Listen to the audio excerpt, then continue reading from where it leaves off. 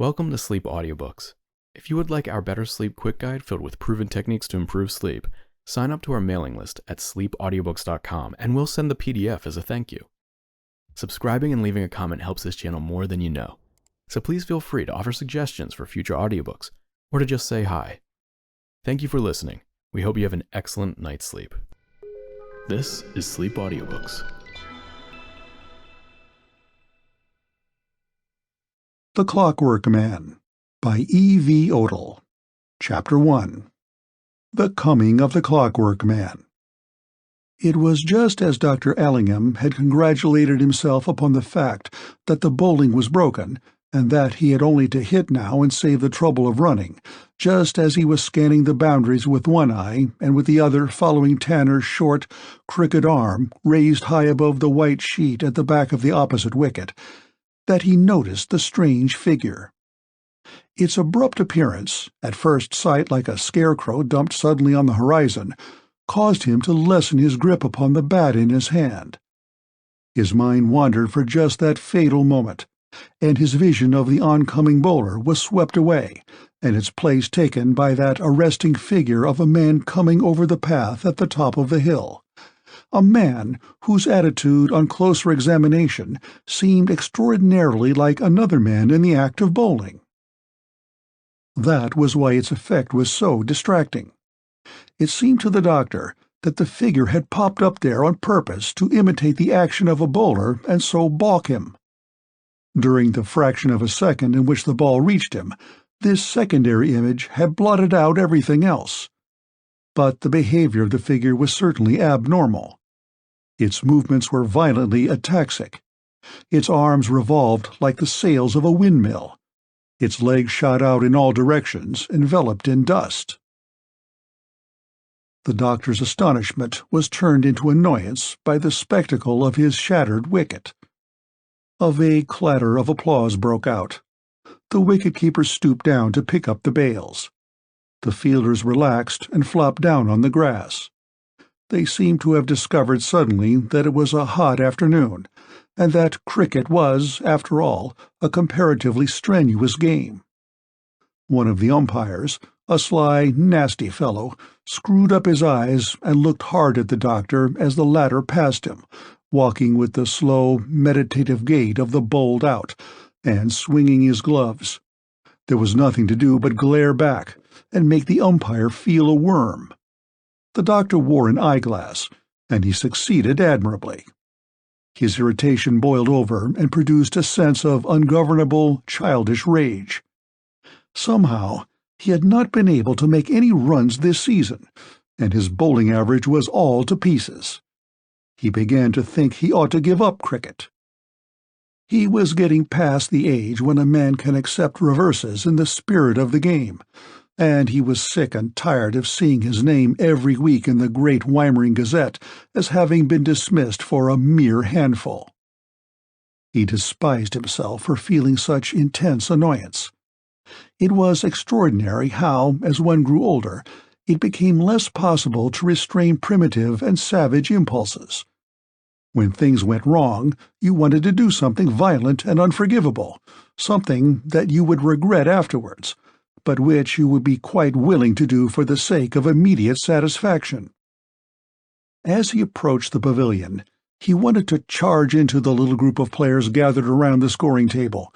He wanted to rush at them and clump their heads with his bat. His mind was so full of the ridiculous impulse that his body actually jolted forward as though to carry it out, and he stumbled slightly. It was absurd to feel like this, every little incident pricking him to the point of exasperation, everything magnified and translated into a conspiracy against him. Someone was manipulating the metal figure plates on the black index board. He saw a 1 hung up for the last player. Surely he had made more than one. All that swiping and thwacking, all that anxiety and suspense, and nothing to show for it. But, he remembered, he had only scored once, and that had been a lucky scramble. The fielders had been tantalizingly alert. They had always been just exactly where he thought they were not. He passed into the interior of the pavilion. Someone said, "Hard luck, Ellingham," and he kept his eyes to the ground for fear of the malice that might shoot from them. He flung his bat in a corner and sat down to unstrap his pads.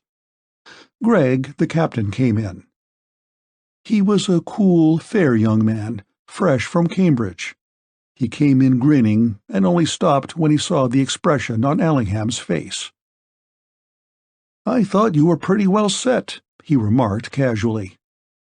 "So I was," said Ellingham, aiming a pad at the opposite wall. "So I was. Never felt more like it in my life.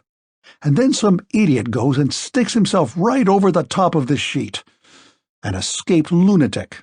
A chap with a lot of extra arms and legs. You never saw anything like it in your life." "Really?" said Greg, and grinned again. He remarked presently. "6 wickets down and all the best man out. We look like going to pieces, especially as we're a man short." "Well, I can't help it," said Ellingham. "You don't expect a thing like that to happen. What's the white sheet for? So that you can see the bowler's arm. But when something gets in the way, just over the sheet, just where you've got your eye fixed, it wouldn't happen once in a million times."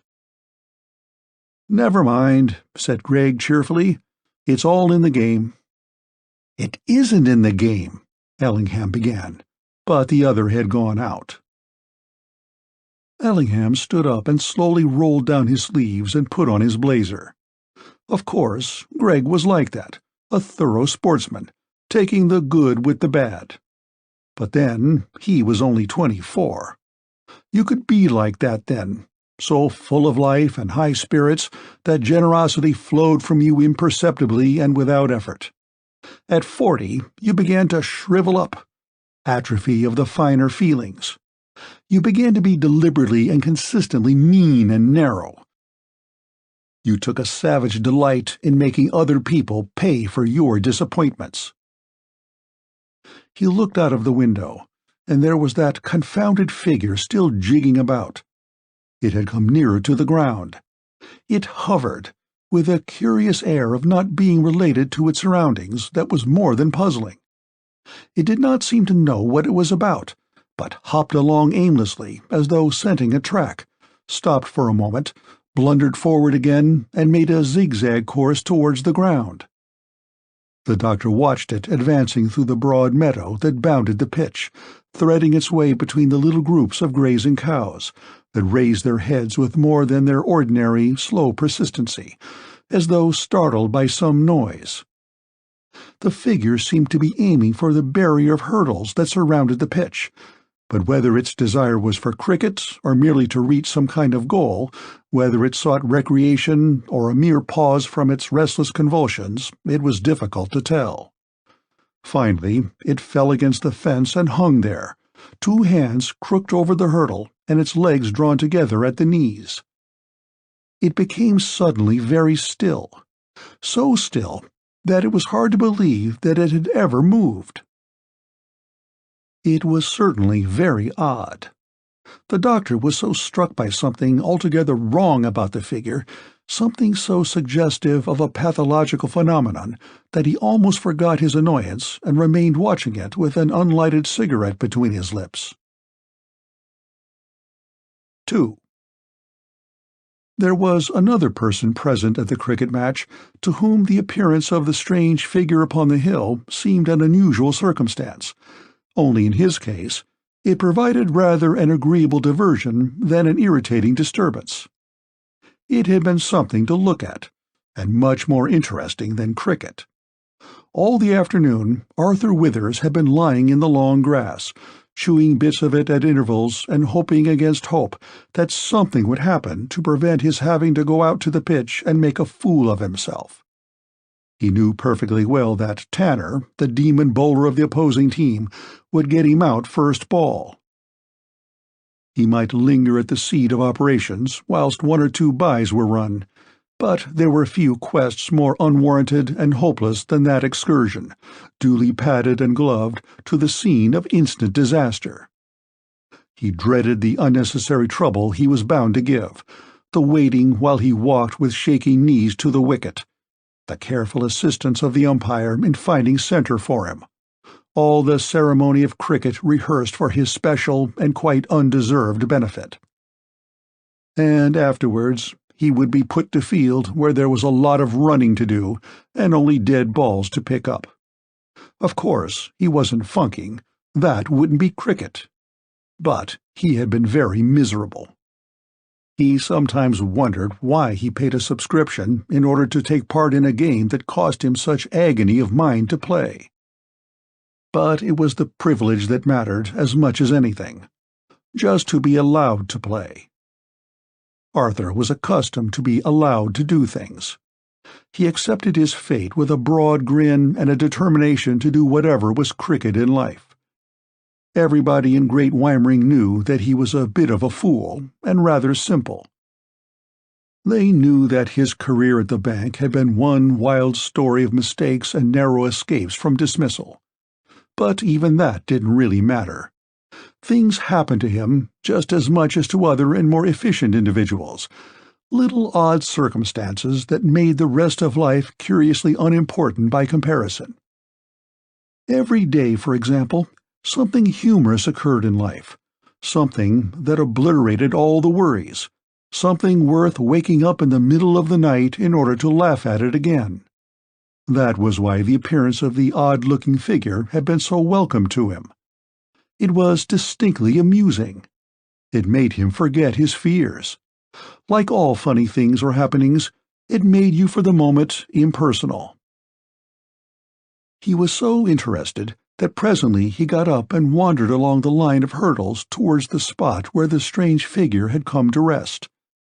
It had not moved at all, and this fact added astonishment to curiosity. It clung desperately to the barrier, as though glad to have got there. Its attitude was awkward in the extreme, hunched up, ill-adjusted, but it made no attempt to achieve comfort. Further along, little groups of spectators were leaning against the barrier in nearly similar positions, smoking pipes, fidgeting, and watching the game intently. But the strange figure was not doing anything at all, and if he looked at the players, it was with an unnatural degree of intense observation. Arthur walked slowly along, wondering how close he could get to his objective without appearing rude. But somehow he did not think this difficulty would arise. There was something singularly forlorn and wretched about this curious individual, a suggestion of inconsequence. Arthur could have sworn that he was homeless and had no purpose or occupation. He was not in the picture of life, but something blobbed on by accident. Other people gave some sharp hint by their manner or deportment that they belonged to some roughly defined class. You could guess something about them. But this extraordinary personage, who had emerged so suddenly from the line of the sky and streaked aimlessly across the landscape, bore not even the vaguest marks of homely origin. He had staggered along the path, not with the recognizable gait of a drunken man, but with a sort of desperate decision, as though convinced in his mind that the path he was treading was really only a thin plank stretched from heaven to earth upon which he had been obliged to balance himself. And now he was hanging upon the hurdle, and it was just as though someone had thrown a great piece of clay there, and with a few deft strokes shaped it into the vague likeness of a man. 3. As he drew nearer, Arthur's impression of the unearthly being was sobered a little by the discovery that the strange figure wore a wig. It was a very red wig, and over the top of it was jammed a brown bowler hat. The face underneath was crimson and flabby. Arthur decided that it was not a very interesting face. Its features seemed to melt into each other in an odd sort of way, so that you knew that you were looking at a face, and that was about all. He was about to turn his head politely and pass on, when he was suddenly rooted to the ground by the observation of a most singular circumstance. The strange figure was flapping his ears, flapping them violently backwards and forwards with an almost inconceivable rapidity. Arthur felt a sudden clutching sensation in the region of his heart. Of course, he had heard of people being able to move their ears slightly. That was common knowledge. But the ears of this man positively vibrated. They were more like the wings of some strange insect than human ears. It was a ghastly spectacle, unbelievable, yet obvious. Arthur tried to walk away. He looked this way and that, but it was impossible to resist the fascination of those flapping ears. Besides, the strange figure had seen him. He was fixing him with eyes that did not move in their sockets, but stared straight ahead, and Arthur had placed himself in the direct line of their vision.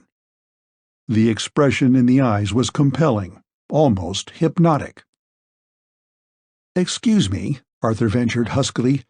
"Did you wish to speak to me?" The strange figure stopped flapping his ears and opened his mouth. He opened it unpleasantly wide, as though trying to yawn. Then he shut it with a sharp snap, and without yawning.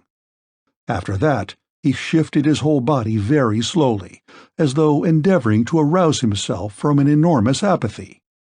And then he appeared to be waiting for something to happen. Arthur fidgeted and looked nervously around him. It was an awkward situation, but after all, he had brought it on himself. He did not like to move away. Besides, having started the conversation, it was only common politeness to wait until the stranger offered a remark, and presently the latter opened his mouth again. This time he actually spoke. "Wallabaloo, wallabaloo, bampari, bampari, wom, wom, wom, 9 and 9 pence," he announced.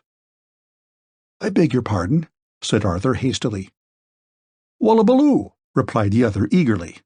"Oh, hang it. Hullo, now we've got it."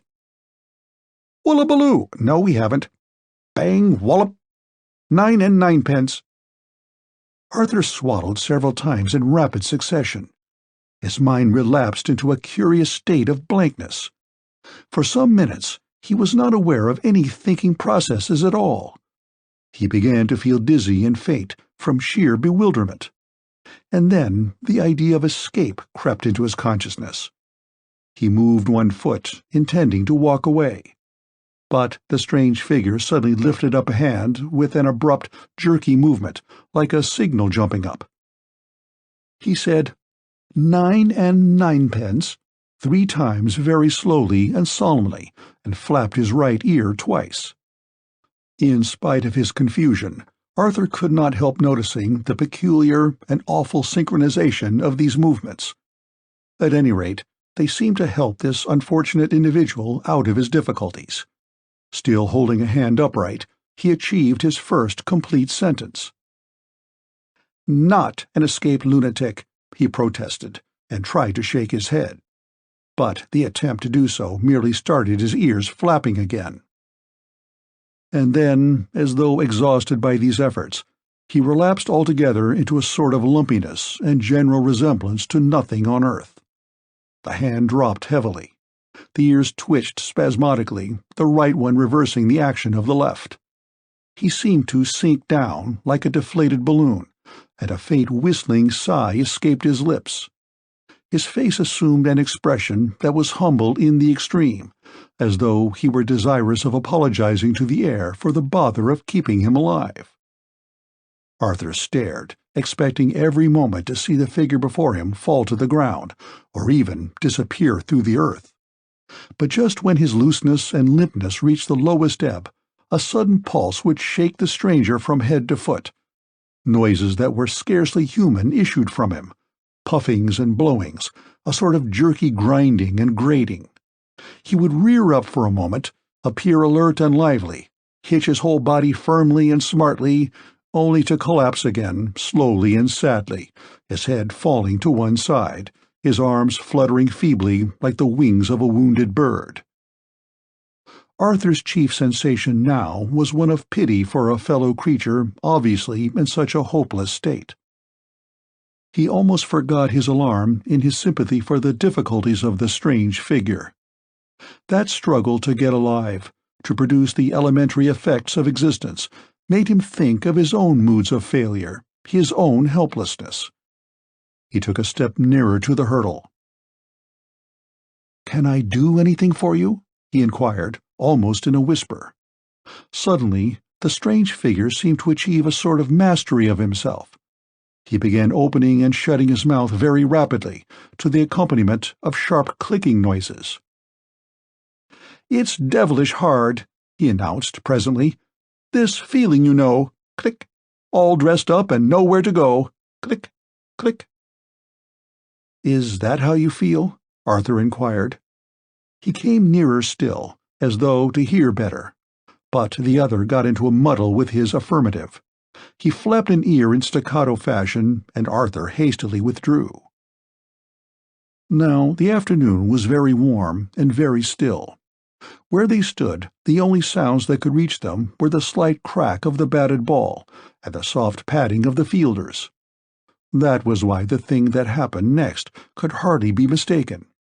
It began by the strange figure suddenly putting both hands upon the top of the hurdle and raising himself up about an inch off the ground. He looked all at once enormously alive and vital. Light flashed in his eyes. "Eureka!" he clicked.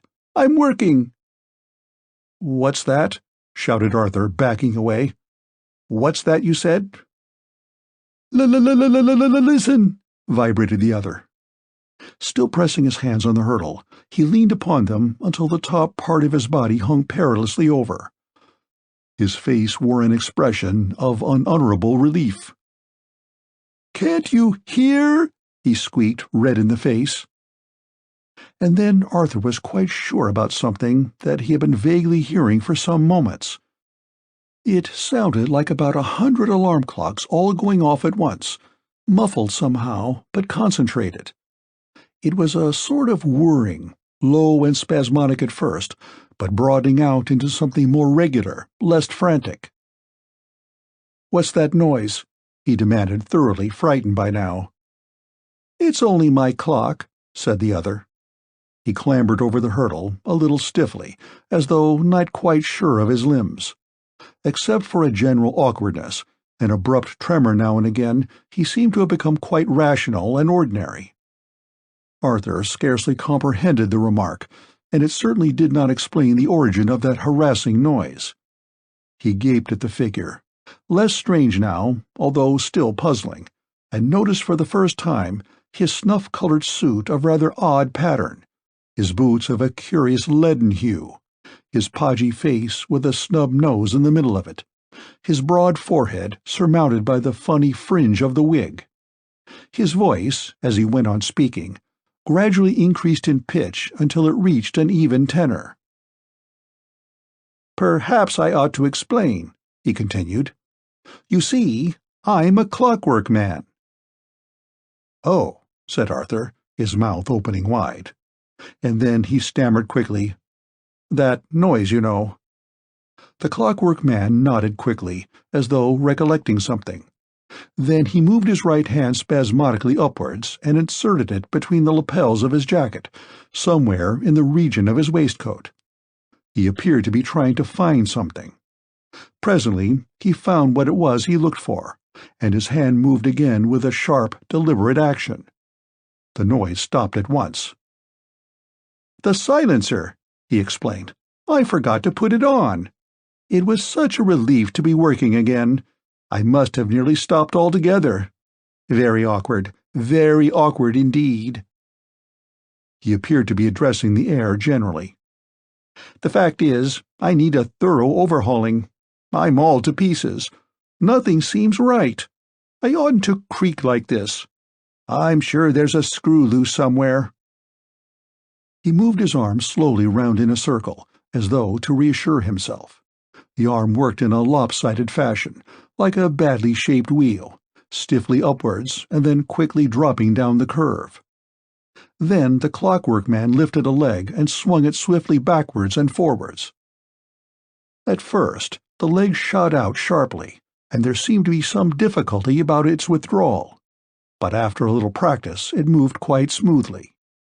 He continued these experiments for a few moments, in complete silence and with a slightly anxious expression upon his face, as though he were really afraid things were not quite as they should be. Arthur remained in stupefied silence. He did not know what to make of these antics. The Clockwork Man looked at him and seemed to be trying hard to remold his features into a new expression, faintly benevolent. Apparently, however, it was a tremendous effort for him to move any part of his face, and any change that took place merely made him look rather like a caricature of himself. "Of course," he said slowly, "you don't understand. It isn't to be expected that you would understand. Why, you haven't even got a clock. That was the first thing I noticed about you." He came a little nearer to Arthur, walking with a hop, skip, and jump, rather like a man with his feet tied together. "And yet, you look an intelligent sort of being," he continued, "even though you are an anachronism." Arthur was not sure what this term implied. In spite of his confusion, he couldn't help feeling a little amused. The figure standing by his side was so exactly like a waxwork come to life, and his talk was faintly reminiscent of a gramophone record. "What year is it?" inquired the other suddenly, and without altering a muscle of his face.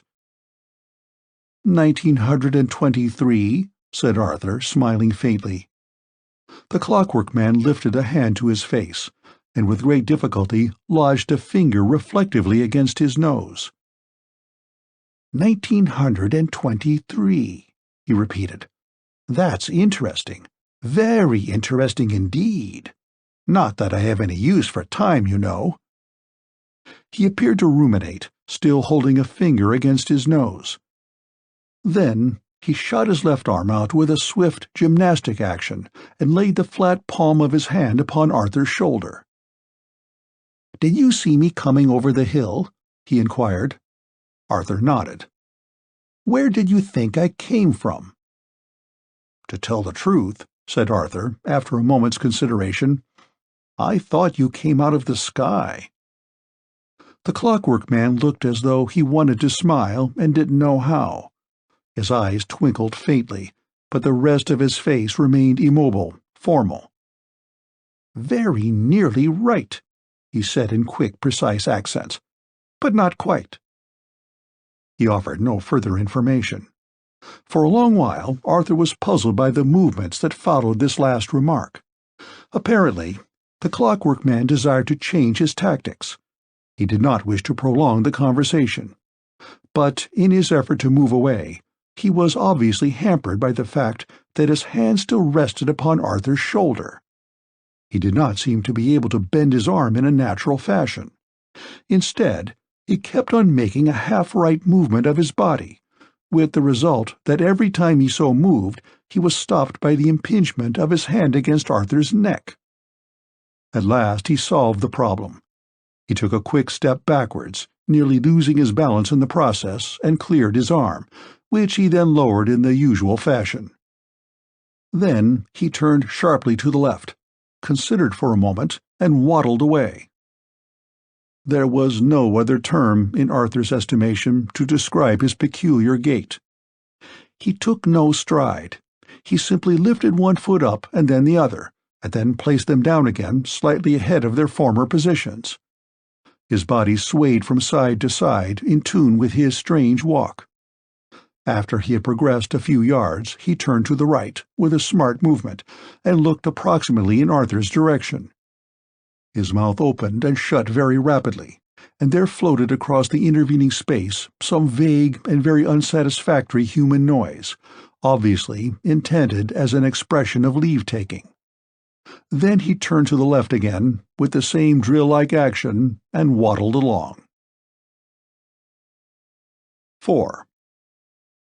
Arthur watched him, feeling diffident, half inclined to follow him in case he fell over. For there was not much stability about the Clockwork Man. It was clear that the slightest obstacle would have precipitated him upon his nose. He kept his head erect and looked neither downwards or to right and left.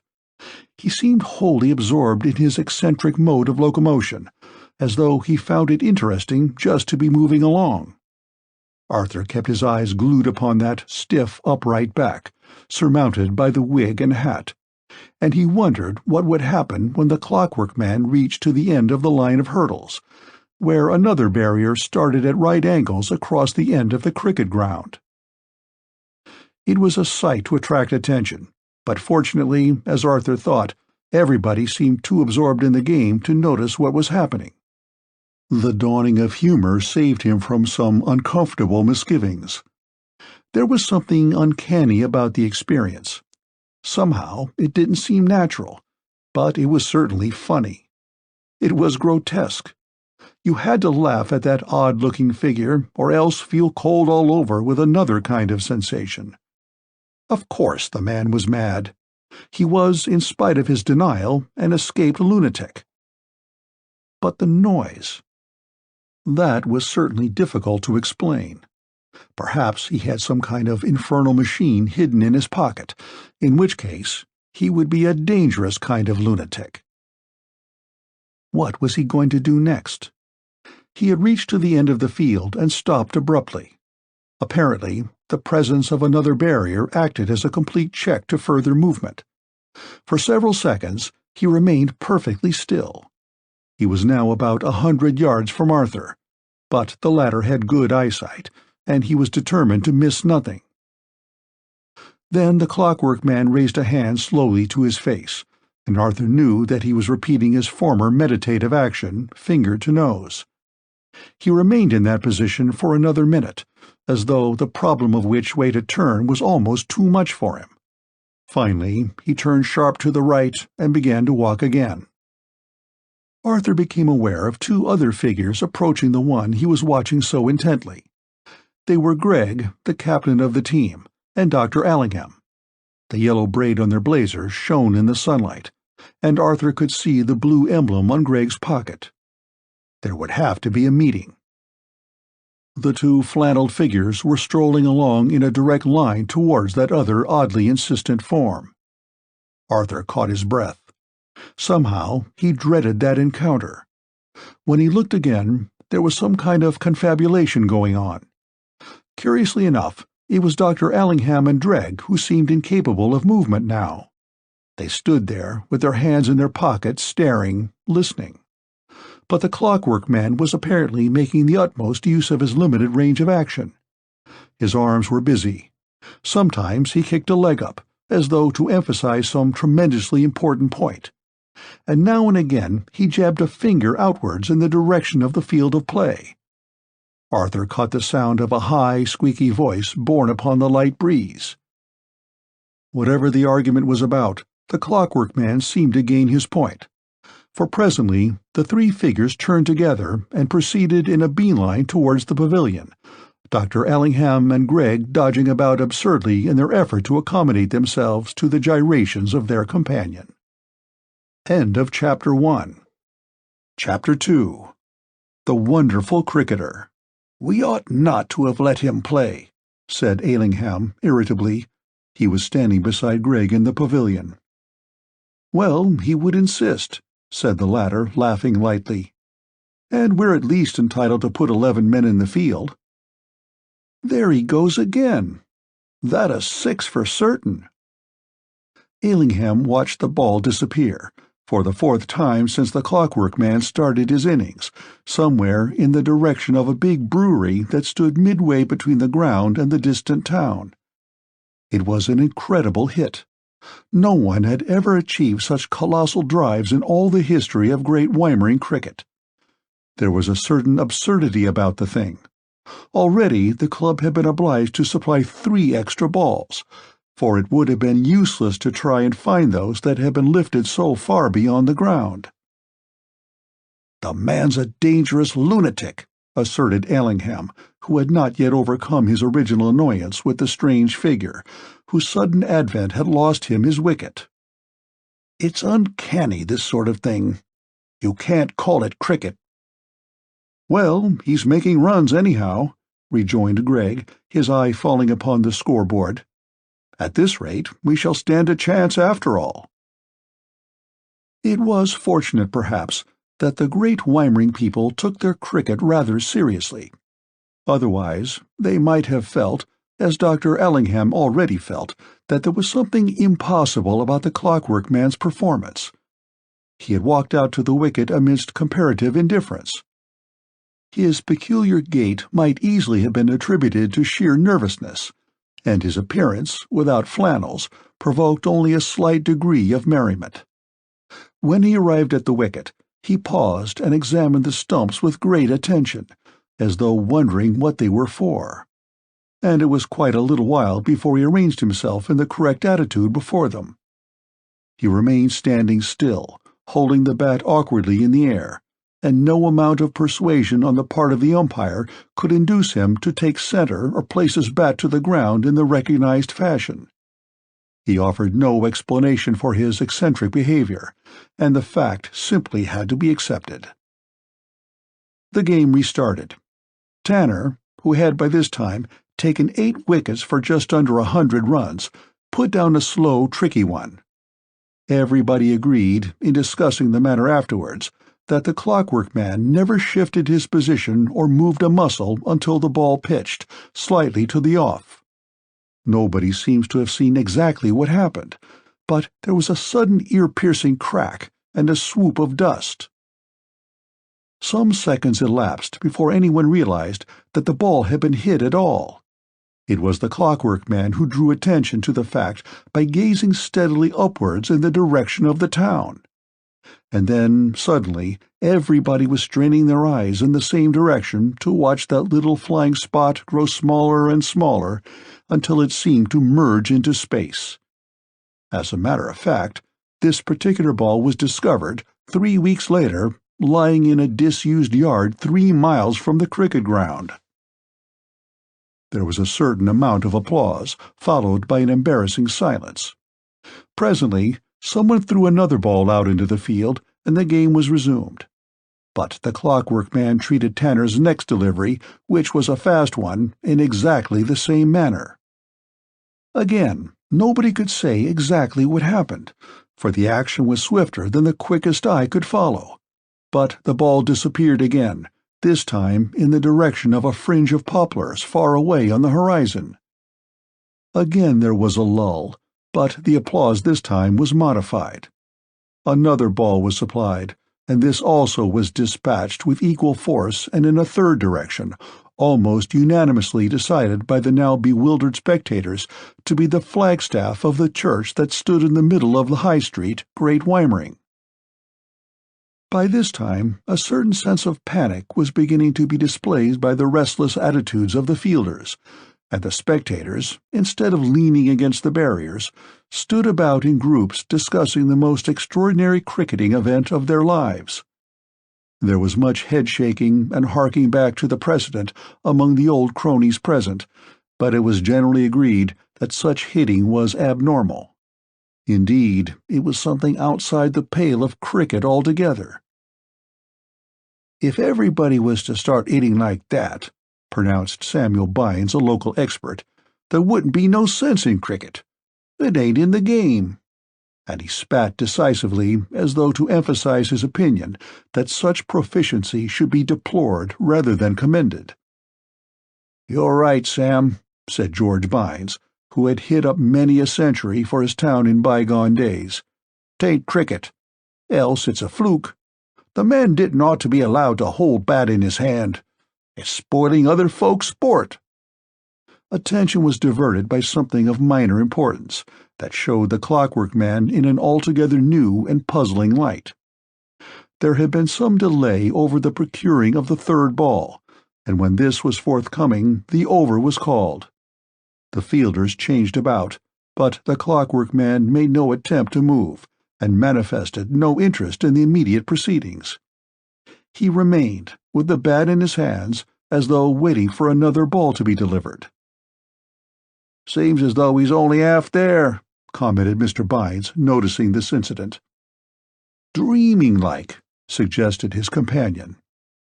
There was further delay. The bowler at the other end objected to the position of the Clockwork Man. He argued, reasonably enough, that the non-participating batsman ought to stand quite clear of the wicket.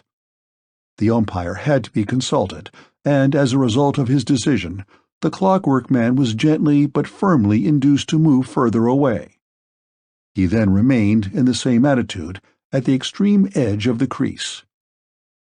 His obtuseness was certainly remarkable, and comment among the spectators now became general and a trifle heated. "Play," said the umpire. The batsman at the other end was a stout, rather plethoric individual. He missed the first 2 balls, and the third struck him full in the stomach. There was a sympathetic pause whilst Mr. Bumpus, who was well known and respected in the town, rubbed his rather prominent part of his anatomy to the accompaniment of fish-like gaspings and excusable ejaculations. Mr. Bumpus was middle-aged and bald as well as corpulent, and although he did his best to endure the mishap with sportsmanlike stoicism, the dismay written upon his perspiring features was certainly an excitant to mirth. Some of the fielders turned their heads for a few moments as though to spare themselves a difficult ordeal, but on the whole there was discreet silence. It was for this reason, perhaps, that the action of the Clockwork Man was all the more noticeable.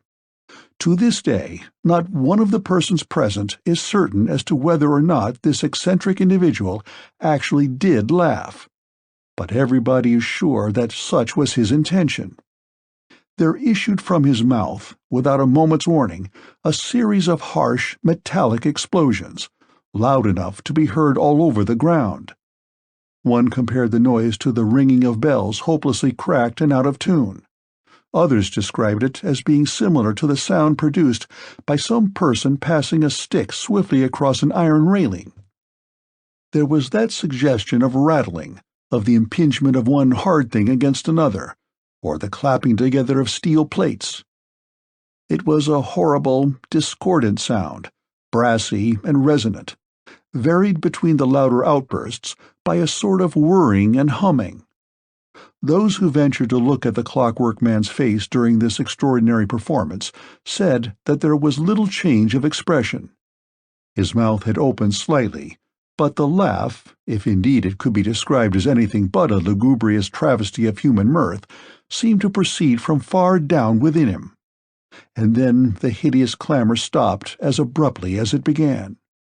The Clockwork Man had not altered his position during the proceedings, but Arthur Withers, who was watching him with feverish intensity from the pavilion, fancied that his ears flapped twice just after the noise had subsided.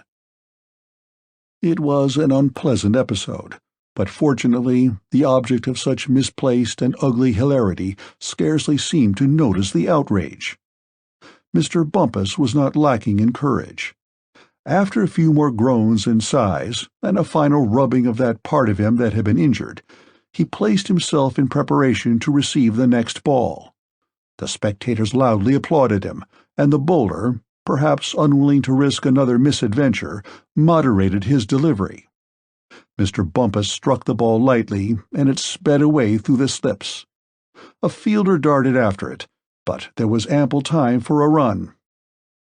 "Come on!" shouted Mr. Bumpus, and started to puff and blow his way down the pitch. But the Clockwork Man paid not the slightest heed to the command. He remained, statuesque, a figure of gross indifference. Mr. Bumpus pulled himself up sharply, midway between the 2 wickets. His red face was a study in bewilderment. He slid a few paces, cast one imploring glance in the direction of the Clockwork Man, and then rushed desperately back to his own crease. But he was too late. His wicket had been put down. Etiquette plays an important part in the noble game of cricket. It may be bad form to refuse an obvious run, but to complain of your partner in public is still worse. Besides, Mr. Bumpus was too aghast for speech, and his stomach still pained him. He walked very slowly and with great dignity back to the pavilion, and his annoyance was no doubt amply soothed by the loud cheers that greeted his return. Gregg came out to meet him, with a rather shamefaced smile upon his features. "I'm sorry," he murmured. "Our recruit seems to be a little awkward. I don't think he quite understands." "He can hit," said Mr. Bumpus, mopping his brow. "But he's certainly an eccentric sort of individual. I called him to run, and apparently he did not or would not hear me." Gregg caught hold of Arthur Withers, who was just going out to bat. "Look here," he said, "just tell our friend that he must run. I don't think he quite grasped the situation." "No," said Arthur slowly, "I don't think he does. He's rather a peculiar sort of person. I spoke to him. He says he's a Clockwork Man." "Oh," said Gregg, and his face became blank. "Anyhow, just tell him that he must run when he's called." Arthur walked out to the wicket. His usual knee-shaking seemed less pronounced, and he felt more anxious about the Clockwork Man than about himself. He paused as he drew near to him, and whispered in an ear, rather fearfully, for he dreaded a recurrence of the ear-flapping business. "The captain says you will run, please, when you're asked." The Clockwork Man turned his head slightly to the right, and his mouth opened very wide, but he said nothing. "You have to run," repeated Arthur in louder tones. The other flapped an ear. Arthur hastened away. Nothing was worthwhile risking an exhibition in public such as he had witnessed in comparative seclusion. He supposed there was something about the Clockwork Man really phenomenal, something that was beyond his own rather limited powers of comprehension. Perhaps cleverer people than himself might understand what was the matter with this queer being. He couldn't. He took his place at the wicket. The first ball was an easy one, and he managed to hit it fair and square to mid-on. Scarcely hoping for a response, he called to the Clockwork Man and began to run. To his immense astonishment, the latter passed him halfway down the pitch, his legs jumping from side to side, his arms swinging round irresponsibly. It might be said that his run was merely an exaggeration of his walk. Arthur dumped his bat down quickly and turned. As he looked up, on the return journey, he was puzzled by the fact that there was no sign of his partner. He paused and looked round him. There had been an outburst of derisive cheering when the Clockwork Man actually commenced to run, but this now swelled up into a roar of merriment. And then Arthur saw what had happened. The Clockwork Man had not stopped at the opposite wicket. He had run straight on, past the wicket-keeper, past the fielders, and at the moment when Arthur spotted him, he was making straight for the white sheet at the back of the ground. No wonder the crowd laughed. It was so utterly absurd. And the Clockwork Man ran as though nothing could stop him, as though, indeed, he had been wound up and was without power to check his own ridiculous progress. The next moment he collided with the sheet, but even this could only prevent him from going further. His legs continued to work rapidly with the action of running, whilst his body billowed into the sagging sheet. The spectators gave themselves up wholly to the fun. It must have seemed to them that this extraordinary cricketer was also gifted with a sense of humor, however eccentric, and that his nonsensical action was intended by way of retaliation for the ironic cheers that had greeted his running at all. Nobody, except Arthur Withers, realized that the Clockwork Man run thus far because for some reason he had been unable to stop himself. It may be remarked here that many of the Clockwork Man's subsequent performances had this same accidental air of humor, and that even his most grotesque attitudes gave the observer an impression of some wild practical joke. He was so far human, in appearance and manner, in spite of those peculiar internal arrangements which will be dealt with later, that his actions produced an instantaneous appeal to the comic instinct, and in laughing at him, people forgot to take him seriously. But Arthur Withers, still feeling a certain sense of duty towards that helpless figure, battening himself against the sheet, ran up to him. He decided that it would be useless to try and explain matters. The Clockwork Man was obviously quite irresponsible. Arthur laid his hands on his shoulders and turned him round, much in the way that a child turns a mechanical toy after it has come to rest. Thus released, The running figure proceeded back towards the wicket, followed close at heels by Arthur, who hoped, by means of a push here and a shove there, to guide him back to the pavilion and so out of harm's way. But in this attempt he was unexpectedly thwarted. The Clockwork Man recovered himself. He ran straight back to the wicket and then stopped dead. The umpire was in the act of replacing the bails, for the wicket had been put down, and fast as this eccentric cricketer had run in the first place, he had not been quick enough to reach the crease in time. By all the rules of the game, and beyond the shadow of doubt, he had been run out. He now regarded the stumps meditatively, with a finger jerked swiftly against his nose, as though recognizing a former state of consciousness.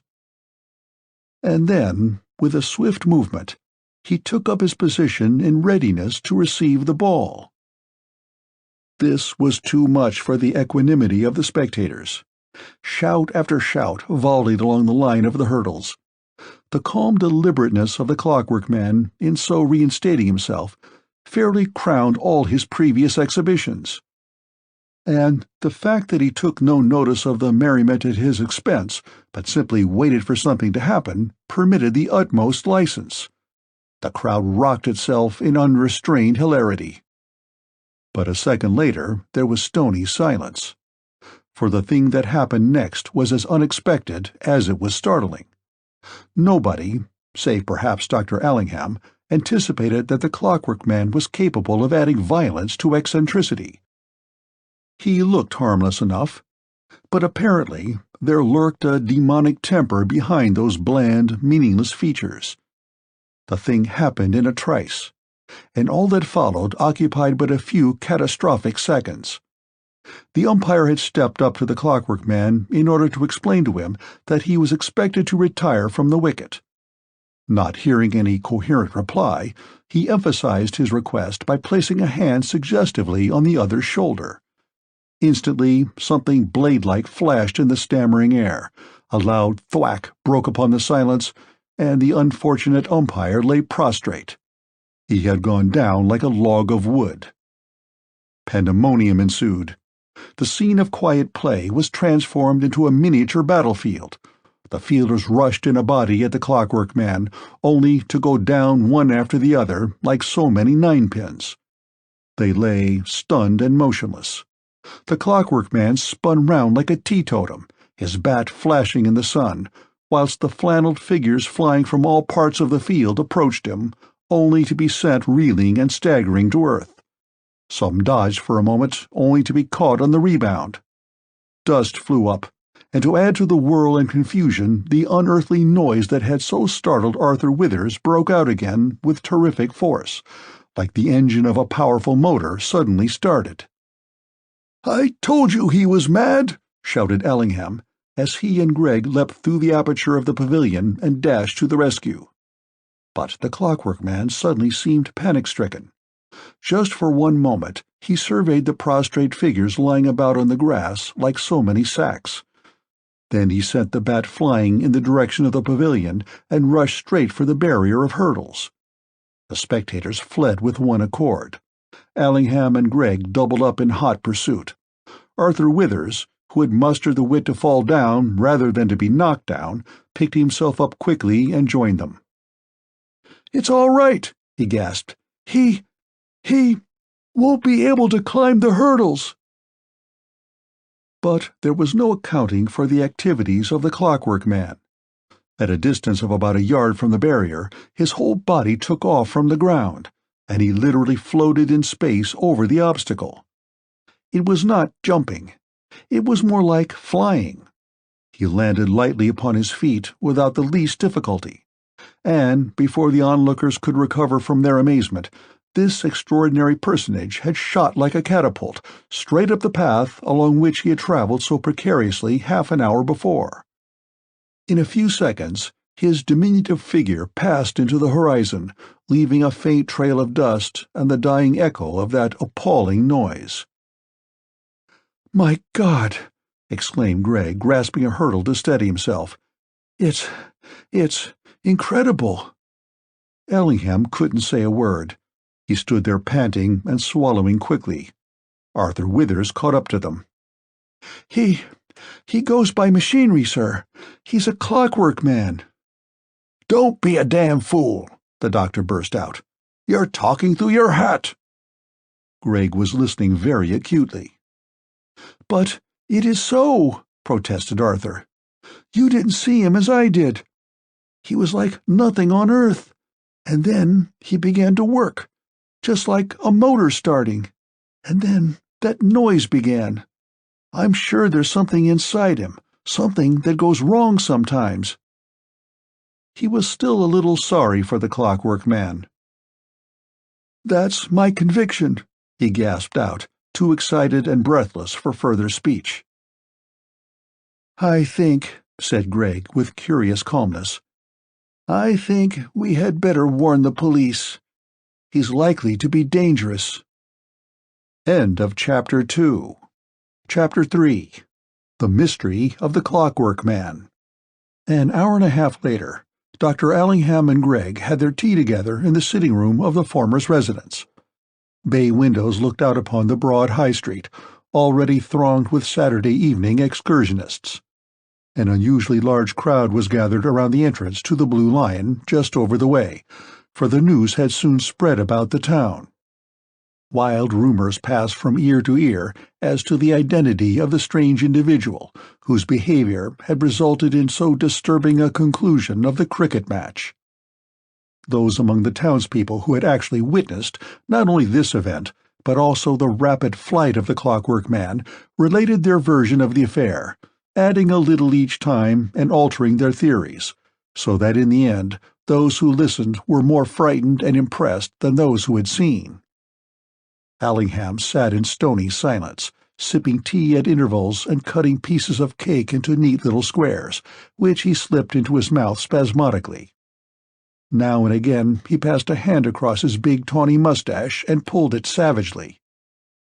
His state of tense nervous irritation was partly due to the fact that he had been obliged to wait so long for his tea, but he had also violently disagreed with Greg in their discussion about the Clockwork Man.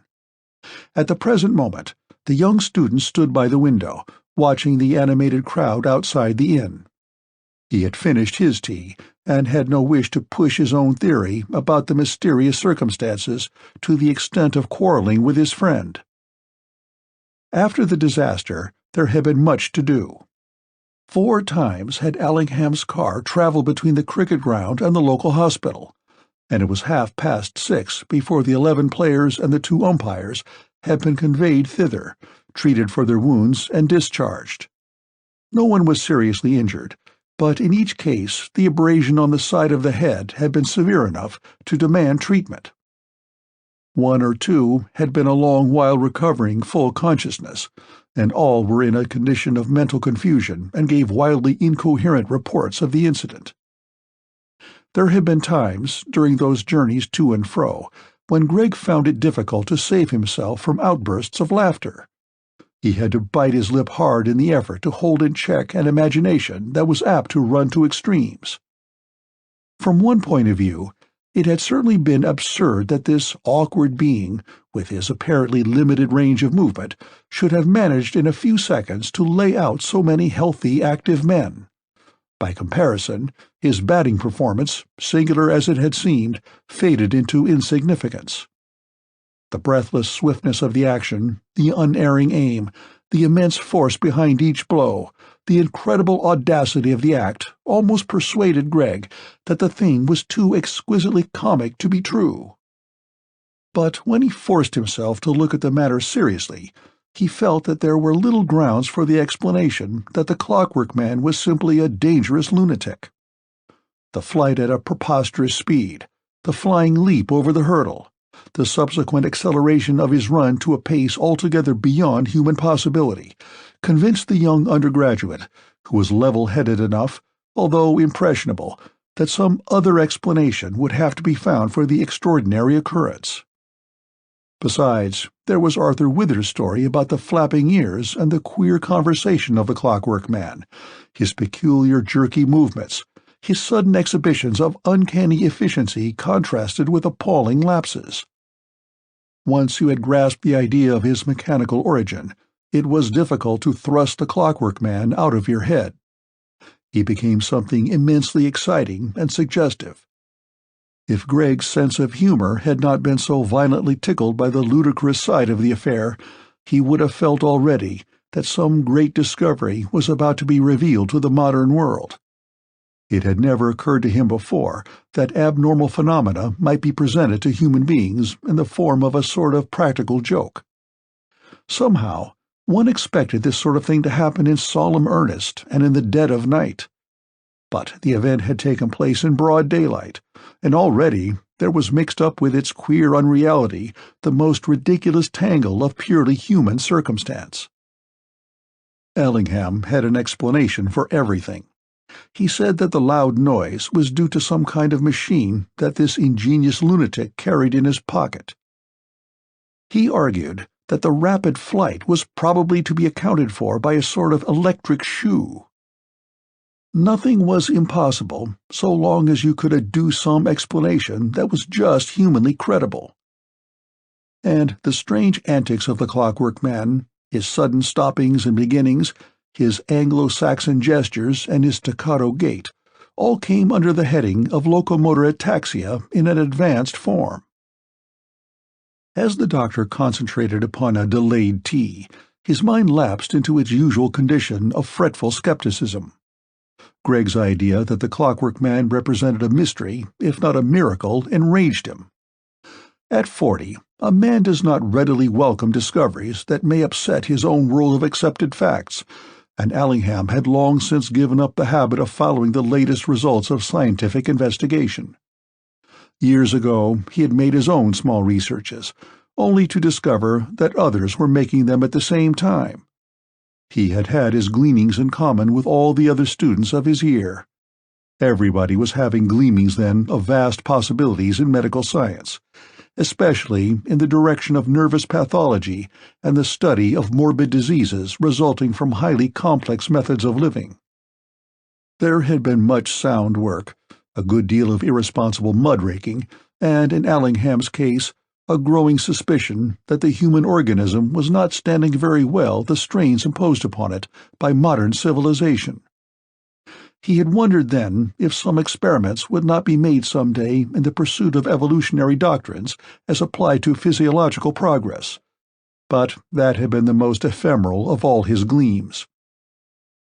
He had been glad to abandon the hospitals in favor of a comfortable practice and the leisured life of a country town.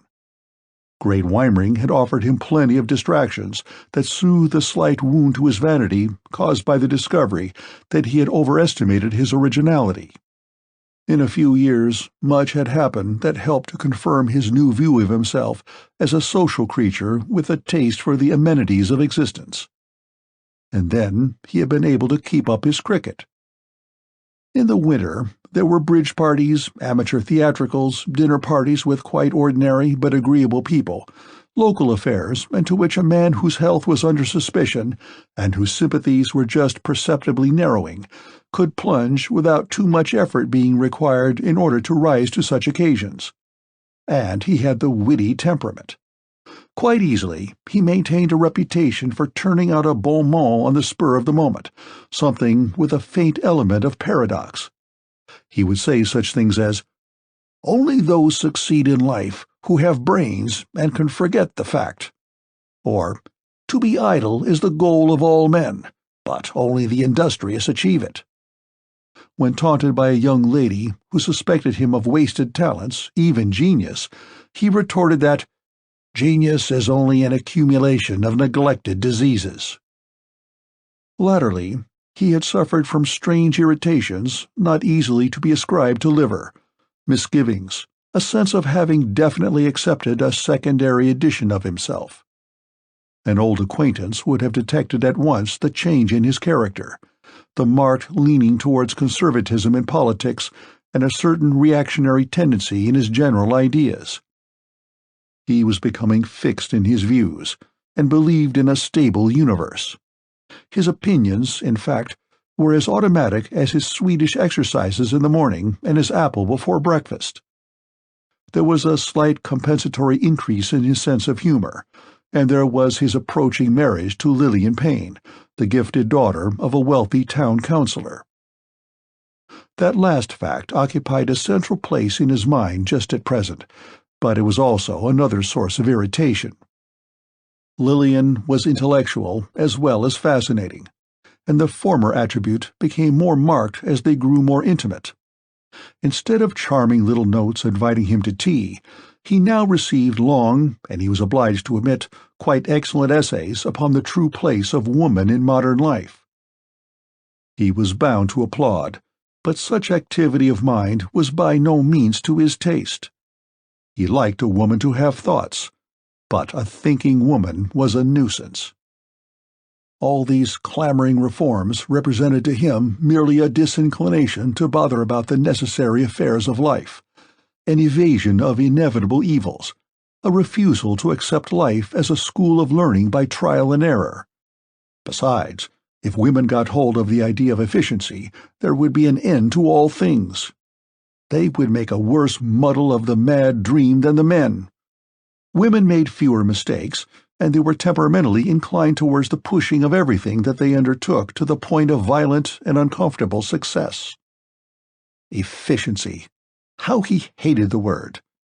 It reminded him of his own heartbreaking struggles, not only with the difficulties of an exacting science, but with the complexities of the time in which his youth had been spent, a time when all the intelligent young men had been trying to find some way out of the social evils that then existed, and still existed, as an ironical memorial to their futile efforts. In those days, one scarcely dared to move in intellectual circles without having evolved one's personal solution of the social problem, an achievement that implied a great deal of hard reading, attendance at Fabian meetings, and a certain amount of voluntary thinking. If necessary, one could brush all that up again. How different life was when it came to be lived! How unlike the sagacious prognostications of doubting youth! There was a substratum underneath all that surge of inquiry and inquisitiveness, all that worry and distress, and that was life itself, known and valued, something that one clung to with increasing strength. The mind grew out of its speculative stage and settled down to a careful consideration of concrete existence. And then, with a sharp jar, his thoughts reverted to the consideration of another irritating circumstance, this ridiculous Clockwork Man, in whom Greg believed even to the extent of thinking it worthwhile stating the case for the incredible before a man years his senior in experience and rational thought. 2. Allingham got up and stood behind Greg at the window. The latter raised his head a little, as though to catch any words that might float across from the babble of excited voices opposite, but there was nothing clearly distinguishable. "You see," said Allingham, nodding his head and wiping his mustache with a handkerchief, "let the thing work on your mind, and you ally yourself with these town gossips. They'll talk this affair into a 9 days' wonder." Greg shrugged his shoulders in silence. Presently he looked at his watch. "I wonder if Gray will be back soon." Gray was the local inspector of police, in whose hands they had placed the business of rounding up the Clockwork Man. Allingham had loaned out his car for the purpose. "I doubt if we shall see him before midnight," said the latter. "Even supposing he catches his man before dusk, which is unlikely, it will take him another hour or so to drive him to the asylum." Greg failed to suppress an abrupt snigger.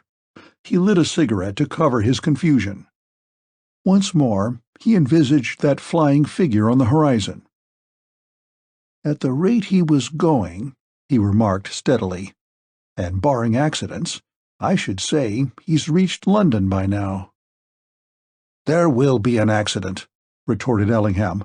"Mark my words, he won't get very far." That moment, Mrs. Masters, the doctor's elderly housekeeper, entered the room in order to clear away the tea-things. She was a country woman, given to talking without reserve, except when the doctor's eye fell upon her, as it did upon this occasion. But for once she evaded this check to her natural proclivities. She was not going to be cheated out of her share in the local gossip. She placed the tray on the table and made the visitor an excuse for her loquacity. "Oh, Mr. Gregg, they say the devil's come to Great Weimering at last. I'm not surprised to hear it, for the goings-on in this town have been something terrible since the war, what with the drinking and the young people doing just as they like." "Have you heard anything fresh?" inquired Gregg pleasantly. "Only about old Mr. Winchape," said Mrs. Masters as she packed the tea things. "He's seen the man that knocked the cricketers down with the bat. That is, if he is a man, but they do say—" "Where did Mr. Winchape see him?" broke in Ellingham abruptly. "Along the path from Bapchurch, sir." Mrs. Masters moderated her manner before the doctor's searching eye. "Poor old Mr. Winchape. He's not so young as he was, and it did give him a turn. He said he was hurrying along so as to get home in time for tea, and all of a sudden something flashed by him, so quick that he hardly realized it. He looked round, but it was gone in no time. He reckons it was the old man himself. There was fire coming out of his mouth and his eyes like two red-hot coals."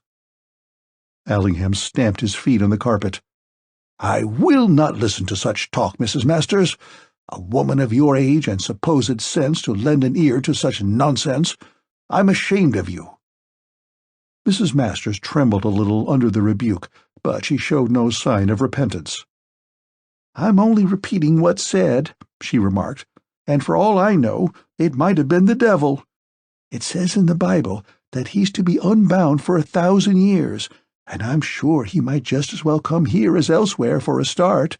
The place is wicked enough." "Superstitious nonsense!" snorted Ellingham, and he continued to snort at intervals while Mrs. Masters hastily collected cups and plates, and retreated with dignity to the kitchen. "Perhaps you agree with Mrs. Masters?" said Ellingham as soon as the door was closed. Gregg laughed and lowered himself into an easy-chair. "Superstition, after all, is a perfectly legitimate, although rudimentary, form of human inquiry. These good people want to believe in the devil. At the least opportunity, they evoke his satanic majesty. They are quite right. They are simply using the only material in their minds in order to investigate a mystery." "A sort of glamour," suggested Ellingham, trying to look bored. "If you like," admitted Gregg. "Only it does help them to understand, just as all our scientific knowledge helps us to understand the future." "Why drag in the future?" said the other, opening his eyes quickly. "Because," said Gregg, purposely adopting a monotonous drawl as though to conceal his eagerness, "if my theory is correct, then I assume that the Clockwork Man comes from the future." "It's a harmless enough assumption," laughed Ellingham. Gregg rested his head upon the back of the chair and puffed smoke out. "We will pass over the circumstance of his abrupt appearance at the top of the hill, for it is obvious that he might have come from one of the neighboring villages, although I don't think he did. You yourself admit that his manner of approach was startling, and that it almost seemed as though he had come from nowhere. But let that be. There are, I admit, as yet few facts in support of my theory, but it is at least significant that one of the first questions he asked should have been, not where he was, but when he was." "I don't quite follow you," interjected Ellingham. "He asked Arthur Withers what year it was. Naturally, if he did come from the future, his first anxiety would be to know into what period of man's history he had, possibly by some accident, wandered." "But how could he have come from the future?" "Time," said Gregg quickly, "is a relative thing. The future has happened just as much as the past. It is happening at this moment." "Oh, well, you may be right there," blustered Ellingham. "I don't know. I admit I'm not quite up to date in these abstruse speculations." "I regard that statement of his as highly significant," resumed Gregg, after a slight pause. "For, of course, if the Clockwork Man really is, as suggested, a semi-mechanical being, then he could only have come from the future. So far as I am aware, the present has not yet evolved sufficiently even to consider seriously the possibility of introducing mechanical reinforcements into the human body, although there has been tentative speculation on the subject. We are thousands of years away from such a proposition. On the other hand, there is no reason why it should not have already happened outside of our limited knowledge of futurity. It has often occurred to me that the drift of scientific progress is slowly but surely leading us in the direction of some such solution of physiological difficulties. The human organism shows signs of breaking down under the strain of an increasingly complex civilization. There may be a limit to our power of adaptability, and in that case, humanity will have to decide whether it will alter its present mode of living or find instead some means of supplementing the normal functions of the body. Perhaps that has, as I suggest, already happened. It depends entirely upon which road humanity has taken. If the mechanical side of civilization has developed at its present rate, I see no reason why the man of the future should not have found means to ensure his efficiency by mechanical means applied to his natural functions. Gregg sat up in his chair and became more serious. Allingham fidgeted without actually interrupting. Imagine an exceedingly complex kind of mechanism, Gregg resumed, an exaggeration of the many intricate types of modern machines in use today. It would have to be something of a very delicate description, and yet rather crude at first in its effect. One thinks of something that would work accurately if in rather a limited sort of way. You see, they would have to ensure success in some things at first, even at the sacrifice of a certain general awkwardness. It would be a question of taking one thing at a time. Thus, when the Clockwork Man came to play cricket, all he could do was to hit the ball. We have to admit that he did that efficiently enough, however futile were the rest of his actions. "Hot air," interrupted Allingham, reaching for his tobacco pouch. "That's all this is." "Oh, I won't admit that," rejoined Gregg cheerfully. "We must acknowledge that what we saw this afternoon was entirely abnormal. Even when we were talking to him, I had a strong feeling come over me that our interrogator was not a normal human being. I don't mean simply his behavior. His clothes were an odd sort of color and shape. And did you notice his boots? Curious, dull-looking things, as though they were made out of some kind of metal. And then the hat and wig." "You're simply imagining all these things," said Allingham hotly as he rammed tobacco into his pipe. "I'm not. I really noticed them.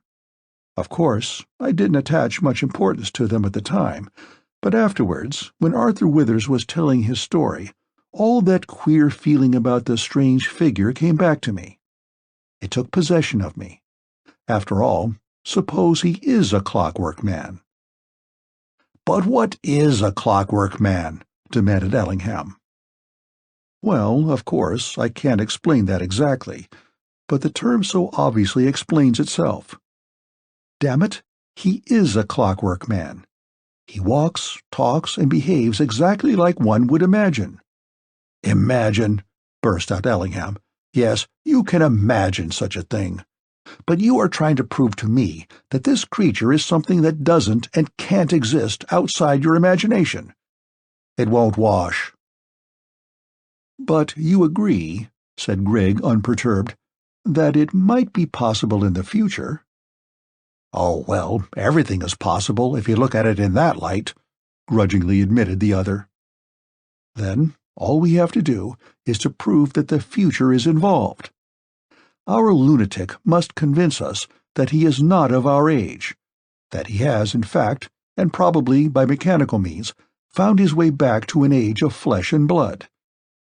So far we are agreed, for I willingly side with you in your opinion that the Clockwork Man could not exist in the present, while I am open to be convinced that he is a quite credible invention of the remote future." He broke off, for at that moment a car drew up in front of the window, and the burly form of Inspector Gray stepped down in company with 2 constables and a lad of about 15, whom both Gregg and the doctor recognized as an inhabitant of the neighboring village of Bapchurch. 3. "Well," said Ellingham, as the party stamped awkwardly into the room, after a preliminary shuffling upon the mat. "What luck?" "Not much, Doctor," announced the inspector, removing his hat and disclosing a fringe of carroty hair. "We ain't found your man, and so far as I can judge, we ain't likely to. But we found these." He laid the Clockwork Man's hat and wig on the table. Greg instantly picked them up and began examining them with great curiosity. "And young Tom Driver here, he's seen the man himself," resumed the inspector. "That's how we come by the hat and wig. Tell the gentleman what you saw, Tom." Tom Driver was a backward youth at best of times, but he seemed quite overcome by the amount of responsibility now thrust upon him. He shuffled forward, pressing his knees together and holding a tattered cap between his very dirty fingers. A great shock of curly yellow hair fell almost over his large brown eyes, and his face was long and pinched. "I see the man," he said timidly. "I see him as I was going along the path to Bapchurch." "Was he going very fast?" said Greg. "No, sir. He weren't walking at all. He'd fallen into the chalk pit just by Rock's bottom." Ellingham burst out into a great roar of laughter, but Greg merely smiled and listened. "That's how I come to see him," said Tom, shifting his cap about uneasily. "I was in a bit of a hurry, 'cause Mother said I wasn't to be late for tea, and I been into the town to buy butter, as we was a bit short. As I come by Rock's bottom, and you know how the path bends a bit sharp to the left where the chalk pit lies, it's a bit awkward for anyone as don't know the path." "Yes, go on," said Greg impatiently. "Well, as I was coming along, I see something moving about just at the top of the pit. At first I thought it was a dog, but when I come nearer, I could see it was a pair of legs kicking, only they was going so fast you couldn't hardly tell one from t'other. Well, I ran up, thinking as very likely someone had fallen in, and sure enough, it was someone. I caught hold of the legs, and just as I was about to pull him out—" "Did the legs go on kicking?" said Greg quickly. "Yes, sir. I had a job to hold 'em. And then, just as I was going to pull him out, I noticed something." Tom paused for a moment and began to tremble. His teeth chattered violently, and he looked appealingly at his listeners as though afraid to continue. "Go on, Tom," commanded Inspector Gray. "Spit it out, lad. It's got to be said." He hadn't got no back to his head," blurted out Tom at last. "What?" rapped out Ellingham. "There you are," said Tom, cowering and glancing reproachfully at the inspector. "I told you as how the gentlemen wouldn't believe me. 'Tain't likely as anybody would believe it as hadn't seen it for themselves." "But what did you see?" inquired Greg kindly. "What was there to be seen?" Tom's eyes searched the room as though looking for something. Greg was standing with his back to the fireplace, but noticing that Tom seemed to be trying to look behind him, he moved away. Tom immediately pointed to the clock that stood on the mantelpiece. "It was a clock," he said slowly, "just like that one, only more so, in a manner of speaking. I mean, it had more hands and figures, and they was going round very fast. But it had a glass face just like that one, and it was stuck on his head just where the back ought to be. The sun was shining on it at first, that's why I couldn't be sure what it was for a long time, but when I looked closer, I could see plain enough, and it made me feel all wobbly, sir." "Was there a loud noise?" asked Greg. "No, sir, not then. But the hands was moving very fast, and there was a sort of humming going on, like a lot of clocks all going on at once, only quiet-like. I was so taken back I didn't know what to do, but presently I caught hold of his legs and tried to pull him out. It warn't an easy job, 'cause his legs was kicking all the time, and although I hollered out to him, he took no notice. At last I dragged him out, and he lay on the grass, still kicking. He never even tried to get up, and at last I took hold of his shoulders and picked him up. And then, as soon as I got him up and stood him on his feet, and before I had time to have a good look at him, off he goes, like greased lightning. An awful noise started, like machinery, and before I had time to turn round, he was down the path towards Bap Church and out of sight. I tell you, sir, it gave me a proper turn." "But how did you come by these?" questioned Greg, who was still holding the hat and wig. "I see them lying in the pit," explained Tom. "They must have dropped off his head as he lay there. Of course, he hadn't fallen very far, otherwise his legs wouldn't have been sticking up. It ain't very steep just there, and his head must have caught in a bit of furze. But the hat and wig had rolled down to the bottom. After he'd gone, I climbed down and picked him up." Greg passed the hat and wig to Allingham and whispered something. The other looked at the inside of the hat. There was a small label in the center with the following matter printed upon it: Dunn Brothers, Universal Hat Providers, established over 2,000 years. For a moment, Allingham's face was a study in bewilderment. He tried to speak, but only succeeded in producing an absurd snigger. Then he tried to laugh outright, and was forced into rapid speech. "Well, what did I say? The whole thing is preposterous. I'm afraid, Inspector, we've troubled you for nothing. The fact is, somebody has been guilty of a monstrous hoax." "Look at the wig! Look at the wig!" interrupted Greg feverishly. Allingham did so. Just on the edge of the lining there was an oblong-shaped tab with small gold lettering. W. Clarkson, wig-maker to the 7th International. Well, it's what I said," the doctor went on, swallowing quickly. Someone has... He broke off abruptly. Greg was standing with his hands behind him. He shook his head gravely. "It's no use, Doc," he observed quietly. "We've got to face it." End of Chapter 3. Chapter 4. Arthur Withers Thinks Things Out. After that last glimpse of the Clockwork Man and the conversation with Dr. Allingham and Greg that followed, Arthur had hurried home to his tea. No amount of interest in the affair, however stupendous it might appear both to himself and others, could dissuade him from his usual Saturday night's program. Rose Lomas, to whom he had recently become engaged, was 100 times more important than a Clockwork Man, and whether a human being could actually exist who walked and talked by mechanical means was a small problem in comparison with that of changing his clothes, washing and tidying himself up in time for his assignation. As soon as the cricketers showed signs of stirring themselves, and so conveyed the comforting impression that they were not dead, Arthur felt himself able to resume normal existence. His lodgings were situated at the lower end of the town.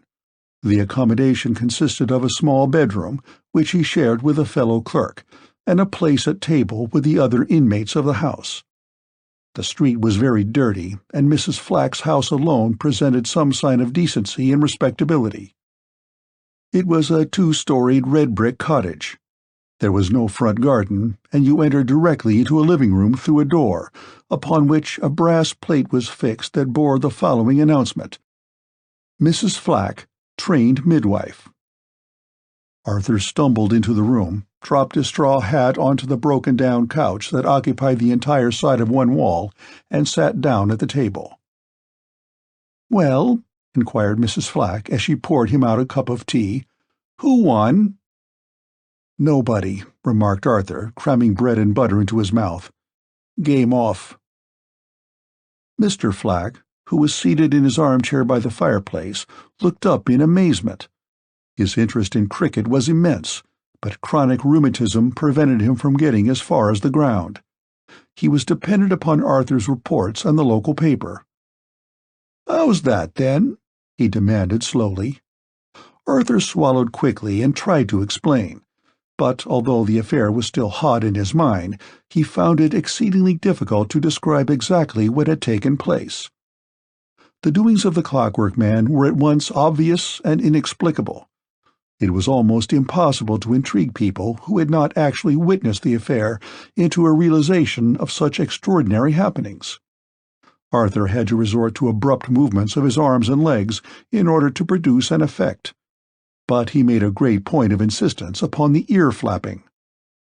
"Go on!" exclaimed Mrs. Flack, leaning her red folded arms upon the table. "Well, I never!" "'Tain't possible," objected her husband. "He's pulling your leg, Ma." But Arthur persisted in his imitations, without caring very much whether his observers believed him or not. It at least afforded an entertaining occupation. Mrs. Flack's motherly bosom rose and fell with merriment. "It's as good as the pictures," she announced at last, wiping her eyes. But when Arthur spoke about the loud noise, and hinted that the Clockwork Man's internal arrangements consisted of some kind of machinery, Mr. Flack sat bolt upright and shook his head gravely.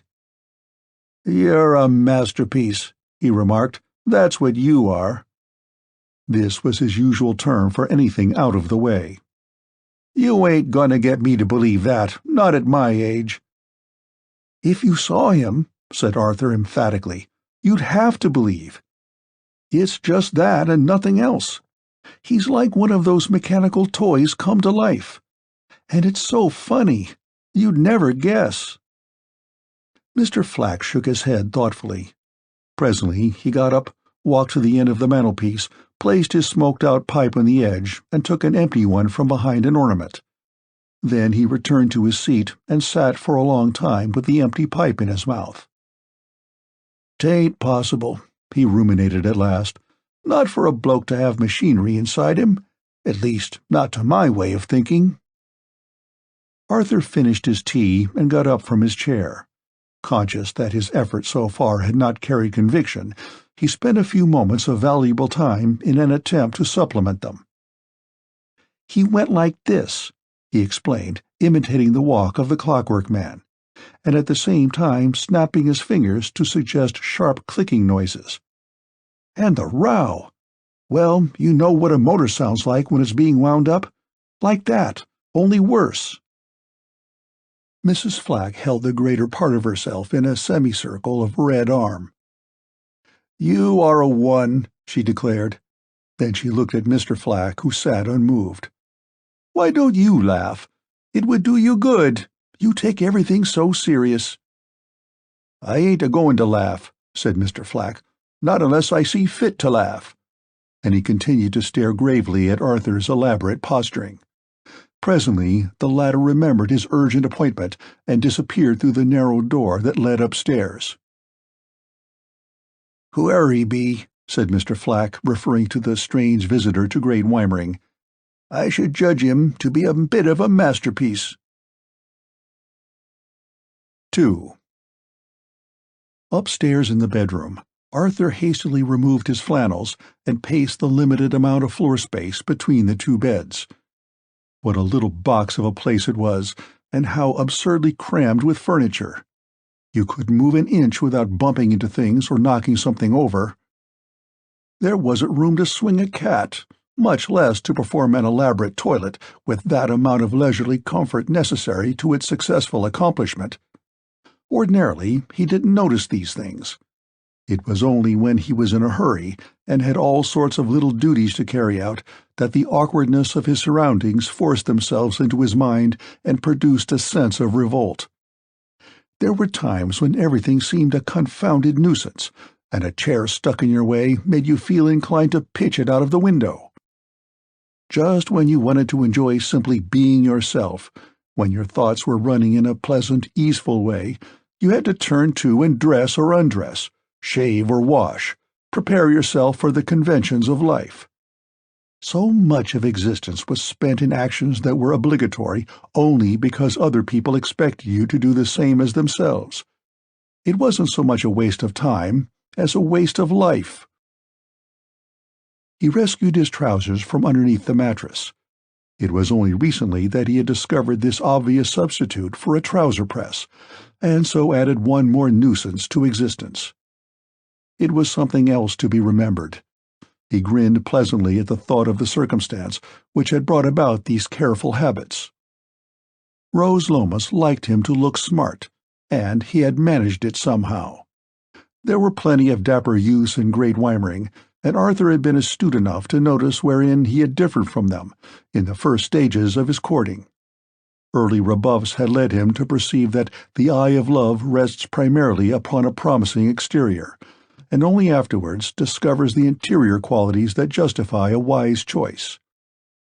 Arthur had been spurned at first on account of a slovenliness that, to do him justice, was rather the result of personal conviction, however erring, than mere carelessness. He had really felt that it was a waste of life even to spend half an hour a month inside a barber shop. Not only that, but the experience was far-reaching in its unpleasant consequences. You went into the shop feeling agreeably familiar with yourself, conscious of intense personality, and you came out a non-entity, smelling of bay rum. The barber succeeded in transforming you from an individual brimming over with original reflections and impulses into a stranger without a distinctive notion in your head. The barber, in fact, was a Delilah in trousers. He ravished the locks from your head and bewitched you into the bargain. Arthur had a strong sense of originality, although he would have been the last person to claim originality in his thoughts. He disliked interference with any part of his personal being. As a boy, he had been perturbed by the prospect of growing up. It had seemed to him such a hopeless sort of process, a mere longitudinal extension, without corresponding gain in other magnitudes. He suspected that other dubious advantages were only to be purchased at the expense of a thinning out of the joys of childhood. Later on he discovered, sadly enough, that this was the case, although it was possible deliberately to protract one's adolescence.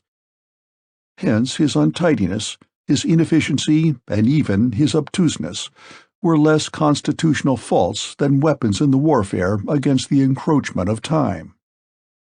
But the authorities at the bank regarded them as grave defects in his character. Falling in love had revealed the matter in a very different light. It was quite worthwhile yielding to fashion in order to win the affection of Rose Lomas, and so he had imitated his rivals. He cast aside all ties that revealed their linings, trimmed up the cuffs of his shirts, overcame with an effort a natural repugnance to wearing his best clothes, and generally submitted himself to that daily supervision of superficial matters which he could now regard as the prelude to happy hours. And Rose, interested in that conquest of himself for her sake, had soon learned how much there was beneath the polished surface to capture her heart. Yes, love made everything different. You were ready to put up with all inconveniences and indignities for the sake of that strange obsession. That thought consoled him as he crept on hands and knees in order to pick up his safety razor that had dropped behind the bulky chest of drawers. Love accounted for everything, both serious and comic. He found his razor, plunged it into cold water. He had forgotten to ask Mrs. Flack for hot and couldn't be bothered now, and lathered his face thoughtfully. How many times in the course of a lifetime would he repeat that operation? And would he always stand in exactly the same way, with his legs straddled apart and his elbows spanned out like flappers? He would always pass the razor over his face in a certain manner, avoiding those places where even the sharpest blade boggled a little, proceeding with the same mechanical strokes until the job was once more accomplished. Afterwards, he would laboriously separate the portions of his razor and wipe them methodically, always in the same order. That was because, once you had decided upon the right way to do a thing, you adopted that method for good. He achieved that second grand sweep of the left side of his face, ending at the corner of his mouth, and followed it up by a swift upward stroke, annihilating the bristly tuft underneath his lower lip. Looking swiftly at the clock, he noticed that it was getting dreadfully late. That was another curious problem of existence. You were always up against time. Generally, when you had to do something or get somewhere, there was this sense of breathless hurry and a disconcerting feeling that the world ended abruptly at the conclusion of every hour and then began again quite differently.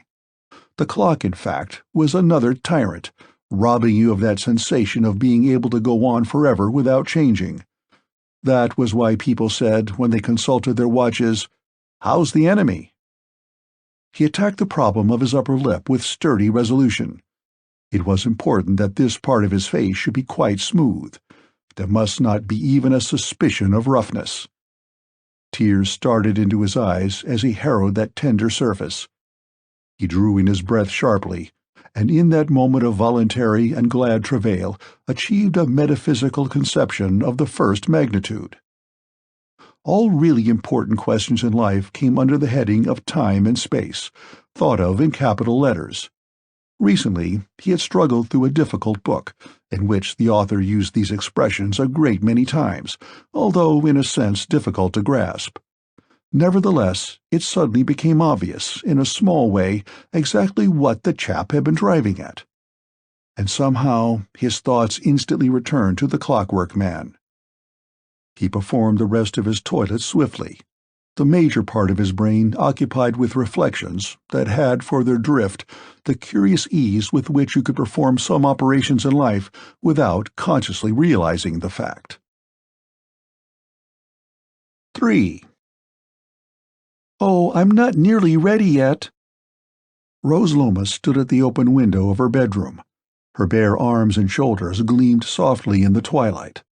One hand held her loosened hair on the top of her head, and the other pressed a garment to her chest. "All right," said Arthur, standing at the gate. "Buck up." Rose looked cautiously around as though to make sure no one else was in a position to observe her décolleté. But the road was empty. It seemed pleasant to see Arthur standing there twirling his walking stick and looking upwards at her. She decided to keep him there for a few moments. "Lovely evening," she remarked presently. "Yes, jolly," said Arthur. "Buck up." "I am bucking up." "You're not even dressed." "I am," Rose insisted distantly. "Much more than you think. I've got lots on." They looked solemnly at one another for a long while without even approaching a stare-out. "How many runs did you make?" Rose asked. She had to repeat the question again before he could hear it distinctly. Besides, he never could believe that her interest in cricket was serious. "None," he admitted. "But I was not out." Rose considered. "That's not as good as making runs, though." Arthur heard a slight noise somewhere round the back of the cottage. "Someone coming," he warned. Rose retreated a few steps and lowered her head. "Walk up the lane," she whispered. "I'll come presently." "All right," Arthur nodded. "Buck up." He walked a few yards up the road, and then turned through a wicket gate and mounted the hump of a meadow. The narrow path swerved slightly to right and left. Arthur fell to meditating upon paths in general and how they came into existence. Obviously, it was because people always walked in the same way. Countless footsteps, following the same line until the grass wore away. That was very odd when you came to think about it. Why didn't people choose different ways of crossing that particular meadow? Then there would be innumerable paths representing a variety of choice. It would be interesting to start a path of your own and see how many people would follow you, even though you deliberately chose a circuitous or not obviously direct route. You could come every day until the path was made. He climbed over the top of the meadow, descended again into a valley, and stopped before a stile with hedges running away on either side. He decided to wait here for Rose. It would be pleasant to see her coming over the hill. It was gloaming now. The few visible stars shone with a peculiar individual brightness, and looked strangely pendulous in the fading blue sky. He leaned back and gazed at the depths above him. This time of the day was always puzzling. You could never tell exactly at what moment the sky really changed into the aspect of evening, and then night.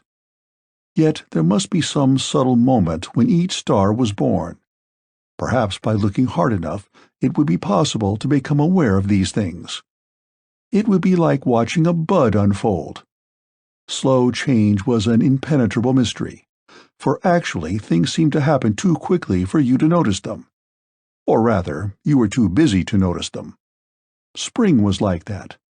Every year you made up your mind to notice the first blossoming, the initial tinge of green. But always it happened that you awoke one morning and found that some vast change had taken place, so that it really seemed like a miracle. He sat there, dangling an empty pipe between his teeth. He was not conscious of a desire to smoke, and he felt strangely tolerant of Rose's delay. She would come presently. Presently, his reverie was abruptly disturbed by a faint noise, strangely familiar, although remote. It seemed to reach him from the right, as though something crept slowly along the hedge line, hidden from his view. It was a soft purring sound, very regular and sustained. At first he thought it was the cry of a pheasant, but decided that it was much too persistent. It was something that made a noise in the process of walking along. He held his breath and turned his head slowly to the right. For a long time the sound increased only very slightly. And then there broke upon the general stillness a series of abrupt explosions. Pft, pft, pft, pft, pft. And the other noise, the purring and whirring, resumed this time so close to Arthur that he instinctively, and half in fear, arose from the stile and looked around him. But the tall hedges sweeping away on either side made it difficult to see anyone who might be approaching under their cover. There was a pause, then a different sound. Click, click, clickerty-click, clicker, clicker, clicker, and so on, becoming louder and louder until at last it stopped, and its place was taken by the dull pitter-patter of footsteps coming nearer and nearer. There was a little harsh snort that might have been intended for a sigh, and then a voice. "Oh dear, it is trying. It really is most dreadfully trying." The next moment the Clockwork Man came into full view round the corner of the hedge. He was swaying slightly from side to side in his usual fashion, and his eyes stared straight ahead of him. He did not appear to notice Arthur, and did not stop until the latter politely stepped aside in order to allow him to pass. Then the Clockwork Man screwed his head slowly round and appeared to become faintly apprehensive of the presence of another being. After a preliminary ear-flapping, he opened his mouth very wide. "You haven't," he began with great difficulty, "seen a hat and wig?" "No," said Arthur, and he glanced at the Clockwork Man's bald forehead and noticed something peculiar about the construction of the back of his head. There seemed to be some object there which he could not see because they were facing each other. "I'm sorry," he continued, looking rather hopelessly around him. "Perhaps we could find them somewhere." "Somewhere," echoed the Clockwork Man. "That's what seems to me so extraordinary. Everybody says that. The idea of a thing being somewhere, you know. Elsewhere than where you expect it to be. It's so confusing." Arthur consulted his common sense. "Can't you remember the place where you lost them?" he suggested. A faint wrinkle of perplexity appeared on the other's forehead. He shook his head once. "Place. There again, I can't grasp that idea. What is a place? And how does a thing come to be in one place and not in another?" He jerked a hand up as though to emphasize the point. "A thing either is or it isn't. It can't be in a place." "But it must be somewhere," objected Arthur. "That's obvious." The Clockwork Man looked vaguely distressed. "Theoretically," he agreed, "what you say is correct. I can conceive it as a mathematical problem. But actually, you know, it isn't at all obvious." He jerked his head slowly round and gazed at the surrounding objects. "It's such an extraordinary world. I can't get used to it at all. One keeps on bumping into things and falling into things that ought not to be there, you know." Arthur could hardly control an eager curiosity to know what the thing was, round and shiny, that looked like a sort of halo at the back of the Clockwork Man's head. He kept on dodging from one side to the other in an effort to see it clearly. "Are you looking at my clock?" inquired the Clockwork Man, without altering his tone of speech. "I must apologize. I feel quite indecent." "But what is it for?" gasped Arthur. "It's the regulating mechanism," said the other monotonously. "I keep on forgetting that you can't know these things. You see, it controls me. But, of course, it's out of order. That's how I came to be here, in this absurd world. There can't be any other reason, I'm sure." He looked so childishly perplexed that Arthur's sense of pity was again aroused, and he listened in respectful silence. "You see," the mechanical voice went on, "only about half the clock is in action. That accounts for my present situation." There was a pause, broken only by obscure tickings, regular but thin in sound. "I had been feeling very run down, and went to have myself attended to. Then some careless mechanic blundered, and, of course, I went all wrong." He turned swiftly and looked hard at Arthur. "All wrong. Absolutely all wrong. And, of course, I lapsed, you see." "Lapsed?" queried Arthur. "Yes, I lapsed. Slipped, if you like that better. Slipped back about 8,000 years, so far as I can make out. And, of course, everything is different." His arms shot up both together in an abrupt gesture of despair. "And now I am confronted with all these old problems of time and space." Arthur's recent reflections returned to him, and produced a little glow in his mind. "Is there a world," he questioned, "where the problems of time and space are different?" "Of course," replied the Clockwork Man, clicking slightly. "Quite different. The clock, you see, made man independent of time and space. It solved everything." "But what happens," Arthur wanted to know, "when the clock works properly?" "Everything happens," said the other, "exactly as you want it to happen." "Awfully convenient," Arthur murmured. "Exceedingly." The Clockwork Man's head knobbed up and down with a regular rhythm. "The whole aim of man is convenience." He jerked himself forward a few paces, as though impelled against his will. "But my present situation, you know, is extremely inconvenient." He waddled swiftly along, and to Arthur's great disappointment, disappeared round the corner of the hedge, so that it was impossible to get more than a fleeting glimpse of that fascinating object at the back of his head. But he was still speaking. "I don't know what I shall do, I'm sure," Arthur heard him say, as though to himself. 4. Rose Lomas came slowly over the top of the hill. She was hatless, and her short, curly hair blew about her face, for a slight breeze had sprung up in the wake of the sunset. She wore a navy-blue jacket over a white muslin blouse with a deep V at the breast. There was a fair stretch of plump leg, stockinged in black cashmere, between the edge of her dark skirt and the beginning of the tall boots that had taken so long to button up. She walked with her chin tilted upwards and her eyes half closed, and her hands were thrust into the slanting pockets of her jacket. "Whoever was that person you were talking to?" she inquired as soon as they stood together.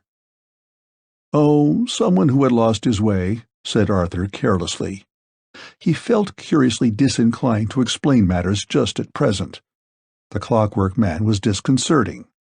He was a rather terrifying side issue.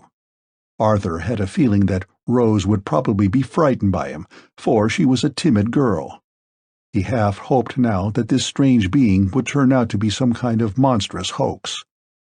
And so he said nothing. They remained by the stile, courting each other and the silent oncoming of night. They were very ordinary lovers, and behaved just exactly in the same way as other people in the same condition.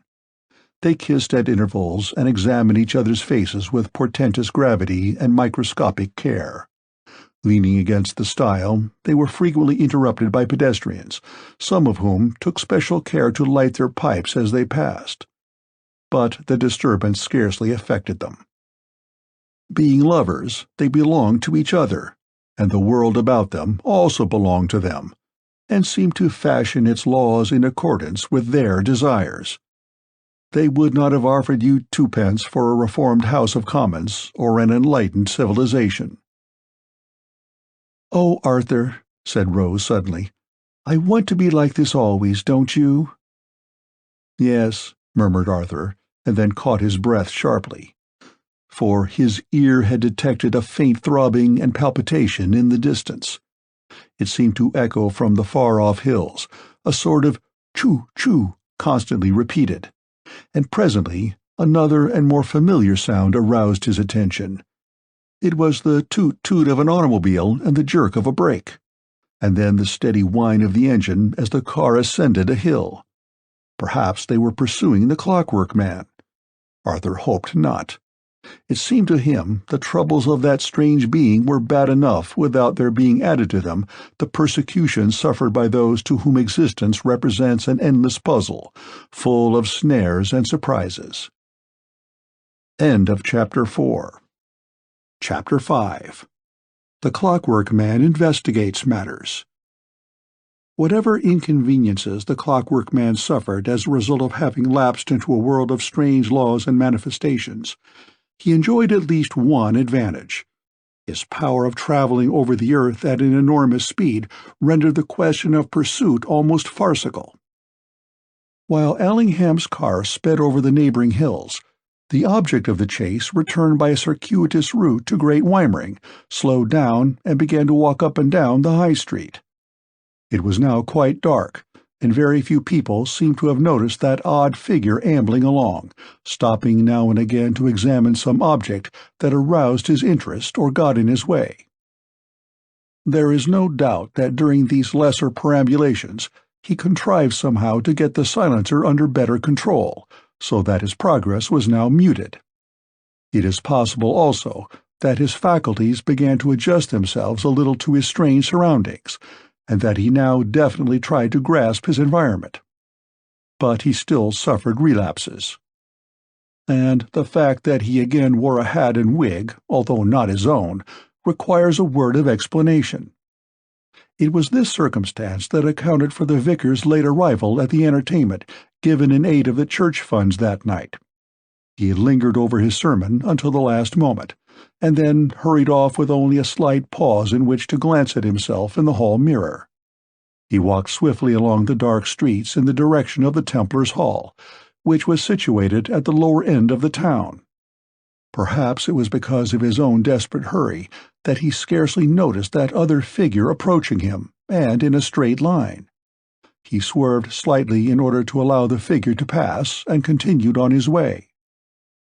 And then he stopped abruptly, aware of a cool sensation on the top of his head. His hat and wig had gone. Aghast, he retraced his steps, but there was no sign of the articles on the pavement. It seemed utterly incredible, for there was only a slight breeze, and he did not remember knocking into anything. He had certainly not collided with the stranger. Just for a moment he wondered. But duty to his parishioners remained uppermost in the conscientious vicar's mind, and it was not fair to them that he should catch his death of cold. He hurried back to the vicarage.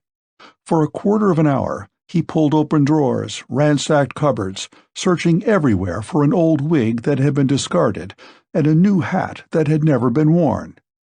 He found them at last, and arrived, breathless and out of temper, in the middle of the cinematograph display which constituted the first part of the performance. "My dear," he gasped, as he slid into the seat reserved for him next to his wife, "I couldn't help it. Someone stole my hat and wig." "Stole them, Herbert?" she expostulated. "Not stole them." "Yes, stole them. I'll tell you afterwards.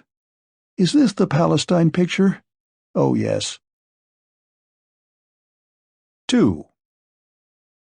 And so the Clockwork Man was able to conceal his clock from the gaze of a curious world, and the grotesqueness of his appearance was heightened by the addition of a neatly trimmed chestnut wig and a soft, round clerical hat.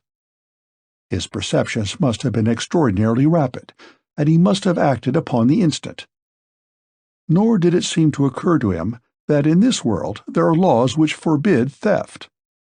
Probably, in the world from which he came, such restrictions are unnecessary, and the exigency would not have arisen, every individual being provided by parliamentary statute with a suitable covering for that blatant and too obvious sign of the modus operandi in the posterior region of their craniums. It was shortly after this episode that the Clockwork Man experienced his first moment of vivid illumination about the world of brief mortal span. He had become entangled with a lamppost. There is no other way of describing his predicament. He came to rest with his forehead pressed against the post, and all his efforts to get round it ended in dismal failure. His legs kicked spasmodically, and his arms revolved irregularly. There were intermittent explosions, like the backfiring of a petrol engine. The only person who witnessed these peculiar antics was P.C. Hawkins, who had been indulging a quiet smoke beneath the shelter of a neighboring archway. At first, it did not occur to the constable that the noise proceeded from the figure. He craned his head forward, expecting every moment to see a motor bicycle come along.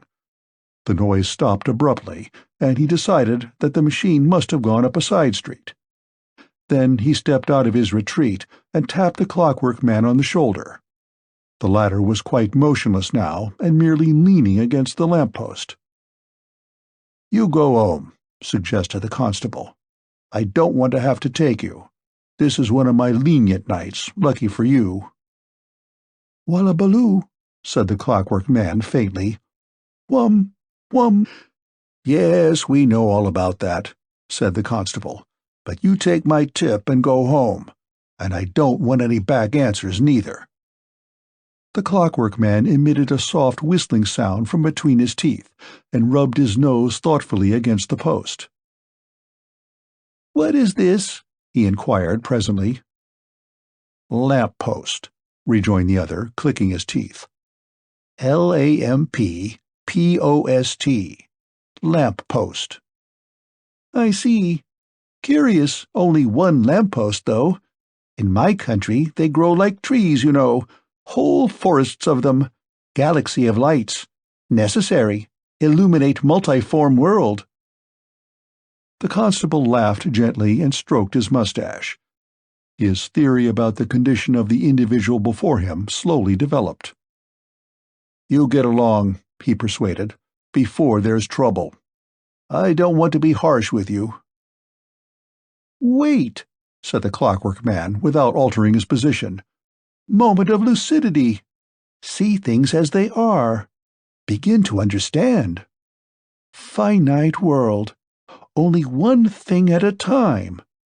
Now we've got it. A place for everything, and everything in its place." "Just what I'm always telling my missus," reflected the constable. The Clockwork Man shifted his head very slightly, and one eye screwed slowly round. "I want to grasp things," he resumed. "I want to grasp you. So far as I can judge, I see before me a constable, minion of the law, curious relic, primitive stage of civilization, order people about finite world, lock people up, finite cell." "That's my job," agreed the other, with a warning glint in his red eye.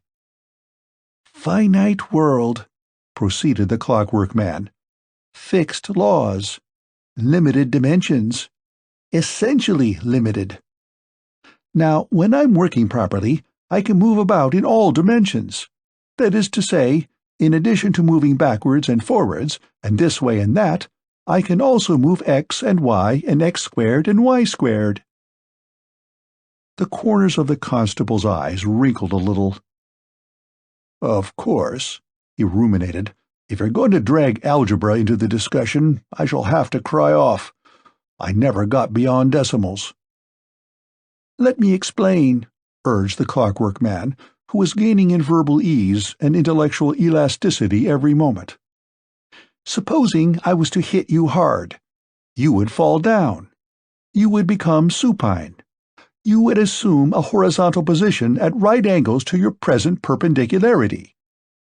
He gazed upwards at the tall figure of the constable. "But if you were to hit me, I shall have an alternative. I could, for example, fall into the middle of next week." The constable rubbed his chin thoughtfully, as though he thought this highly likely. "What do you mean by that?" he demanded. "I said next week," explained the other, "in order to make my meaning clear.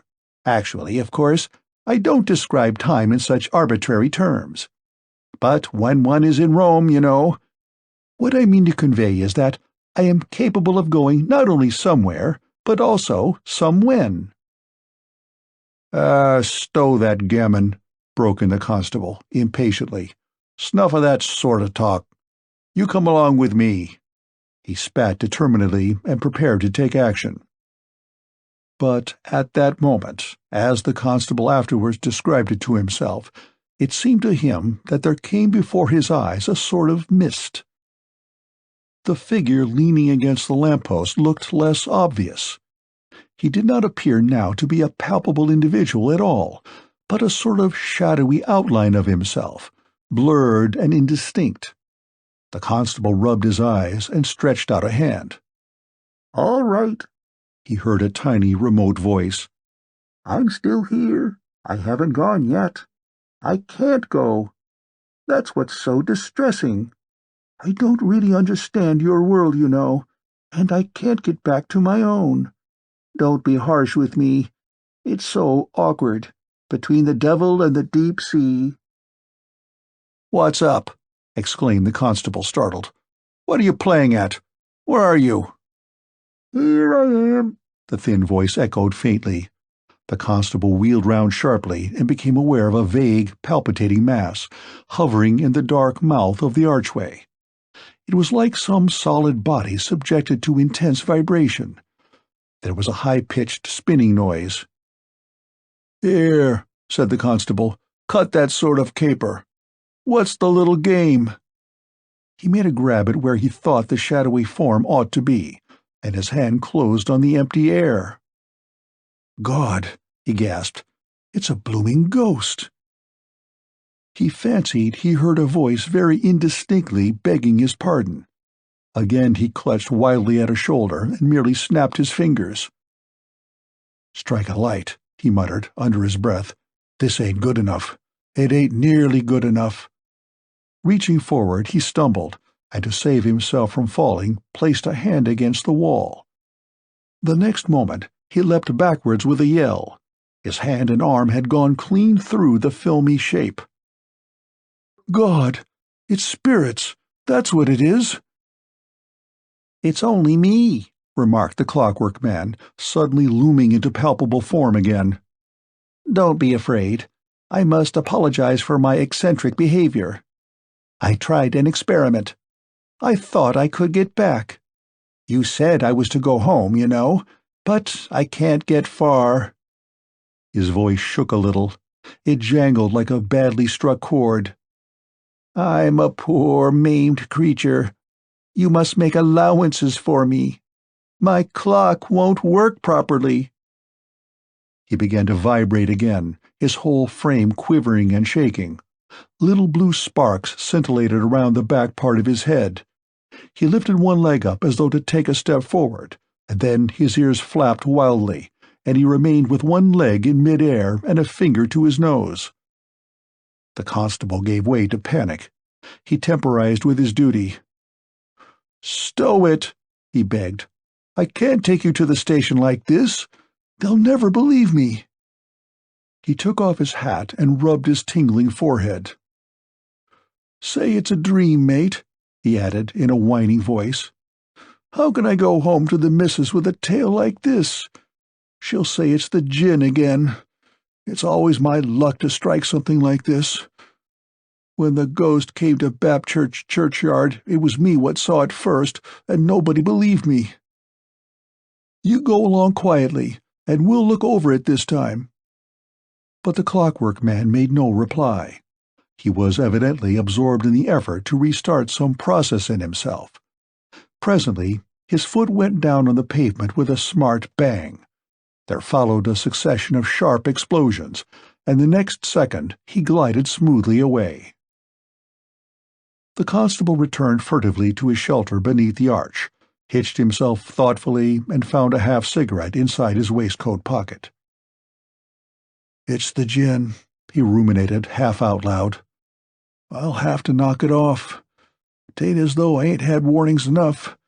I've seen things before, and I shall see them again." He lit the cigarette and puffed out a cloud of smoke. "I never see him," he soliloquized. "Not really." 3. Perhaps it was the strong glare of light issuing from the half-open door of the Templars' Hall that attracted the attention of the Clockwork Man as he wandered along towards the lower end of the town. He entered and found himself in a small lobby curtained off from the main body of the hall. He must have made some slight noise as he stepped upon the bare boards, for the curtain was swept hastily back, and the curate, who was acting as chief steward of the proceedings, came hurriedly forward. As he approached the figure standing beneath the incandescent lamp, the clerical beam upon the curate's clean-shaven features deepened into a more secular expression of heartfelt relief. "I'm so glad you have come at last," he began in a strong whisper. "I was beginning to be afraid you were going to disappoint us." "I am certainly late," remarked the Clockwork Man, "about 8,000 years late, so far as I can judge." The curate scarcely seemed to catch this remark. "Well, I'm glad you've turned up," he went on. "It's so pitiful when the little ones have to be disappointed, and they have been so looking forward to the conjuring. Your things have arrived." "What things?" inquired the Clockwork Man. "Your properties," said the curate. "The rabbits and mice and so forth. They came this afternoon. I had them put on the stage." He fingered nervously with his watch, and then his eye rested for a second upon the other's headgear. "Excuse me, but you are the conjurer, aren't you?" he inquired, a trifle anxiously. Before the Clockwork Man had time to reply to this embarrassing question, the curtain was again swiftly drawn, and an anxious female face appeared. "James, has the conjurer—" "Oh, yes, I see he has. Do be quick, James. The picture is nearly over." The face disappeared, and the curate's doubts evaporated for the moment. "Will you come this way?" he continued, and led the way through a long, dark passage to the back of the hall. Behind the screen, upon which the picture was being shown, there was a small space, and here a stage had been erected. Upon a small table in the center stood a large bag and some packages. The curate adjusted the small gas jet so as to produce an illumination sufficient to move about. "We must talk low," he explained, pointing to the screen in front of them. "The cinematograph is still showing. We shall be ready in about 10 minutes. Can you manage in that time?" But the Clockwork Man made no reply. He stood in the middle of the stage and slowly lifted a finger to his nose. The curate's doubts returned. Something seemed to occur to him as he examined his companion more closely. "You haven't been taking anything, my good man, have you? Anything of an alcoholic nature?" "Conjuring," said the Clockwork Man slowly. "Obsolete form of entertainment. Quickness of the hand deceives the eye." Yes," murmured the curate. He laughed rather hysterically and clasped his hands behind his back. "I suppose you do the usual things, gold watches and so forth out of hats. The children have been so looking forward." He paused and unclasped his hands. The Clockwork Man was looking at him very hard, and his eyes were rolling in their sockets in a most bewildering fashion. There was a long pause. "Dear me," the curate resumed at last, "there must be some mistake. You don't look to me like a conjurer. You see, I wrote to Gamages, and they promised they would send a man. Naturally, I thought when you—" "Gamages," interrupted the Clockwork Man. "Wait. I seem to understand. It comes back to me. Universal Providers. Cash account. 9 and 9 pence, 9 and 9 pence, 9 and 9 pence. I beg your pardon." "Really?" The curate's jaw dropped several inches. "I must apologize. You see, I'm really rather flurried. I have the burden of this entertainment upon my shoulders. It was I who arranged the conjuring. I thought it would be so nice for the children." He started rubbing his hands together vigorously, as though to cover up his embarrassment. Then you aren't the man from Gamages?" "No," said the Clockwork Man with a certain amount of dignity. "I am the man from nowhere." The curate's hands became still. "Oh, dear." He wrestled with the blankness in his mind. "You're certainly, forgive me for saying it, rather an odd person. I'm afraid we both made a mistake, haven't we?" "Wait," said the Clockwork Man, as the curate walked hesitatingly towards the door. "I begin to grasp things. Conjuring." "But are you the conjurer?"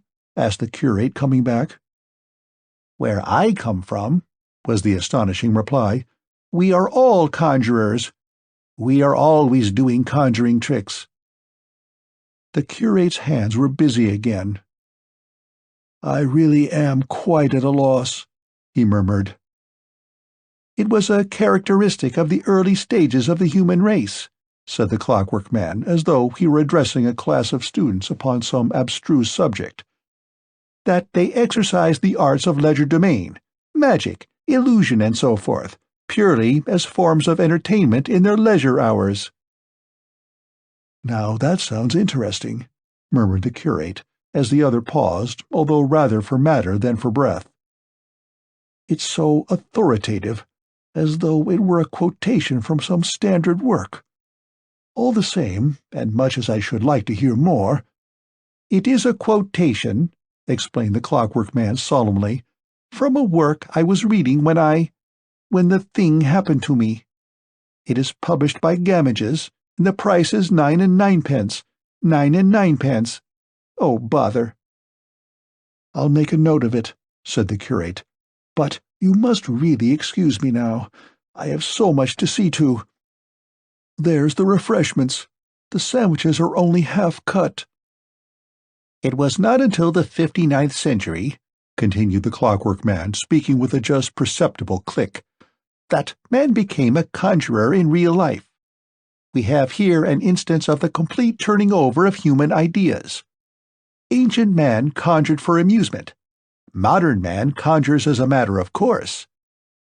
Since the invention of the clock and all that its action implies, including the discovery of at least 3 new dimensions, or fields of action, man's simplest act of an utilitarian nature may be regarded as a sort of conjuring trick. Certainly our forefathers, if they could see us as we are now constituted, would regard them as such." "So frightfully interesting," the curate managed to interpose, "but I really cannot spare the time." He had reverted now to the alcoholic diagnosis. "The work in question," continued the Clockwork Man, without taking any notice at all of the other's impatience, "is of a satirical nature. Its purpose is to awaken people to a sense of the many absurdities in modern life that result from a too mechanical efficiency. It is all in my head. I can spin it all out word for word." "Not now," hastily pleaded the curate. "Some other time I should be glad to hear it.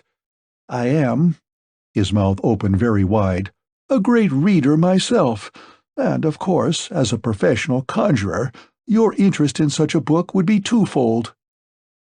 "When you asked me if I were a conjurer," said the Clockwork Man, "I at once recalled the book. You see, it's actually in my head. That is how we read books now. We wear them inside the clock, in the form of spools that unwind. What you have said brings it all back to me. It suddenly occurs to me that I am indeed a conjurer, and that all my actions in this backward world must be regarded in the light of magic." The curate's eyebrow shot up in amazement. "Magic?" he queried, with a short laugh. "Oh, we didn't bargain for magic, only the usual sleight of hand." "You see, I had lost faith in myself," said the Clockwork Man plaintively. "I had forgotten what I could do. I was so terribly run down." "Ah," said the curate kindly, "very likely that's what it is. The weather has been very trying. One does get these aberrations. But I do hope you will be able to struggle through the performance for the children's sake. Dear me, how did you manage to do that?" The curate's last remark was rapped out on a sharp note of fright and astonishment, for the Clockwork Man, as though anxious to demonstrate his willingness to oblige, had performed his first conjuring trick. 4. Now the curate, apart from a tendency to lose his head on occasion, was a perfectly normal individual. There was nothing myopic about him. The human mind is so constituted that it can only receive certain impressions of abnormal phenomena slowly and through the proper channels. All sorts of fantastic ideas, intuitions, apprehensions, and vague suspicions had been dancing upon the floor of the curate's brain as he noticed certain peculiarities about his companion. But he would probably not have given them another thought if it had not been for what now happened. It would require a mathematical diagram to describe the incident with absolute accuracy. The curate, of course, had heard nothing about the Clockwork Man's other performances. He had scarcely heeded the hints thrown out about the possibility of movement in other dimensions. It seemed to him, in the uncertain light of their surroundings, that the Clockwork Man's right arm gradually disappeared into space. There was no arm there at all. Afterwards, he remembered a brief moment when the arm had begun to grow vague and transparent. It was moving very rapidly, in some direction, neither up nor down, nor this way or that, but along some shadowy plane. Then it went into nothing, evaporated from view, and just as suddenly it swung back into the plane of the curate's vision, and the hand at the end of it grasped the silk hat. The curate's heart thumped slowly. "But how did you do it?" he gasped. "And your arm, you know, it wasn't there." So far as the Clockwork Man's features were capable of change, there passed across them a faint expression of triumph and satisfaction. "I perceive," he remarked, "that I have indeed lapsed into a world of curiously insufficient and inefficient beings. I have fallen amongst the unclocked. They cannot perceive nowhere. They do not understand no-when. They lack senses and move about on a single plane. Henceforth I shall act with greater confidence." He threw the hat into infinity and produced a parrot cage with parrot. "Stop it," the curate gasped. "My heart, you know. I have been warned. Sudden shocks." He staggered to the wall and groped blindly for an emergency exit, which he knew to be there somewhere. He found it, forced the door open, and fell limply upon the pavement outside. The Clockwork Man turned slowly and surveyed the prostrate figure. "A rudimentary race," he soliloquized with his finger nosewards, "half-blind and painfully restricted in their movements. Evidently they have only a few senses, 5 at the most." He passed out into the street, carefully avoiding the body. "They have a certain freedom," he continued, still nursing his nose, "with narrow limits, but they soon grow limp, and when they fall down or lose balance, they have no choice but to embrace the earth." He waddled along with his head stuck jauntily to one side. "I have nothing to fear," he added, "from such a rudimentary race of beings." 5. Evidently, his thoughts ran on, they must regard me as an extraordinary being, and, of course, I am, and far superior. I am a superior being suffering from a nervous breakdown. He stopped himself abruptly, as though his view of the matter solved a good many problems. I must get myself seen to, he mused, because, of course, that accounts for everything. My lapse into this defunct order of things and my inability to move about freely in the usual multiform manner. And it accounts for my absurd behavior just now. He turned slowly, as though considering whether to return and explain matters to the curate. I must have frightened him, he whispered, almost audibly. But I only wanted to show him, and the parrot cage happened to be handy. He trundled forward again and lurched into the middle of the street. Death, he reflected. That was death, I suppose. They still die. End of Chapter 5. Chapter 6. It was not so, it is not so, and indeed, God forbid it should be so. At the foot of a hill about 5 miles from Great Weimering, Dr. Allingham suddenly jammed down the brake of his car, got out, and began pacing the dusty road. Gregg remained seated in the car with his arms folded. "Aren't you going any further?" he inquired anxiously. "No, I'm not," grumbled the doctor. "I've had enough of this wild-goose chase. And besides, it's nearly dinner time." "But just now you were inclined to think differently," said Gregg reproachfully. "Well, I admit I was rather mystified by that hat and wig. But when you come to rationalize the thing, what is there in it?" The doctor was taking long strides and flourishing his leather gloves in the air. "How could such a thing be? How can anybody in his right senses entertain the notion that Dunn brothers are still in existence 2,000 years hence? And the Clarkson business, it's absurd on the face of it." "Even an absurdity," said Gregg quietly, "may contain the positive truth. I admit it's ludicrous, but we both agree that it's inexplicable. We have to fall back on conjecture. To my mind, there is something suggestive about that persistency in the future of things familiar to us. Suppose they have found a way of keeping things going just as they are. Hasn't the aim of man always been the permanence of his institutions? And wouldn't it be characteristic of man, as we know him today, that he should hold on to purely utilitarian things, conveniences? In this age, we sacrifice everything to utility. That's because we're getting somewhere in a hurry. Modern life is the last lap in man's race against time." He paused, as though to adjust the matter in his mind. "But suppose time stopped. Or rather, suppose man caught up with time, raced the universal enemy, tracked him to his lair. That would account for the names being the same. Dunn still breathes, and Clarkson endures, or their descendants. At any rate, the idea of them persists.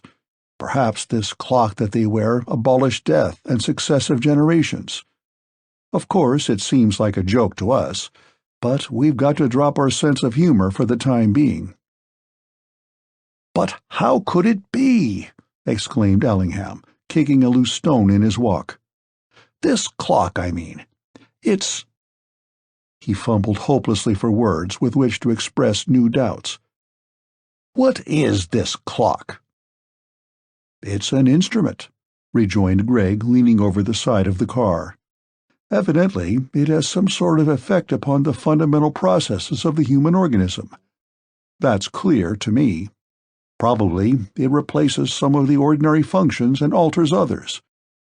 One gets a sort of glimmer of immense speeding up of the entire organism, and the brain of man developing new senses and powers of apprehension. They would have all sorts of second sights and subsidiary senses. They would feel their way about in a larger universe, creep into all sorts of niches and corners unknown to us, because of their different construction." Yes, I can follow all that," said Allingham, biting his mustache. "But let's talk sense."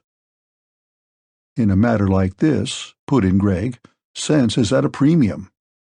What we have to do is to consult our intuitions." Allingham frowned. His intuitions nowadays were few and far between. "When you get to my age, Gregg, you'll have something else to do besides consult your intuitions. The fact is, you want all these wonderful things to happen. You have a flair for the unexpected, like all children and adolescents. But I tell you, the Clockwork Man is a myth, and I think you ought to respect my opinion." "Even if he's a myth," interrupted Gregg, "he is still worth investigating. What annoys me is your positive antagonism to the idea that he might be possible.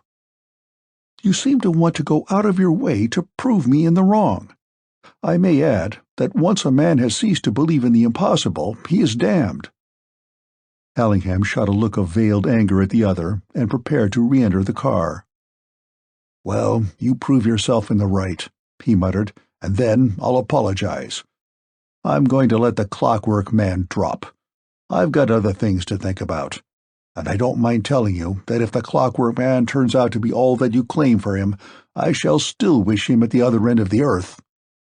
"Which is probably where he is now," remarked Gregg with a slight bantering note in his voice.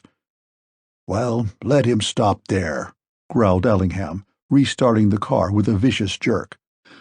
"Let someone else bother their heads about him. I don't want him. I tell you, I don't care a brass farthing about the future of the human race. I'm quite content to take the good and bad in life, and I want it to go on in the same damned old way." Gregg beat his fist into his open palm. "But that's just what has happened," he exclaimed. "They found a way of keeping on just the same. That explains the Clarkson business. If the clock is what I think it is, that precisely is its function." Allingham shouted out some impatient rejoinder, but it was drowned in the rising roar of the engine as they sped along the road. 2.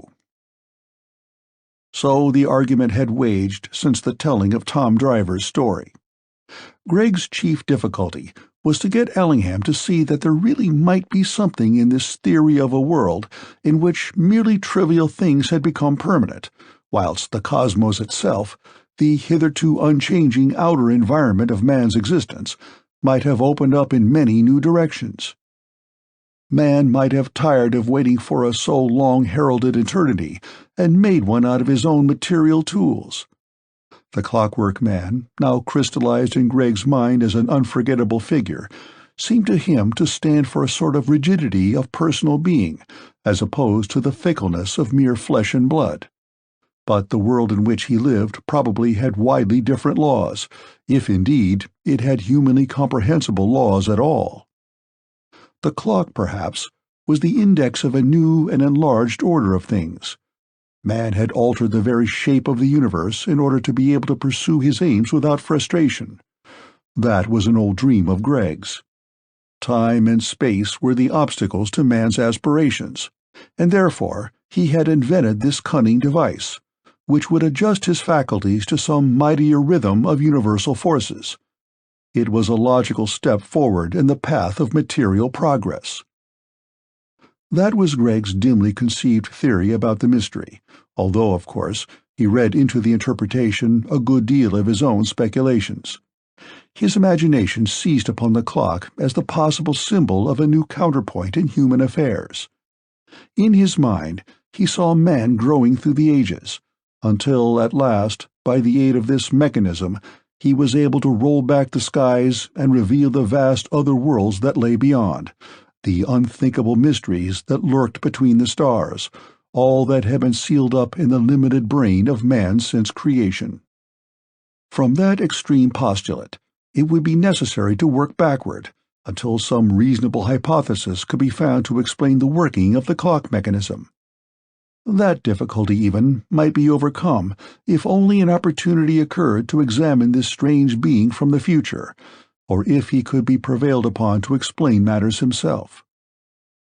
As the car sped swiftly along, Greg sat back with folded arms and gazed upwards at the new crystalline skies, wondering, as he had never wondered before, about that incomprehensible immensity which for centuries of successive generations man had silently respected.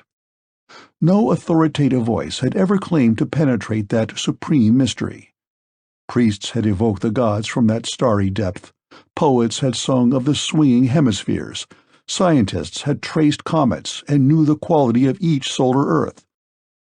But still, that vast arch spanned all the movements of crawling mankind, and closed him in like a basin placed over a colony of ants. True, it was an illusion, and man had always known that. For generations, he had known that the universe contained more than his limited faculties could perceive, and beauty. There had always been the consoling fact of beauty, lulling the race of man to content, while every now and again a great mind arose and made one more effort to sweep aside the bejeweled splendor that hung between man and his final destiny, to know. And yet, a slight alteration in man's perceptive organs, and that wide blue shell might shatter and disclose 1,000 new forms, like fantastic cities shaped in the clouds at sunset. Physiologists claimed that the addition of a single lobe to the human brain might mean that man would know the future as well as the past. What if that miracle had been performed? By such means, man might have come to know not only the future, but other dimensions as yet unnamed or merely sketched out by the mathematician in brief, arbitrary terms. Until that time came, man's deepest speculations about ultimate reality brought him no nearer to the truth than the child worrying himself to sleep over the problem of what happened before God made the universe. Man remained, in that sense, as innocent as a child from birth to death. Until the actual structure of the cells in his brain suffered a change, man could not actually know.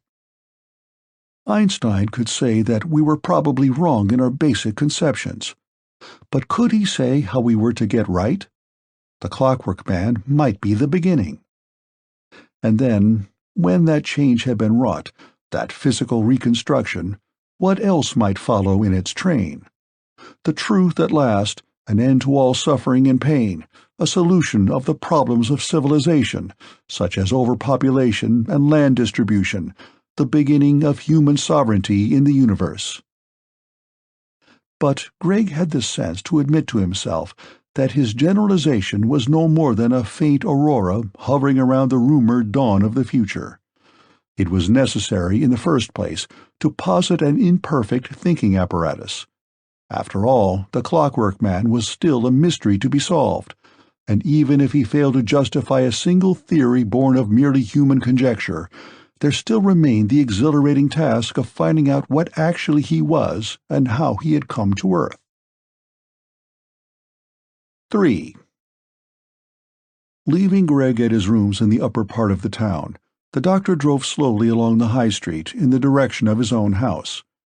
Everything was quiet now, and there was no sign of further disturbance, no indication that a miracle had taken place in the prosaic town of Great Weimering. The doctor noted the fact with quiet satisfaction. It helped him to simmer down, and it was necessary, for the sake of his digestion, that he should feel soothed and comforted. Still, if Greg's conjectures were anywhere near the mark, in a very few hours it would be known all over England that the jaws of the future had opened and disclosed this monstrosity to the eyes of the present. There would be a great stir of excitement. The newspapers would be full of the event. Indeed, the whole course of the world might be altered as a result of this astounding revelation. He would be dragged into the affair. In spite of himself, he would be obliged to go into some sort of witness box and declare that from the first he had thought the Clockwork Man phenomenal, when, as a matter of fact, he had merely thought him a nuisance. But as one of those who had first seen the strange figure on the hill, and as a medical man, he would be expected to make an intelligent statement. One had to be consistent about such things. And the real truth was that he had no desire to interest himself in the matter. It disturbed his mental equilibrium, and threatened the validity of that carefully considered world of assumptions which enabled him to make light, easy jests at its inconsistencies and incongruities. Besides, it was distressing to discover that, in middle life, he was no longer in the vanguard of human hopes and fears, but a miserable backslider, dating back to the time when thought and serious living had become too difficult for comfort.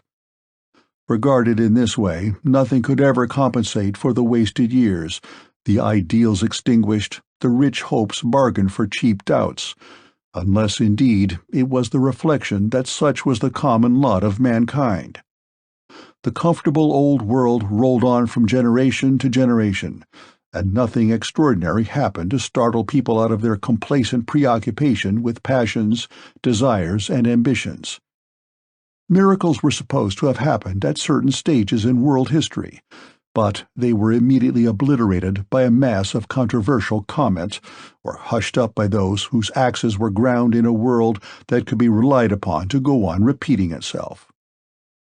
A comfortable world. Of course there were malcontents. When the shoe pinched, anybody would cry out for fire from heaven. But if a plebiscite were to be taken, it would be found that an overwhelming majority would be in favor of a world without miracles. If, for example, it could be demonstrated that this Clockwork Man was a being in many ways superior to the rest of mankind, he would be hounded out of existence by a jealous and conservative humanity. But the Clockwork Man was not. He never had been, and indeed, God forbid he ever should be. With that reflection illuminating his mind, the doctor ran his car into the garage, and with some return of his usual debonair manner, with something of that abiding confidence in a solid earth which is a necessary prelude to the marshalling of digestive juices, opened the front door of his house. 4. Mrs. Masters was standing in the sitting-room awaiting him. The doctor strode in without stopping to remove his hat or place his gloves aside, a peculiar mannerism of his upon which Mrs. Masters was wont occasionally to admonish him, for the good lady was not slow to give banter for banter when the opportunity arose, and she objected to these relics of the doctor's earlier bohemian ways. But for the moment her mood seemed to be rather one of blandishment. "A young lady called to see you this evening," she announced smilingly. The doctor removed his hat, as though in honor of the mere mention of his visitor. "Did you give her my love?" was his light rejoinder, hat still poised at an elegant angle. "Indeed, no," retorted Mrs. Masters. "It wouldn't be my place to give such messages. Not as though she weren't inquisitive enough, with asking questions about this and that, as though it were any business of hers how you choose to arrange your household." "On the contrary, I am flattered," said the doctor, inwardly chafing at this new example of Lillian's originality. "But tell me, Mrs. Masters, am I not becoming more successful with the ladies?" As he spoke, he flicked with his gloves the reflection of himself in the mirror. "You don't need to be reminded of that fact, I'm sure," sighed Mrs. Masters. "Life sits lightly enough on you. I fear too lightly. If I might venture to say so, a man in your position ought to take life more seriously." "My patients would disagree with you." "Ah, well, I grant you that. They say you cure more with your tongue than with your physic." "I certainly value my wit more than my prescriptions," laughingly agreed the doctor. "But tell me, what was the lady's impression of my menage? And that reminds me, you have not told me her name yet. Did she carry a red parasol, or was it a white one?" "I'm sure I never noticed," frowned Mrs. Masters. "Such things don't interest me. But her name was Miss Lillian Payne." The doctor interrupted with a guffaw. "Come, Mrs. Masters, we need not beat about the bush. I rather fancy you are aware of our relationship. Do you find her agreeable?" "Pretty middling," said Mrs. Masters reluctantly, "although at first I was put out by her manners. Such airs these modern young women give themselves. But she got round me in the end with her pretty ways, and I found myself taking her all round the house, which of course I ought not to have done without your permission." "Tell me," said the doctor, without moving a muscle in his face, "was she satisfied with her tour of my premises?" "There now!" exclaimed Mrs. Masters, hastily arranging an antimacassar on the back of a chair. "I won't tell you that, because, of course, I don't know." She retreated towards the door. "But did she leave any message?" inquired the doctor, fixing her with his eyeglass. "Botheration!" ejaculated Mrs. Masters in aggrieved tones. "Now you've asked me, and I've got to tell you. I wanted to keep it back. Oh, I do hope you're not going to be disappointed. I'm sure she didn't really mean it." "What did she say?" demanded the doctor irritably. "She says to me, she says, 'Tell him there's nothing doing.'" There was a pause. Mrs. Masters drew in her lip and folded her arms stiffly. The doctor stared hard at her for a moment and almost betrayed himself. Then he threw back his head and laughed with the air of a man to whom all issues of life, great and small, had become the object of a graduated hilarity. "Then upon some other lady will fall the supreme honor," he observed. "You mean—" began Mrs. Masters, and then eyed him with the meaning expression of a woman scenting danger or happiness for some other woman. "That young lady is not suited to you at all events," she continued, shaking her head. "Evidently not," replied the doctor carelessly. "But it is not of the slightest importance. As I have said, the honor—" "Ah," broke in Mrs. Masters, "there's only one woman for you, and you have yet to find her." "There's only one woman for me, and that is the woman who will marry me. Nay, don't lecture me, Mrs. Masters. I perceive the admonishment leaping to your eye. I am determined to approach this question of matrimony in the spirit of levity which you admit is my good or evil genius. Life is a comedy, and in order to shine it one must assume the role of the buffoon who rollicks through the scenes, poking fun at those sober-minded folk upon whose earnestness the very comedy depends. I will marry in jest and repent in laughter." "Incorrigible man," said Mrs. Masters.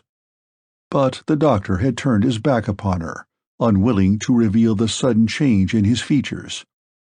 Even as he spoke those light words, there came to him the reflection that he did not really mean them, and his pose seemed to crumble to dust. He had lived up to these nothings for years, but now he knew that they were nothings. As though to crown the irritations of a trying day, there came to him the conviction that his whole life had been an affair of studied gestures, of meticulous gesticulations. 5. Over an unsatisfactory meal he tried to think things out, conscious all the time that he was missing gastronomical opportunities through sheer inattention.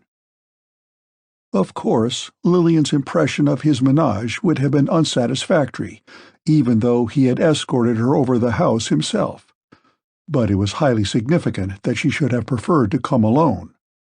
Holding advanced opinions about the simplification of the house and of the woman's duties therein, she would regard his establishment as unwieldy, overcrowded, old-fashioned, even musty. It would represent to her unnecessary responsibilities, labor without reward, meaningless ostentation.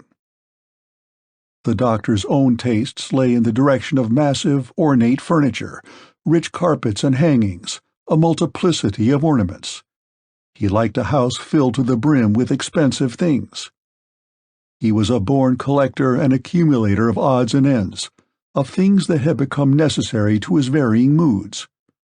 He was proud of his house, with its 17 rooms, including 2 magnificent reception rooms, 4 spare bedrooms in a state of constant readiness, like fire stations, for old friends who always said they were coming and never did, its elaborate kitchen arrangements and servants' quarters.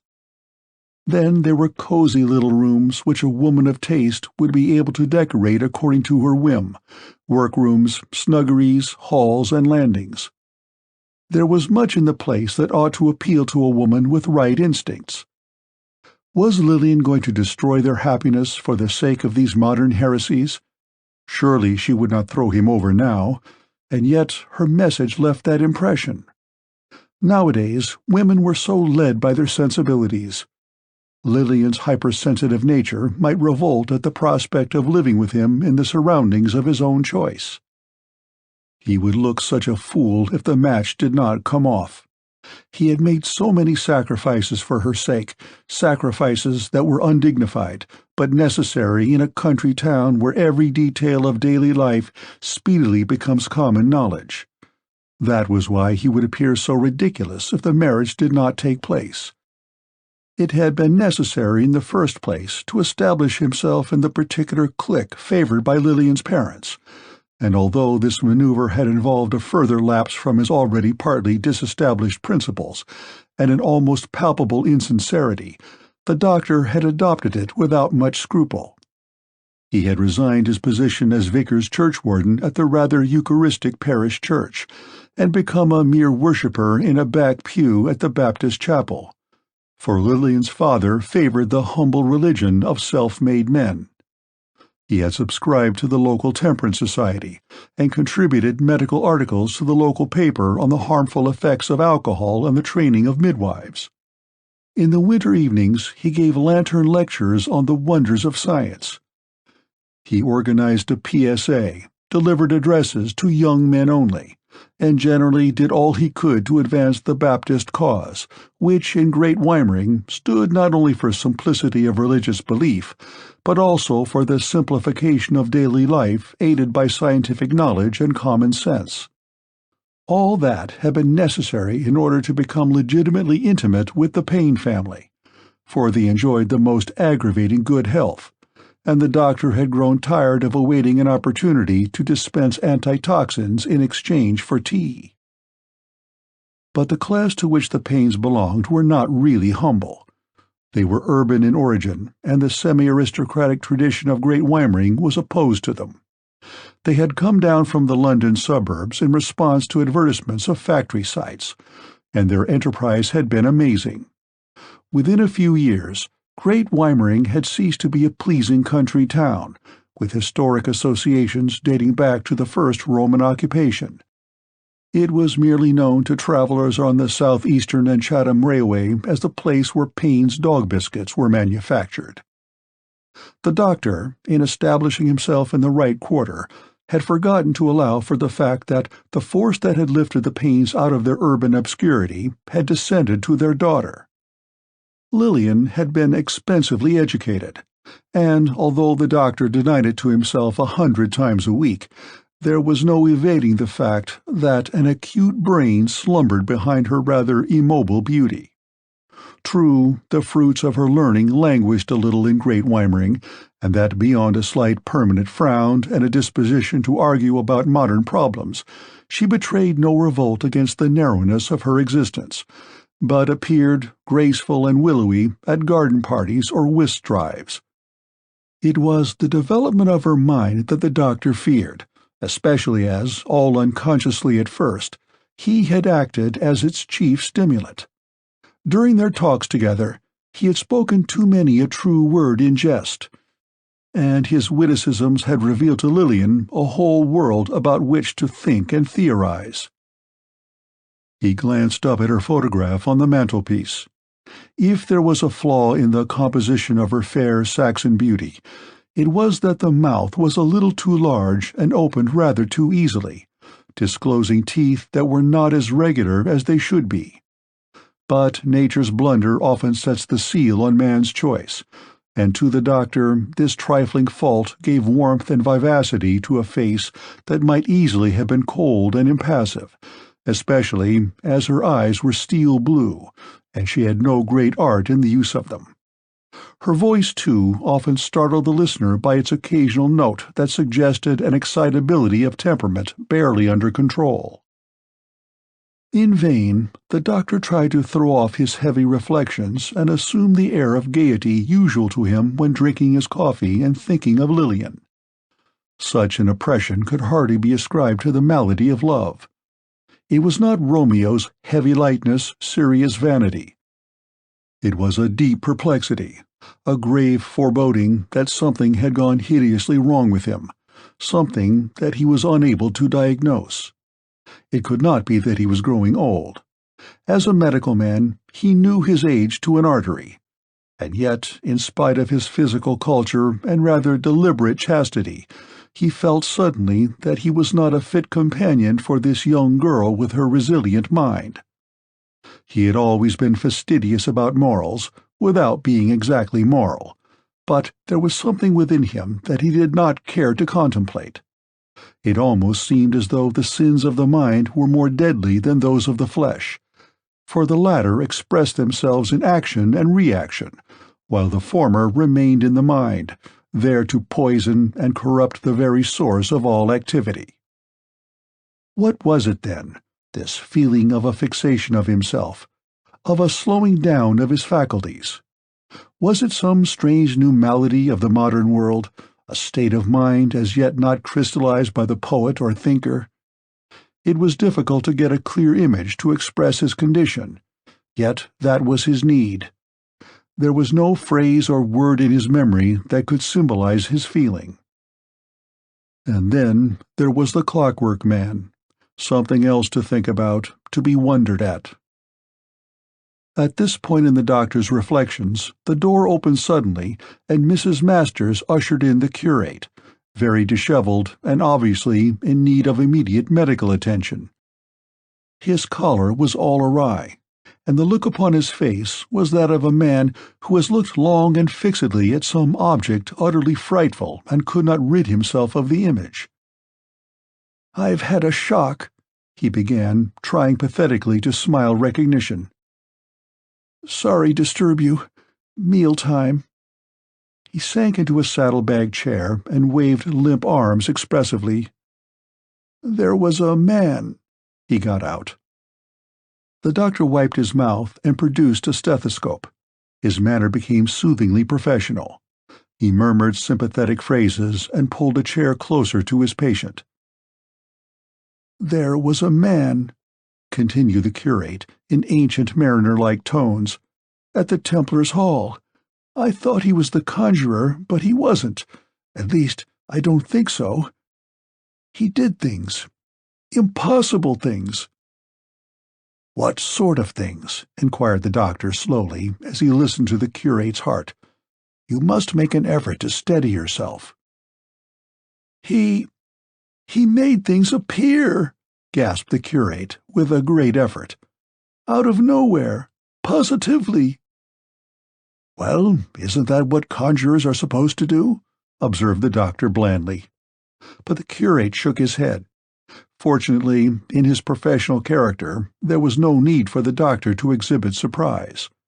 On the contrary, it was necessary, for his patient's sake, to exercise control. He leaned against the mantelpiece and listened attentively to the curate's hurried account of his encounter with the Clockwork Man, and shook his head gravely. "Well now," he prescribed, "complete rest for a few days in a sitting posture. I'll give you something to quieten you down. Evidently, you've had a shock." "It's very hard," the curate complained, "that my infirmity should have prevented me from seeing more. The spirit was willing, but the flesh was weak." "Very likely," the doctor suggested, "someone has played a trick upon you. Perhaps your own nerves are partly to blame. Men with highly strung nerves like you are very liable to, hallucinations." "I wonder," said the curate, grasping the edge of his chair, "I wonder now if Moses felt like this when he saw the burning bush." "Ah, very likely," rejoined the doctor, glad of the opportunity to enforce his analogy. "There's not the least doubt that many so-called miracles in the past had their origin in some pathological condition improperly understood at the time. Moses probably suffered from sort of hysteria, a sort of hypnosis. Even in those days, there was the problem of nervous breakdown." His voice died away. The curate was not actually shaking his head, but there was upon his features an expression of incredulity, the like of which the doctor had not seen before upon a human face, for it was the incredulity of a man to whom all arguments against the incredible are in themselves unbelievable. It was a grotesque expression, and with it there went a pathetic fluttering of the curate's eyelids, a twitching of his lips, a clasping of small white hands. "I'm afraid your explanation won't hold water," he rejoined. "I can't bring myself not to believe in what I saw. You see, all my life I have been trying to believe in miracles, in manifestations. I have always said that if only we could bring ourselves to accept what is not obvious. My best sermons have been upon that subject, of the desirability of getting ourselves into the receptive state. Sometimes the vicar has objected. He seems to think I was piling it on deliberately. But I assure you, Dr. Allingham, that I have always wanted to believe, and in this case it was only my infirmity and my unfortunate nervousness that led me to lose such an opportunity." The doctor drew himself up stiffly and just perceptibly indicated the door. "I think you need a holiday," he remarked, "and a change from theological pursuits. And don't forget, rest for a few days in a sitting posture." "Thank you," the curate beamed. "I'm afraid the vicar will be very annoyed, but it can't be helped." They were in the hall now, and the doctor was holding the street door open. "But it happened," the curate whispered. "It really did happen, and we shall hear and see more. I only hope I shall be well enough to stand it. We are living in great days." He hovered on the doorstep, rubbing his hands together and looking timidly up at the stars, as though half expecting to see a sign. "It distressed me at first," he resumed, "because he was such an odd-looking person, and the whole experience was really on the humorous side. I wanted to laugh at him, and it made me feel so disgraceful. But I'm quite sure he was a manifestation of something, perhaps an apotheosis." "Don't hurry home," warned the doctor. "Take things quietly." "Oh yes, of course. The body is a frail instrument. One forgets that. So good of you. But the spirit endures. Good night." He glided along the deserted High Street.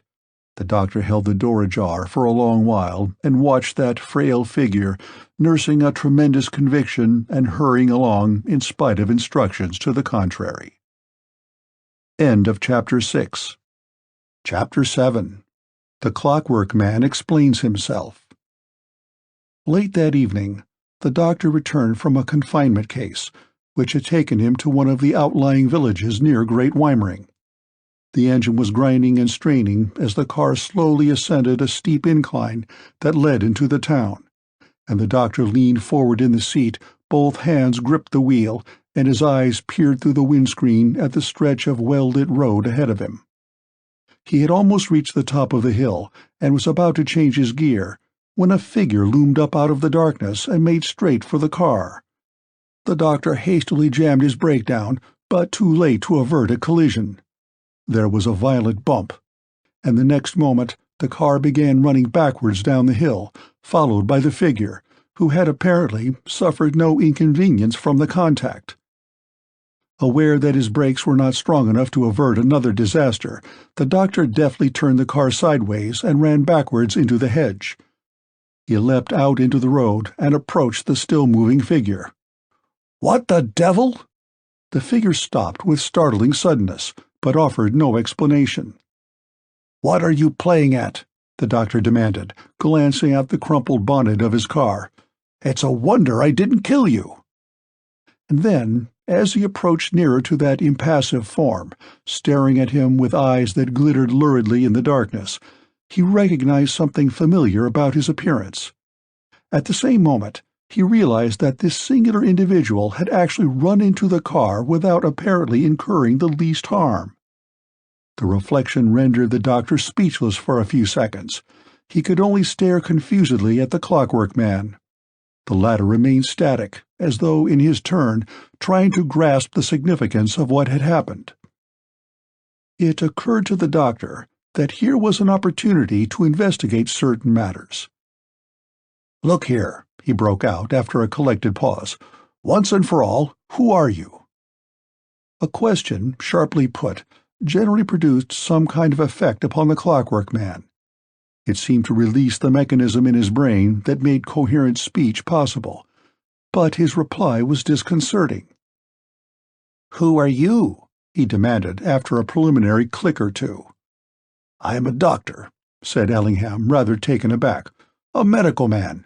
If you are hurt at all—" An extra gleam of light shone in the other's eye, and he seemed to ponder deeply over this statement. "Does that mean that you can mend people?" he inquired at last. "Why, yes, I suppose it does," Ellingham admitted, not knowing what else to say. The Clockwork Man sighed, a long, whistling sigh. "I wish you would mend me. I'm all wrong, you know. Something has got out of place, I think. My clock won't work properly." "Your clock?"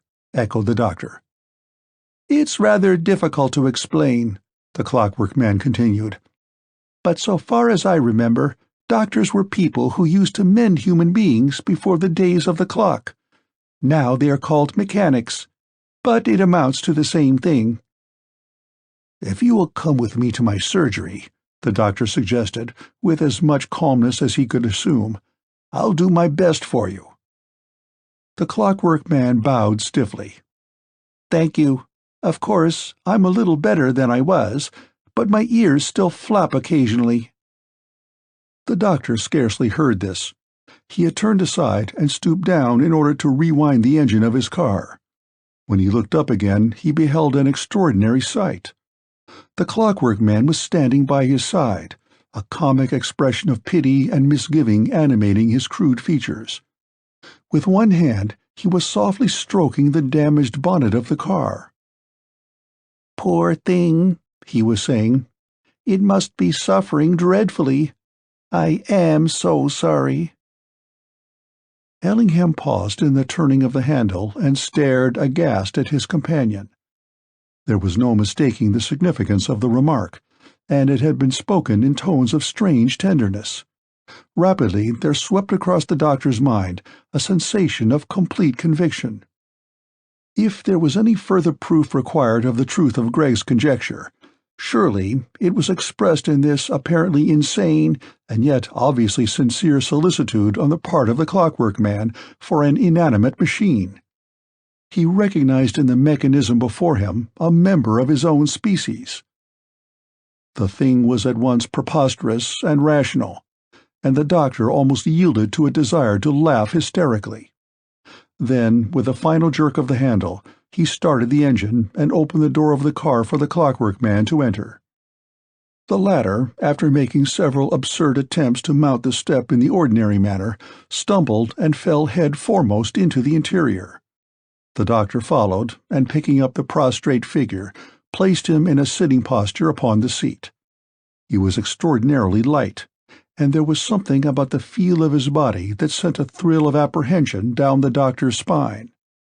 He was thoroughly frightened by now, and the manner in which his companion took everything for granted only increased his alarm. "I know one thing," the Clockwork Man remarked as the car began to move. "I'm devilish hungry." 2.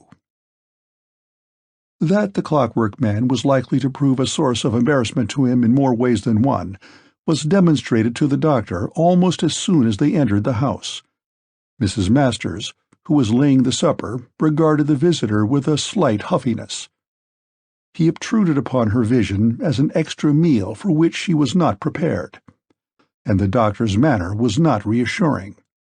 He seemed, for the time being, to lack the urbanity which usually enabled him to smooth over the awkward situations in life.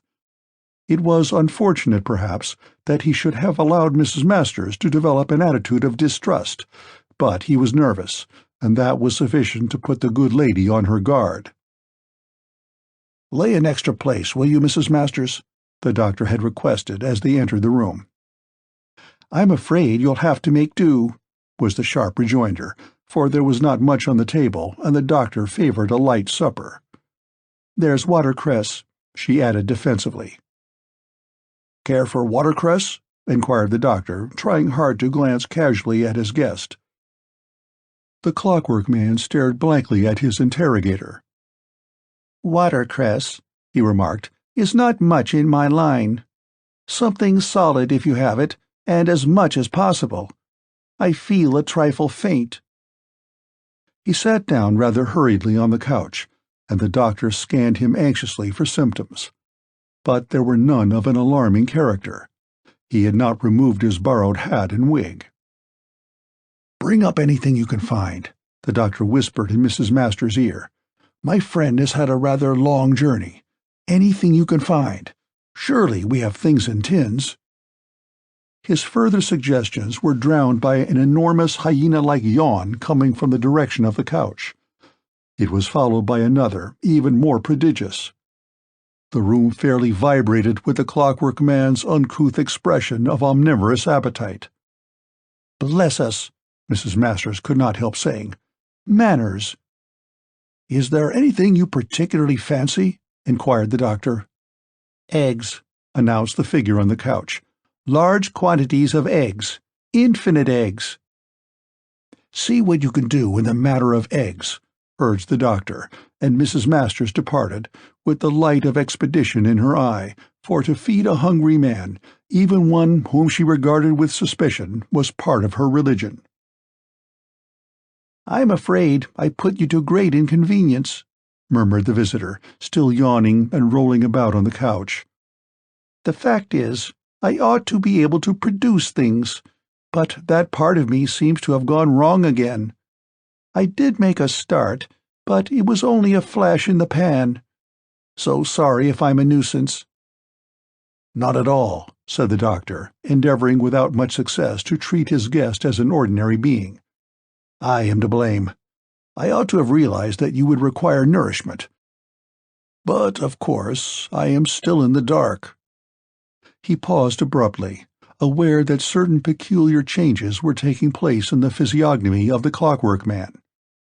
His strange organism seemed to be undergoing a series of exceedingly swift and complicated physical and chemical processes. His complexion changed color rapidly, passing from its usual pallor to a deep greenish hue, and then to a hectic flush. Concurrent with this, there was a puzzling movement of the corpuscles and cells just beneath the skin.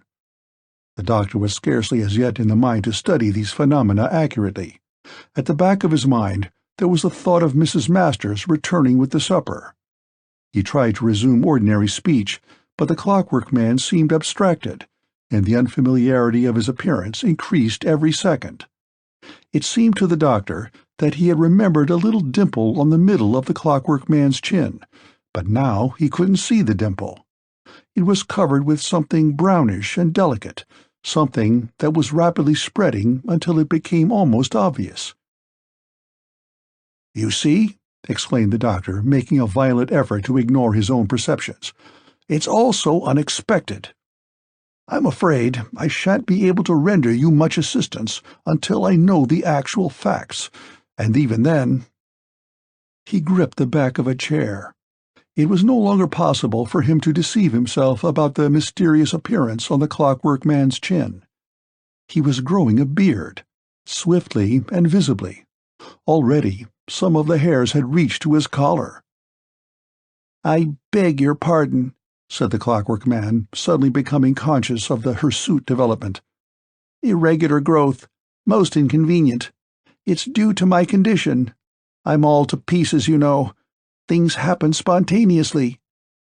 He appeared to be struggling hard to reverse some process within himself, but the beard continued to grow. The doctor found his voice again. "Great heavens!"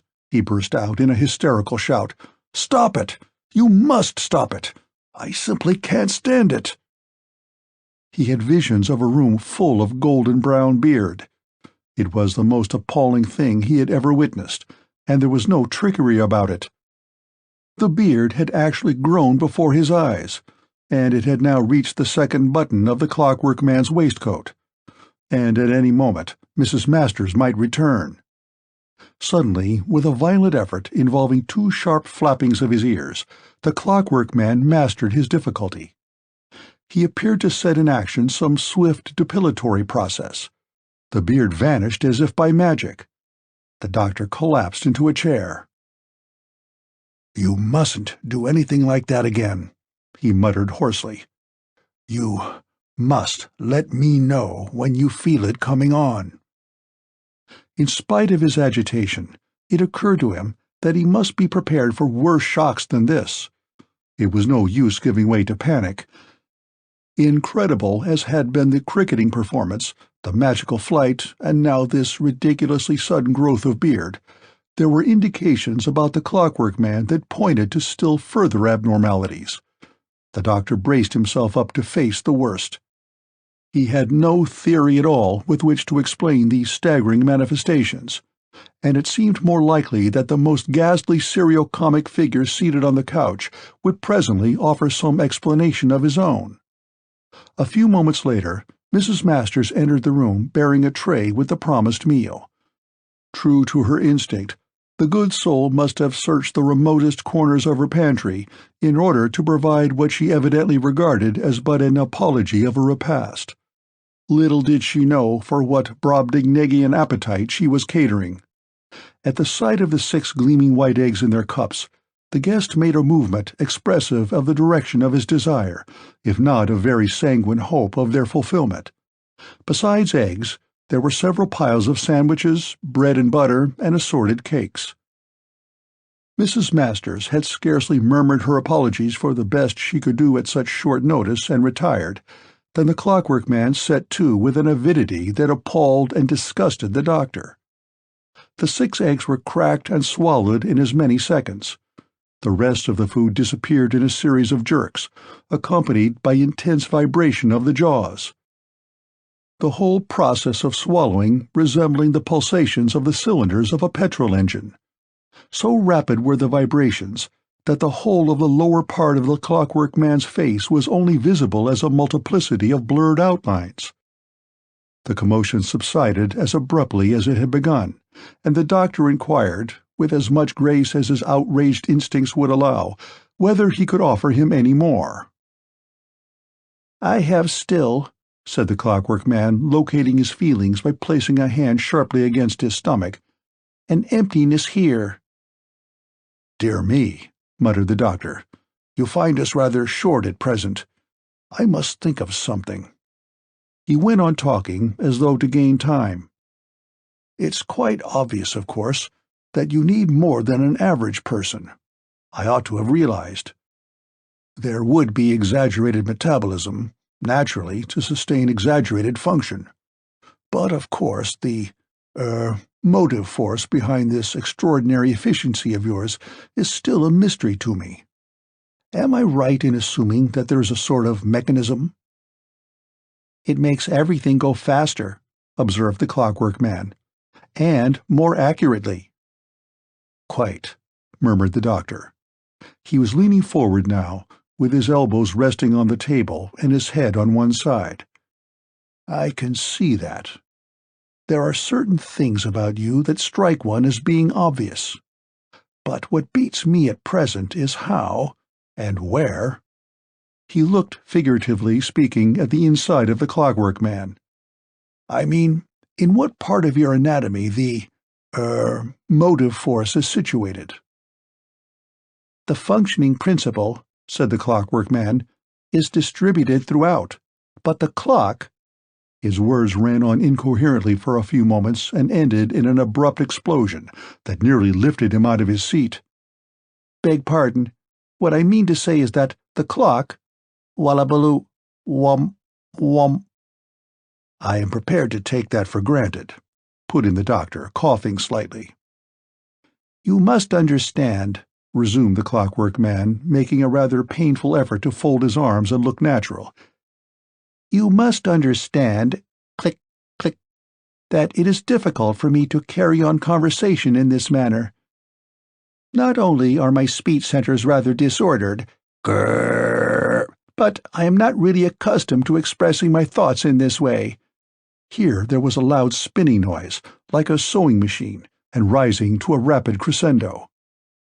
"My brain is so constituted that action, except in a multiform world, is bound to be somewhat spasmodic. Pft, pft, pft. In fact, it is only because I am in such a hopeless condition that I am able to converse with you at all." "I see," said Ellingham slowly. "It is because you are, so to speak, temporarily incapacitated that you are able to come down to the level of our world." "It's an extraordinary world," exclaimed the other, with a sudden vehemence that seemed to bring about a spasm of coherency. "I can't get used to it. Everything is so elementary and restricted. I wouldn't have thought it possible that even in the 20th century things would have been so backward. I always thought that this age was supposed to be the beginning. History says the 19th and 20th centuries were full of stir and inquiry. The mind of man was awakening. But it is strange how little has been done. I see no signs of the great movement. Why, you have not yet grasped the importance of the machines."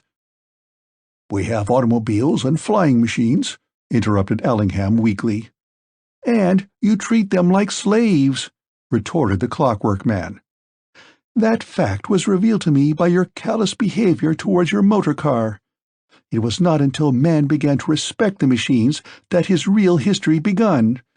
What ideas have you about the relation of man to the outer cosmos?" "We have a theory of relativity," Ellingham ventured. "Einstein." The Clockwork Man's features altered just perceptibly to an expression of faint surprise. "Is he already born?" "He is beginning to be understood, and some attempt is being made to popularize his theory.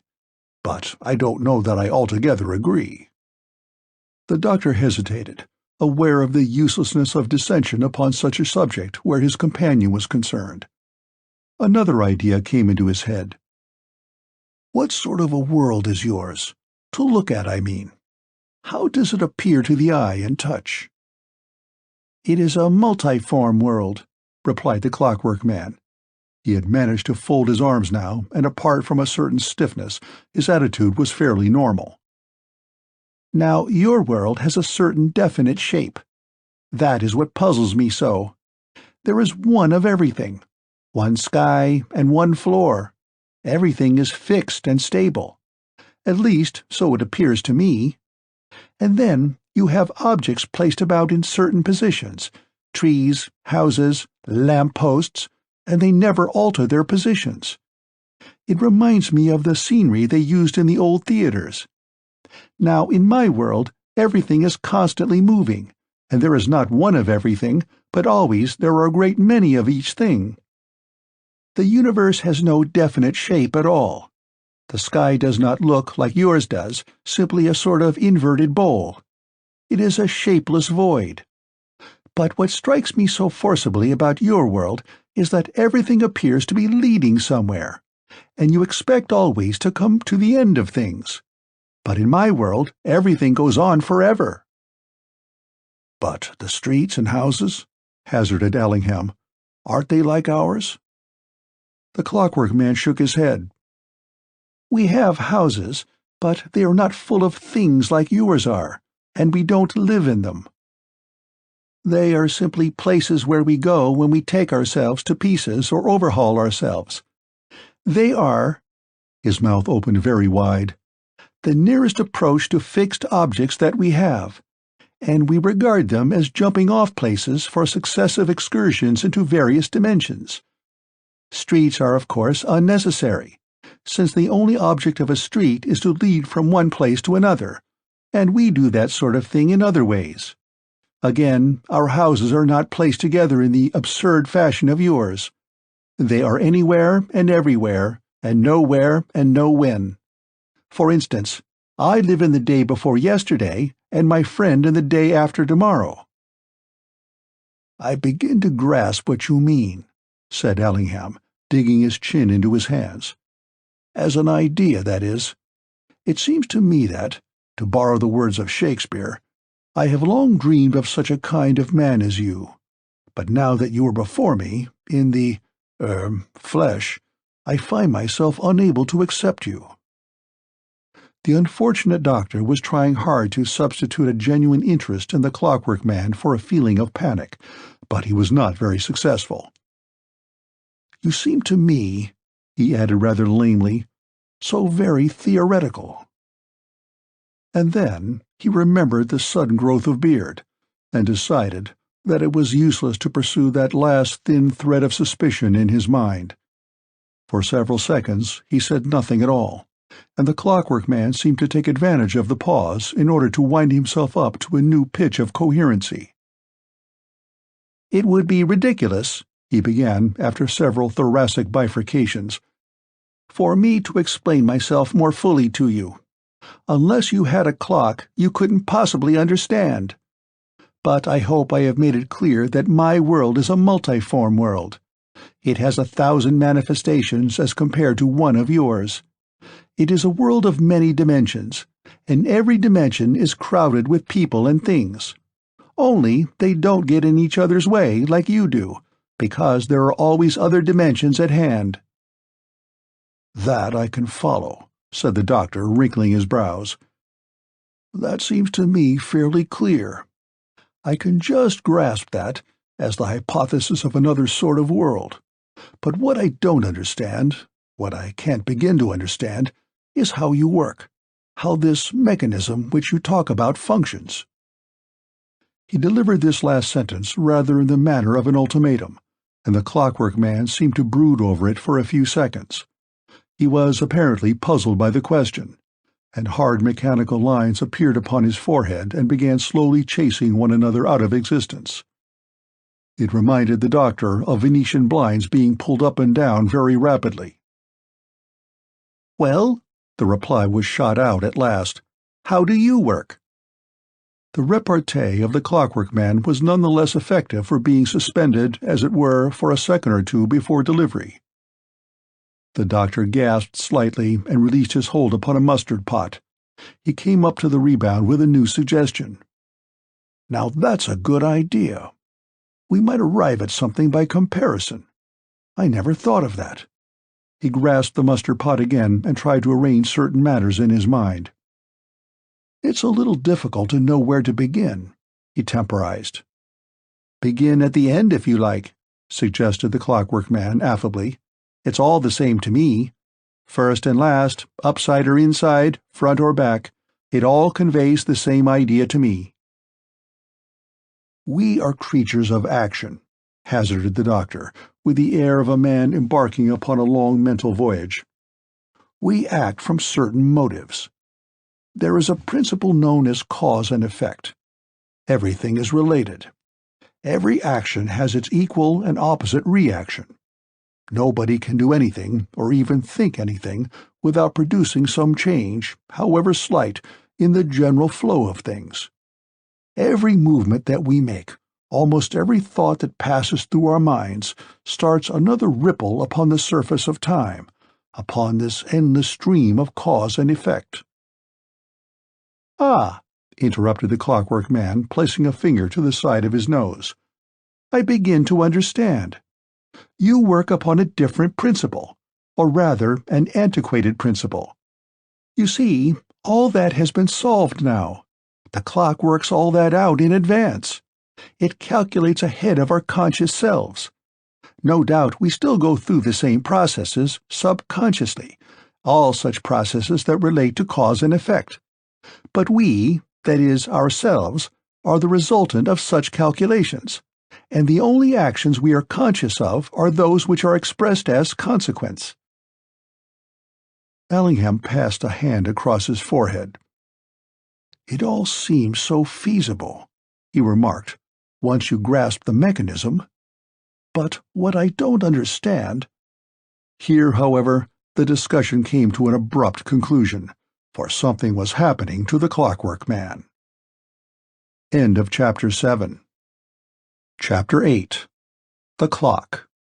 At first, it seemed to the doctor that his companion was about to explain matters further.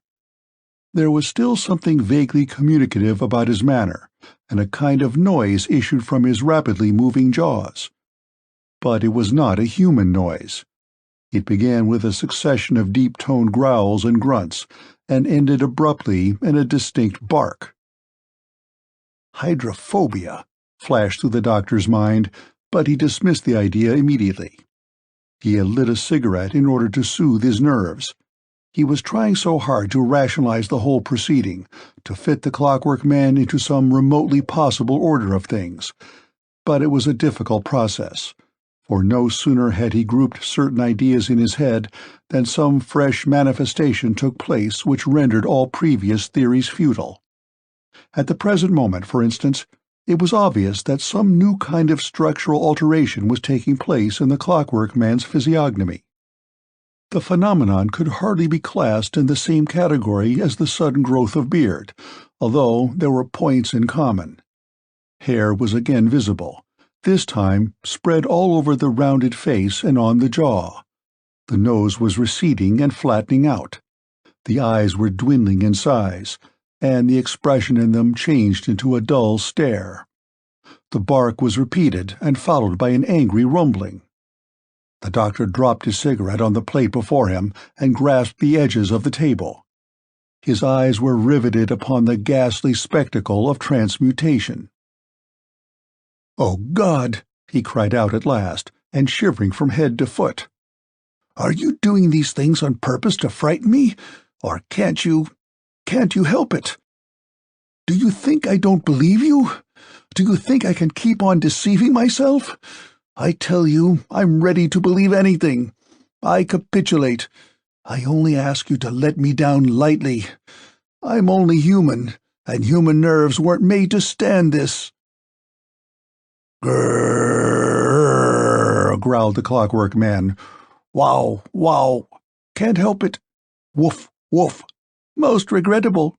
Wow, wow. Atavism. Tendency to return. Remote species. Moment's notice. Family failing. Darwinism. Better in a moment. Something gone wrong with the controls. There. That's done it. Phew." His face suddenly cleared, and all trace of the canine resemblance vanished as if by magic. He got up and took 2 or 3 jerk-like strides up and down the room. "Must keep going. When I feel like this, either food or violent stimulus, otherwise the confounded thing runs down, and there you are." He paused and confronted Ellingham, who had risen from his chair and was still trembling. "How can I help it?" implored the Clockwork Man in despair. "They made me like this. I don't want to alarm you, but you know, it alarms me sometimes. You can't imagine how trying it is to feel that at any moment you might change into something else, some horrible tree-climbing ancestor. The thing ought not to happen, but it's always possible. They should have thought of that when they made the clock." "It mustn't happen," said the doctor, recovering slightly. "That's the flat fact. If it's food you require, then food you shall have." It had suddenly flashed across his fevered mind that downstairs in the surgery there lay a collection of tinned foods and patent medicines, samples that had been sent for him to test. Rather than risk a further manifestation of collapse on the part of the Clockwork Man, he would sacrifice these. 2. He was only just in time. On the way down the stairs that led to the basement surgery, the Clockwork Man began to flap his ears violently, and it was then that the doctor noticed for the first time this circumstance that had so puzzled Arthur Withers. But the faculty seemed, in comparison with other exhibitions, a mere trifle, a sort of mannerism that one might expect from a being so strangely constituted. Pushing his companion into the surgery, the doctor commenced opening tins for all he was worth. The process calmed him, and he had time to think a little. For half an hour he opened tins, and passed them over to the Clockwork Man, without noticing very much what the latter did with them. Then he went on to bottles containing patent foods, phosphates, hypophosphates, glycerohypophosphates, all the phosphates in fact, combined with malt or other substances which might be considered almost necessary as an auxiliary diet for the Clockwork Man. At least the latter seemed grateful to receive whatever was given to him, and his general manner became decidedly more possible. There seemed less chance now of a drastic relapse. The doctor had locked the door of the surgery. It would be embarrassing to be discovered in such circumstances, and Mrs. Masters might faint with horror at the sight of the empty tins and bottles and the gorging visitor. It was symptomatic of the doctor's frame of mind that even now the one thing he dreaded more than anything else was the intrusion of a curious world into this monstrous proceeding. He had been forced into accepting the evidence of his own eyes, but there still remained in him a strong desire to hush up the affair, to protect the world at large from so fierce a shock to its established ideas.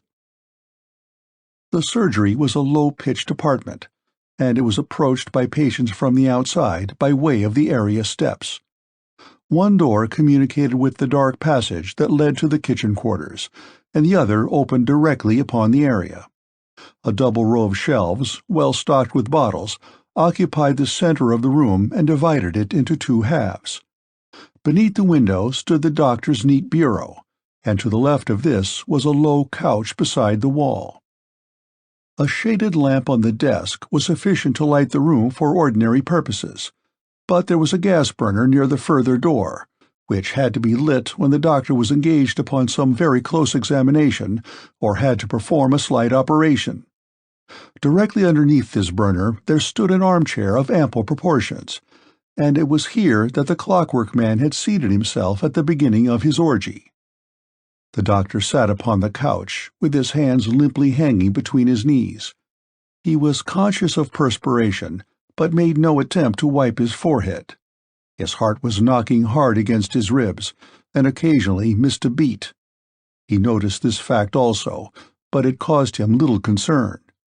Now and again he looked swiftly at the Clockwork Man and studied his extraordinary method of mastication, the rapid vibratory movement of the jaws, the apparent absence of any kind of voluntary effort.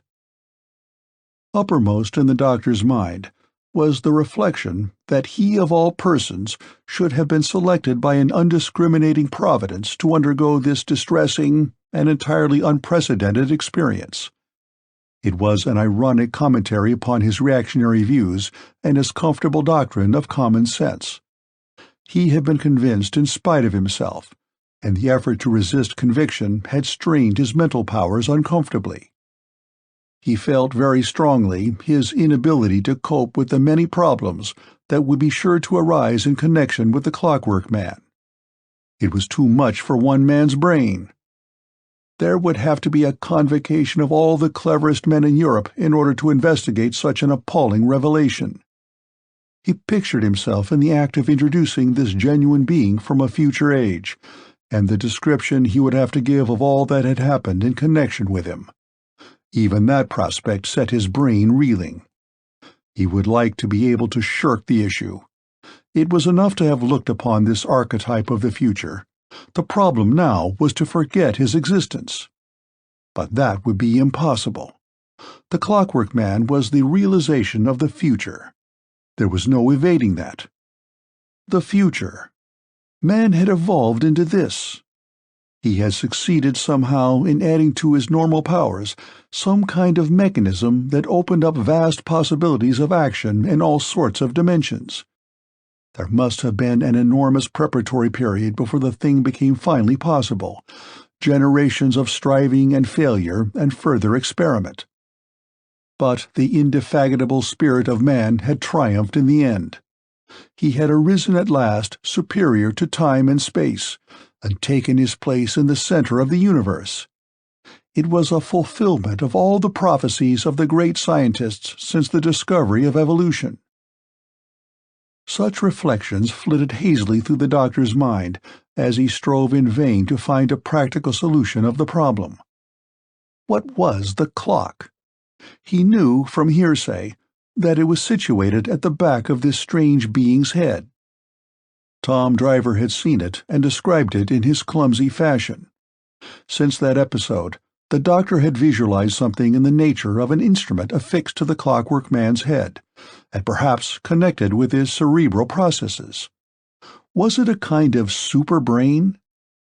Had there been found some means of lengthening the convolutions of the human brain, so that man's thought traveled further and so enabled him to arrive more swiftly at ultimate conclusions?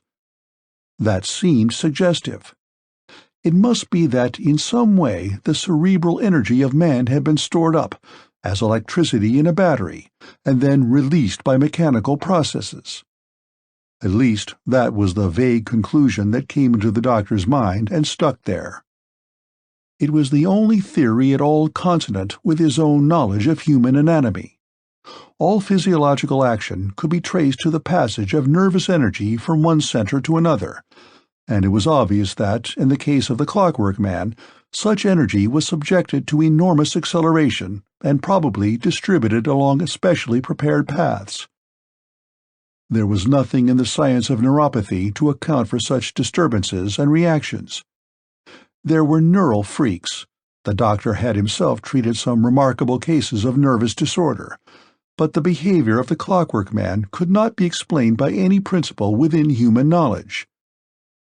Not the least puzzling circumstance about him was the fact that now and again his speech and manner made it impossible to accept the supposition or mechanical origin, whilst at other times his antics induced a positive conviction that he was really a sort of highly perfected toy. Presently the Clockwork Man got up and began walking up and down the room, in his slow, flat-footed manner. "How do you feel now?" ventured the doctor, arousing himself with an effort. "Oh, so-so," sighed the other. "Only so-so. I can't expect to feel myself, you know." He reached to the end of the room, and, jerking himself round, started on the return journey. The doctor arose slowly and remained standing. There was barely room for two people to walk up and down. "Anything might happen," the Clockwork Man continued plaintively. "I feel as though I might slip again, you know, slip back another 1,000 years or so." He turned again. "I've got to get worse before I get better," he sighed, and then stopped to examine the rows of bottles arranged along the shelves. "What are these?" he inquired. "Medicines," said the doctor, without enthusiasm. "Do they help people to work?" Yes. Chemical action, tonics. People get run down, and I have to give them something to stimulate the system." "I see," the Clockwork Man nodded sagely. "But they wouldn't be any use to me. What I need is adjustment, regulation." He looked hard at the doctor with a pathetic expression of enquiry. "My clock," he began, and stopped abruptly. They were facing one another now. The doctor swallowed hard several times, and he felt the blood tingling in his temples. The dreaded moment had come. He had got to see this strange instrument that distinguished the Clockwork Man from ordinary mortals. There was no shrinking from the eerie experience. Underneath that borrowed hat and wig there was something utterly strange and outside the pale of human ingenuity. In the name of common humanity, it was incumbent upon the doctor to face the shock of this revelation, and yet he shrunk from it like a frightened child.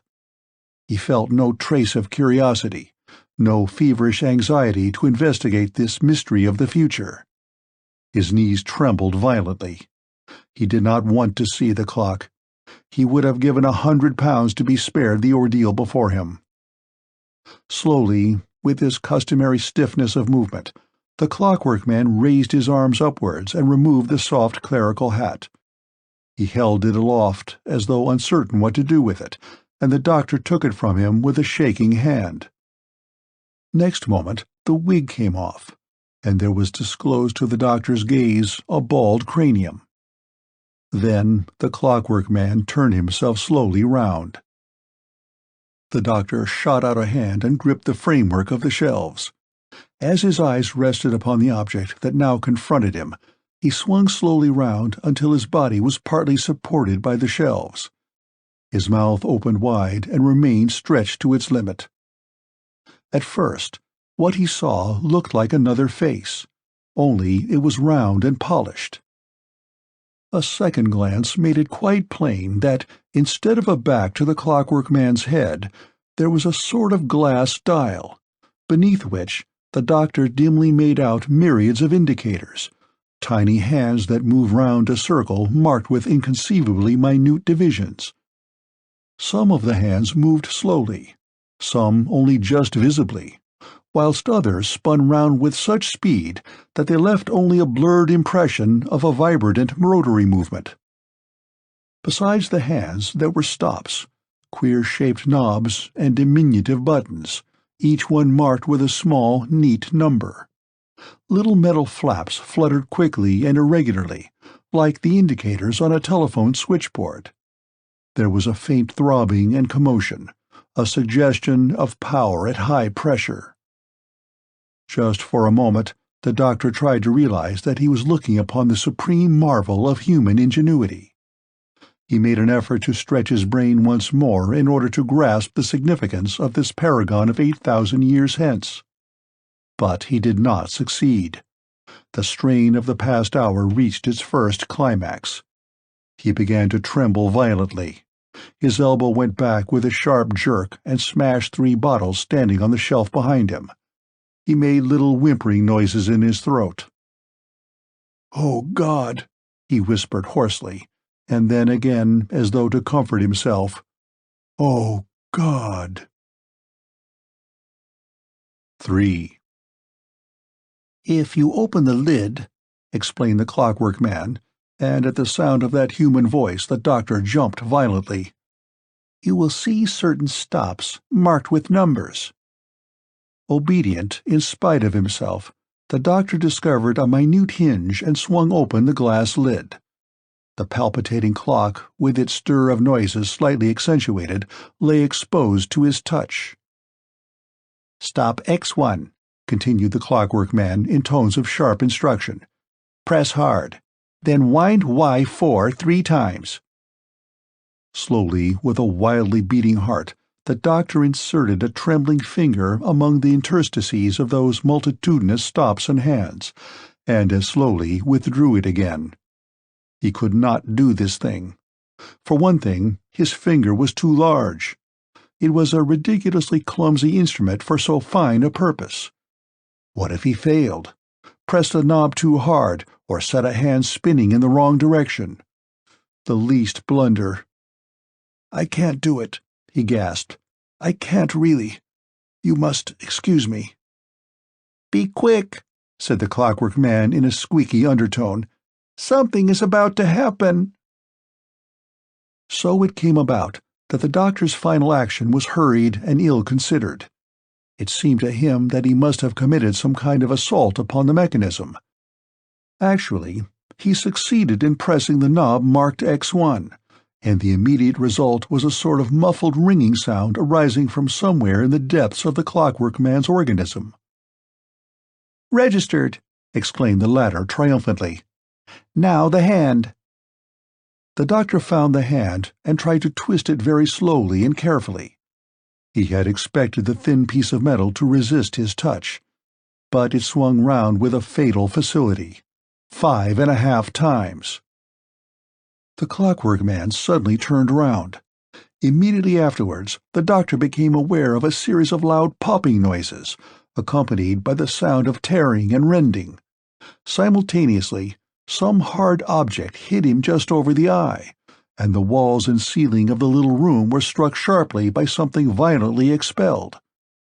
And then he felt himself being pushed gently away by some pressure that was steadily insisting upon more space. It was an effect in startling disproportion to the cause, or at least so it seemed to the doctor, who was, of course, totally ignorant about the mechanism with which he was experimenting. "Reverse!" exclaimed the Clockwork Man in thick, suety tones. "Reverse!"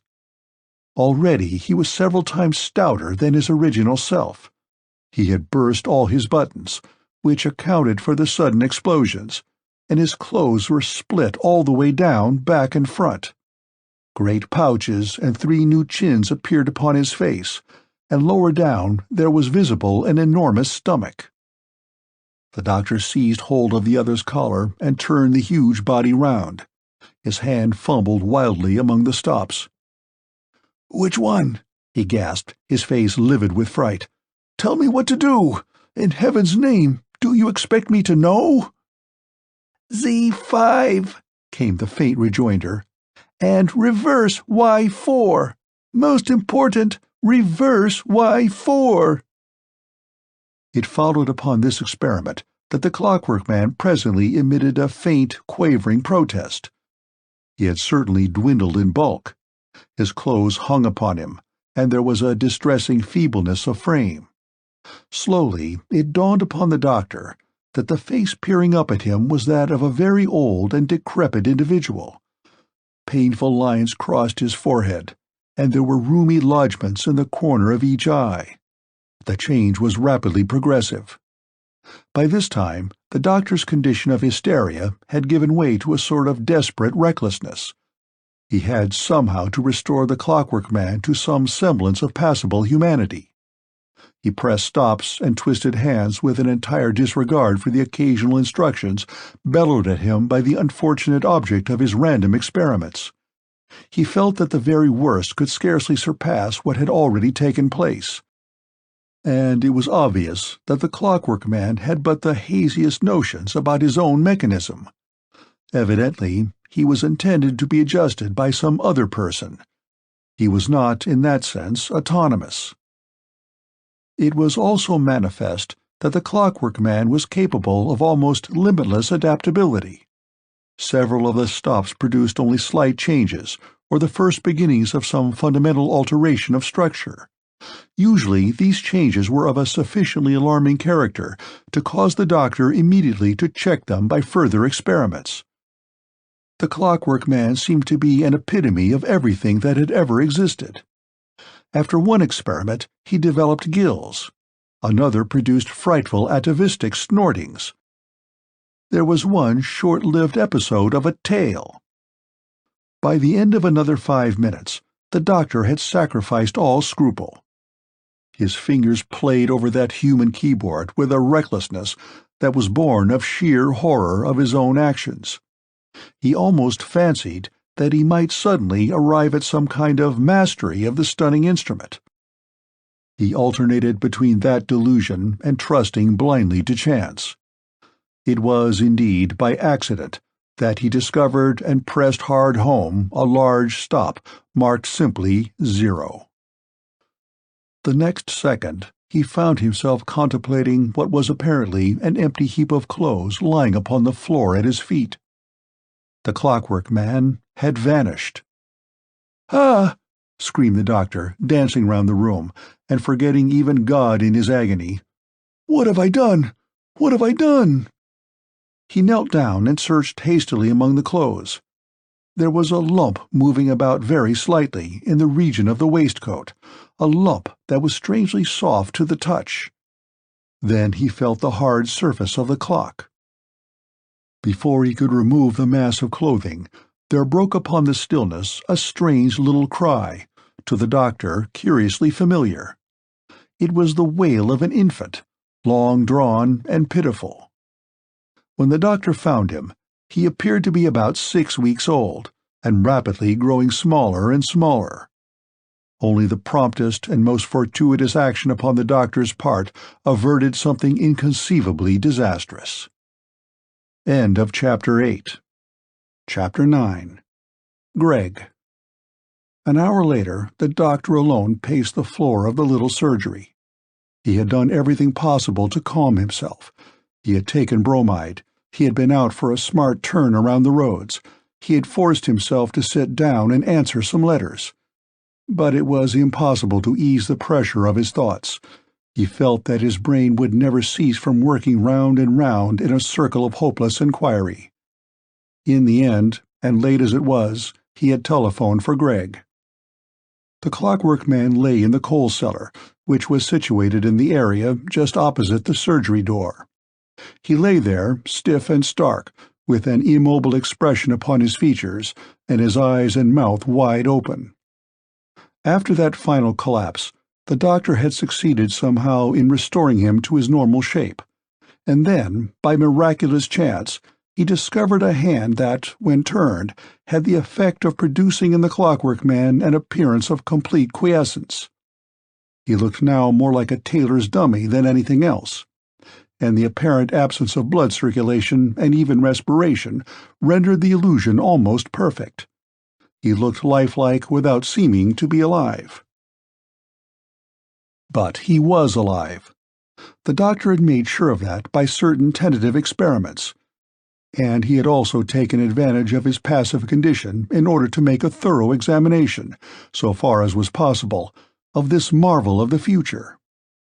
As a result of his investigation, the doctor had failed to come to any definite conclusion. There was merely deepened in him a sense of outrage and revolt. It was impossible to accept the Clockwork Man as a human being. He was a tissue of physiological lies. It could be proved beyond a shadow of a doubt, and by reference to all known laws of anatomy, that he did not exist. His internal organs, heard in action through a stethoscope, resembled the noise made by the humming of a dynamo at full pitch. And yet this wildly incredible being, this unspeakable travesty of all living organisms, this thing most opposite to humanity, actually breathed and conversed. He was a sentient being. He was more than a man, for he could be turned into something else by simply pressing a stop. Properly understood, there was no doubt that the mechanism permitted the owner of it to run up and down the evolutionary scale of species according to adjustment. There were one or two other details which the doctor had not failed to observe. The Clockwork Man had no apparent sex. The body was scarred and disfigured, as though many surgical operations had been performed upon it. There was some organ faintly approximating to the human heart, but it was infinitely more powerful, and the valvular action was exceedingly complex. Fitted into the clock in such a way that they could be removed were a series of long tubes with valve-like endings. The doctor had removed one or two of these and examined them very closely, but he could not arrive at any idea of their purpose. At every point in his examination, the doctor had found himself confronted by an elaboration, in some cases a flat contradiction, of ordinary human functions. He could not grasp even the elementary premises of a state of affairs that had made the Clockwork Man possible. 2. Shortly after midnight, the doctor's expectant ear caught the sound of someone alighting from a bicycle. A moment later, footsteps clattered down the area stairs, and Greg, still attired in his cricket flannels, appeared at the open door. The smile faded from his lips as he beheld the drawn, agitated features of the doctor. "Hello," he exclaimed. "You look pretty bent." The doctor shut the door carefully and lifted a warning finger. "Greg, this thing must never be known. It must never go beyond ourselves."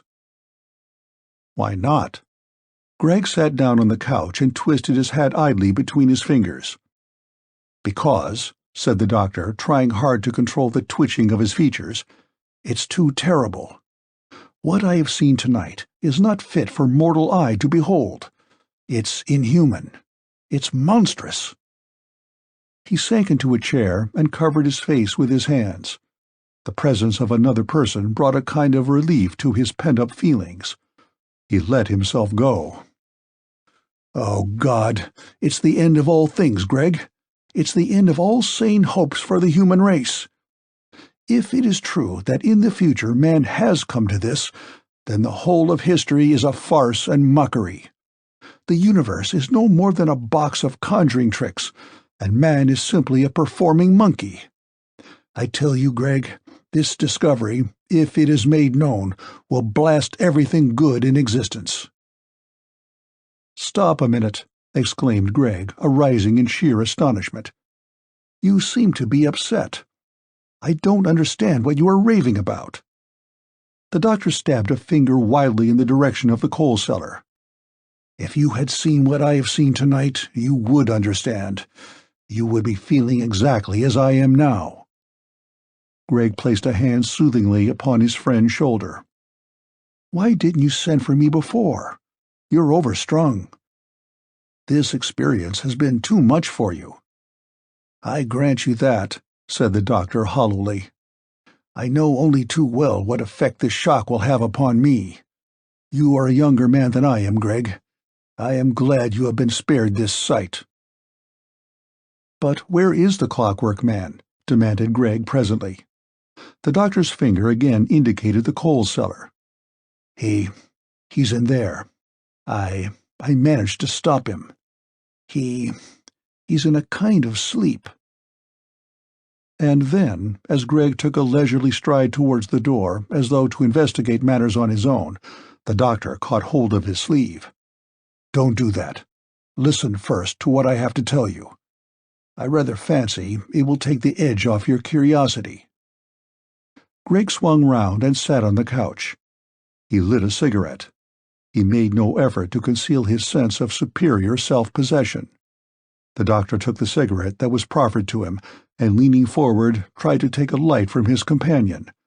But his hand shook so violently that he could not manage the simple operation. In the end, Greg lit another match and held it with a steady hand. As the doctor told the story of what had taken place so recently in the little room, Greg sat nursing an uplifted knee between his hands and with the cigarette drooping idly from his lips. Once or twice he interrupted with a gesture, but if he experienced astonishment, he never betrayed the fact. Even the description of the sudden growth of beard did not disturb the look of calm inquiry upon his hard-set features. He seemed to be following something in his mind that elucidated the facts as they came out. And as the narrative drew to a close, he nodded his head very slightly, as though having found corroboration for these strange events in some theory of his own, and vice versa. When at last the doctor reached the climax of his tale, there was no horror written upon Greg's countenance. He remained impassive, a sort of buffer against which the doctor's hysterical phrases recoiled in vain. There was a moment's silence. The doctor had been talking so rapidly, and he had been so swayed by his feelings, that he had scarcely noticed the other's demeanor. When he looked up, Greg was walking with a measured tread up and down the floor. He had dropped his cigarette, and his mouth was formed in the act of whistling. The doctor started to his feet. "What? You believe it, then? You, who have not seen this mystery, you believe it?" "Why not?" Greg paused in his walk and looked genuinely surprised. "But surely—" The doctor sat down again and groaned. "Surely you cannot accept such a story without a sign of incredulity.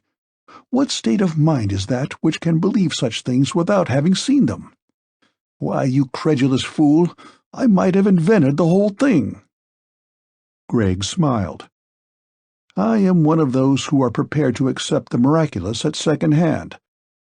Besides, you forget that I have already witnessed some of the Clockwork Man's manifestations of ingenuity. Nothing that you have told me causes me more astonishment than I experienced on the first occasion we had reason to believe the Clockwork Man was what he is. It is all, to my mind, quite natural and logical." "But you must admit," interpolated the doctor, "that I might be deceiving you. I could easily do it, just to prove you in the wrong. I can assure you that nothing would suit my humor better at the present moment, instead of which it is I who appear the fool. I never wanted to believe in the Clockwork Man. I was angry with you for believing in him. Admit that it would be a just revenge on my part to hoax you." Greg shook his head. "You might try to do such a thing, but you would certainly fail. Besides, I know you are telling the truth. Your manner plainly shows it." He sat down on the couch again. "Perhaps it is just as well that I did believe in the Clockwork Man from the first. For while you have been going through these unpleasant experiences, I have been thinking very hard, and have actually arrived at certain conclusions which are, I venture to think, amply confirmed by your story. That is why I have shown no surprise at your statements. The Clockwork Man is indeed true to his type as I have imagined him. He is the very embodiment of the future as I have long envisaged it." At these words, the doctor threw up his arms in despair. "Then I write myself down a fool," he exclaimed.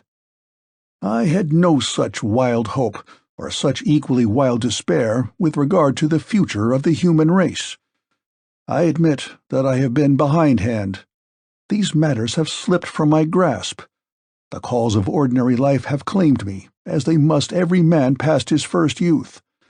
But I am ready to believe anything that can be explained."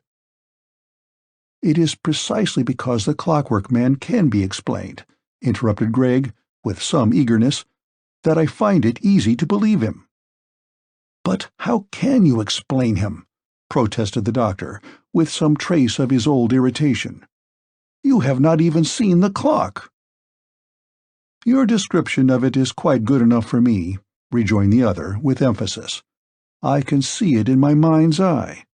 Moreover, it was obvious to me, from the first, that there must exist some such instrument in order that the Clockwork Man might be adjusted when necessary. One deduced that." The doctor shuddered slightly and leaned his head upon his arm. "Consider yourself lucky that you never did see the clock, and that you never had the opportunity of testing its efficiency. It's all very well for you to wax enthusiastic over your theories, but facts are hard masters." "Precisely," said Gregg, who was beginning to grow impatient with the other's manner. "And since the facts have revealed themselves, what is the use of trying to evade them? Here we have a Clockwork Man, a creature entirely without precedent, for there is no record of his having existed in the past, and so far as we know, there has been no successful attempt to create such a thing in our own times. Everything favors my original hypothesis, that he has in some way, and probably through some fault in the mechanism that controls him, lapsed into these earlier years of human existence. That seems to me feasible. If man has indeed conquered time and space, then the slightest irregularity in this new functioning principle would result in a catastrophe such as we must suppose has happened to the Clockwork Man. It is more than probable that a slight adjustment would result in his speedy return to conditions more proper to his true state." "But this does not explain him," broke in the doctor bitterly. "Wait, I am coming to that. We have to get the facts firmly in our heads.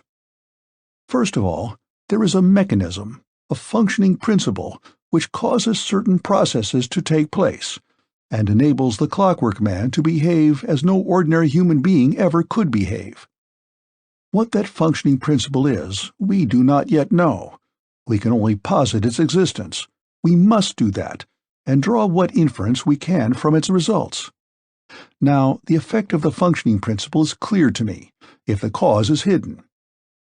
Obviously, the effect of the mechanism is to accelerate certain processes in the purely human part of the Clockwork Man's organism to such an extent that what would take years, or even generations, to take place in ordinary mortals takes place instantaneously.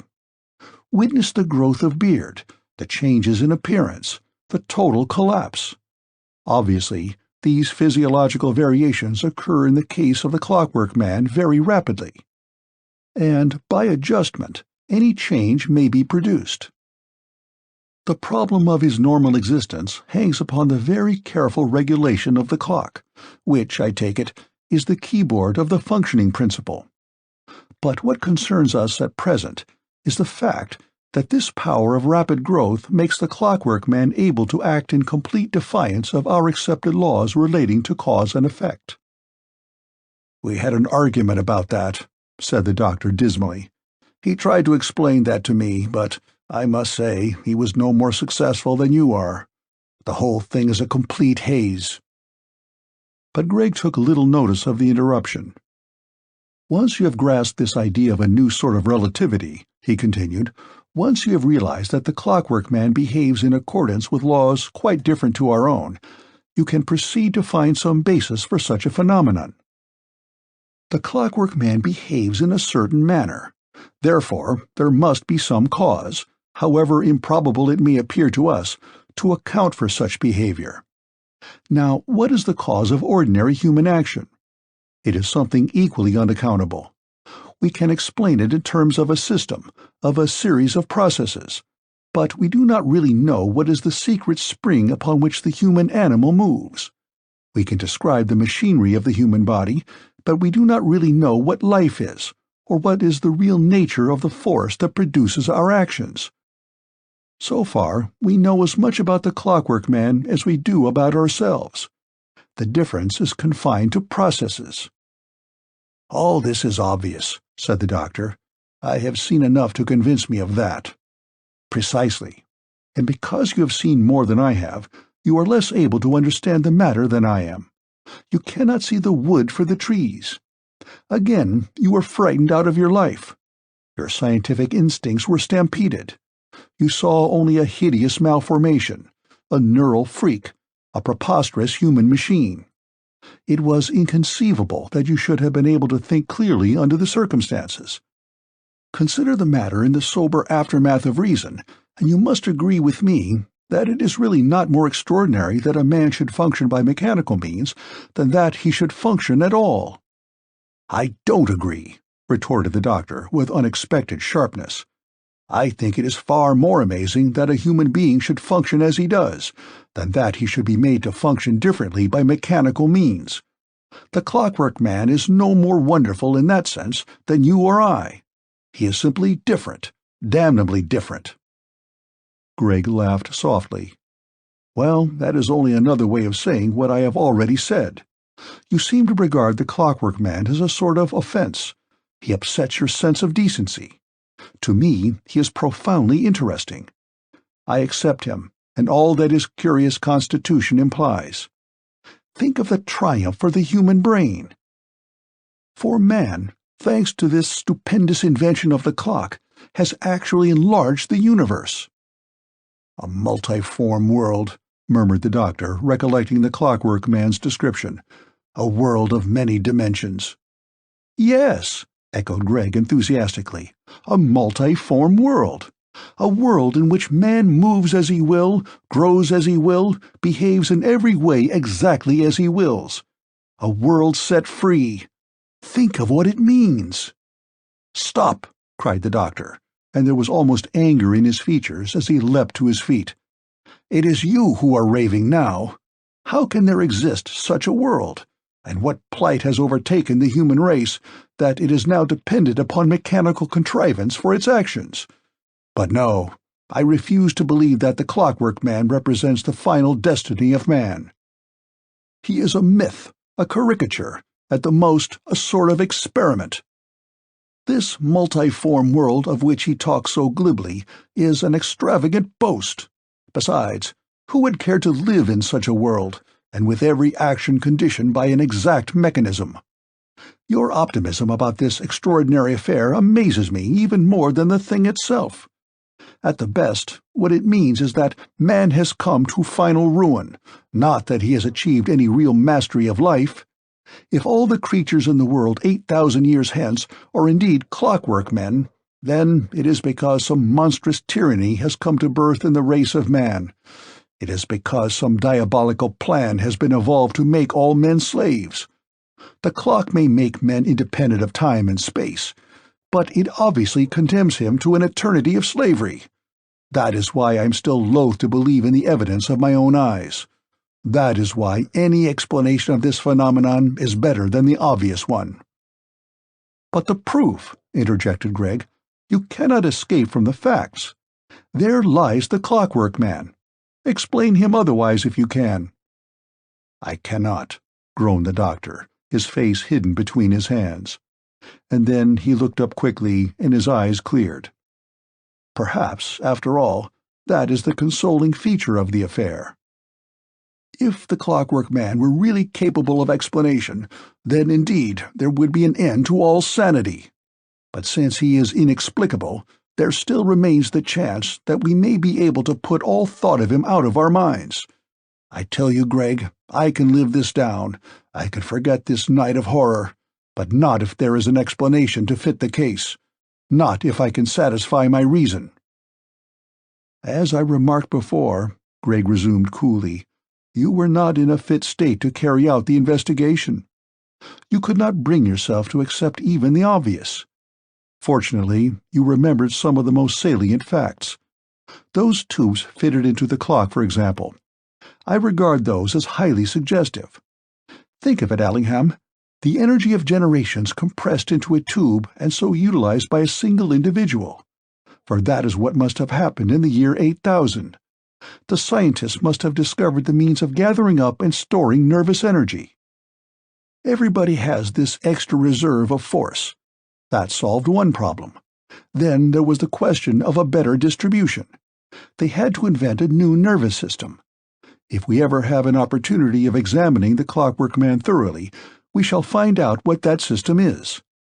Speaking in rough terms, we may assume that it is probably an enlargement of the compass of what we call afferent and efferent impulses. There will also be new centers, both of reflex and voluntary action. Each impulse in this new system has a longer range of effectiveness, a greater duration in time. Greg paused abruptly, as though arriving at some crisis in his thought. It must be so. There is no other explanation to cover what we have seen. Man, as we know him, is no more or less than what his nervous system allows him to be. A creature of action, his actions are nevertheless strictly prescribed by the limitations of his neural organism. In the case of the Clockwork Man, we are confronted by the phenomenon of an enormous extension of nervous activity. One imagines terrific waves of energy unimpeded, or relatively unimpeded, by the inhibitory processes that check expenditure in the case of a normal organism. Of course, there must be inhibition of some sort, but the whole system of the Clockwork Man is on so grand a scale that his actions take place in a different order of time. His relapses, as he describes them, are simply the parallel of that degeneration of tissue which accompanies ordinary human fatigue. That is why his ineptitude appears ghastly to us. Again, his perceptions would be different. He would see relatively far more of the universe, and his actions would carry him further and further into the future, far beyond those laws which we have fashioned for ourselves in accordance with our neural limitations. For just as man is at the mercy of his nervous system, so his conception of universal laws is the natural outcome of nervous apprehension. And the universe is no more or less than what we think it is. In his growing excitement, Greg rose and paced the floor of the room, walking away from the doctor. He did not hear the slight snigger that broke from the latter, nor had he observed any signs of deeper incredulity in the features of his friend that might have led him to moderate his enthusiasm. He continued in an exultant voice, "Think of what this means. We know the future. The accidental appearance of the Clockwork Man may save the human race generations of striving and effort in a wrong direction. Or rather, it will save us from passing through the intermediate stages consciously, for everything has already happened, and the utmost we can hope is to escape the knowledge of its happening. We shall be able to take a great leap forward into the future. Once we have grasped the principle of the Clockwork Man, the course of humanity is clear. It may still be several thousands of years before the final achievement, but we can at least begin." "No!" thundered the doctor, suddenly leaping to his feet. "By heavens, no! Not that!" Greg swung round with a gesture of annoyance. Both men were now pitched to their highest key, and every word that was spoken seemed to be charged with terrific import. "Why not?" said Greg, catching his breath. The doctor's reply was equally breathless. "Because I, for one, refuse to accept such a responsibility. If this monstrosity is indeed the type of the future, then I reject the future. I will be no party to any attempt to reproduce him, for that I can see is what lurks in your mind. You would have us all clockwork men before our time. But I tell you, rather than that should happen, rather than the human race should be robbed of a few more generations of freedom, I will take steps to prevent it ever being known that the Clockwork Man has paid us this visit. I will hide him. Not even you shall set eyes on him again. He shall remain an unfathomable mystery. No pagan priest ever guarded the sacred mysteries of life from an unthinking populace, as I shall this enigma sprung from the womb of time. Nobody shall know. He shall remain in my keeping, a memorial to the final fall of man." "But why do you persist in adopting this attitude?" demanded Greg, in tones of frank disgust. "It is so frightfully reactionary." The doctor pulled at his mustache. "I have no use for such phrases," he muttered angrily, and began striding up and down the narrow floor space. Greg leaned against the wall, his expression still critical. "I won't have him!" The doctor's voice broke out again, and there was a kind of sob in it. "I won't have the Clockwork Man at any price. Every nerve in my body cries out against him. He is the scandal of the ages. He must be hushed up, hidden, forgotten." "That is already impossible. His exploits are the talk of the village." "Let them talk," cried the doctor, beating his head with his closed fist. "In heaven's name, let them talk the thing into a 9 days' wonder. Let them think he's the devil. Anything rather than that they should know the truth. There may be 100 explanations of this mystery, and yours may be the right one. I only know that I repudiate it. I cannot escape from the evidence of my own eyes, but there is something in me that denies the Clockwork Man. He sticks in my gorge. Call me what you will, I am not to be shaken with phrases. The whole of man's past shrieks out against this monstrous incubus of the future. Do not ask me to offer my own explanation of the phenomenon. I have none. In vain I have stretched my brain to its bursting point in order to solve this problem. You, apparently, are ready to accept the Clockwork Man as a foregone conclusion. Time alone will reveal which of us is nearer the truth." Greg smiled. "After all," he remarked, allowing a suitable pause to follow the doctor's impassioned words, "it will not be for you or me to decide the matter. Our humble part will be to produce the object of the problem. Wiser men than ourselves will have to interpret its significance." The statement might have ended the argument for the time being, had not an accident occurred that altered the whole complexion of the affair. Greg had the wisdom to see that his friend was literally beside himself with fright and repugnance. He would have been quite content to await another opportunity for the discussion to be renewed.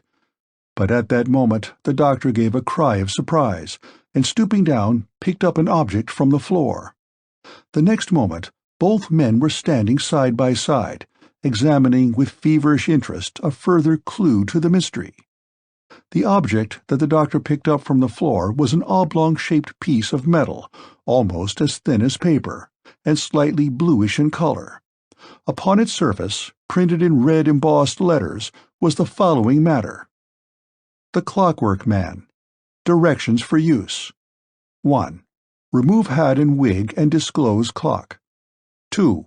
Open lid of clock by means of catch. 3.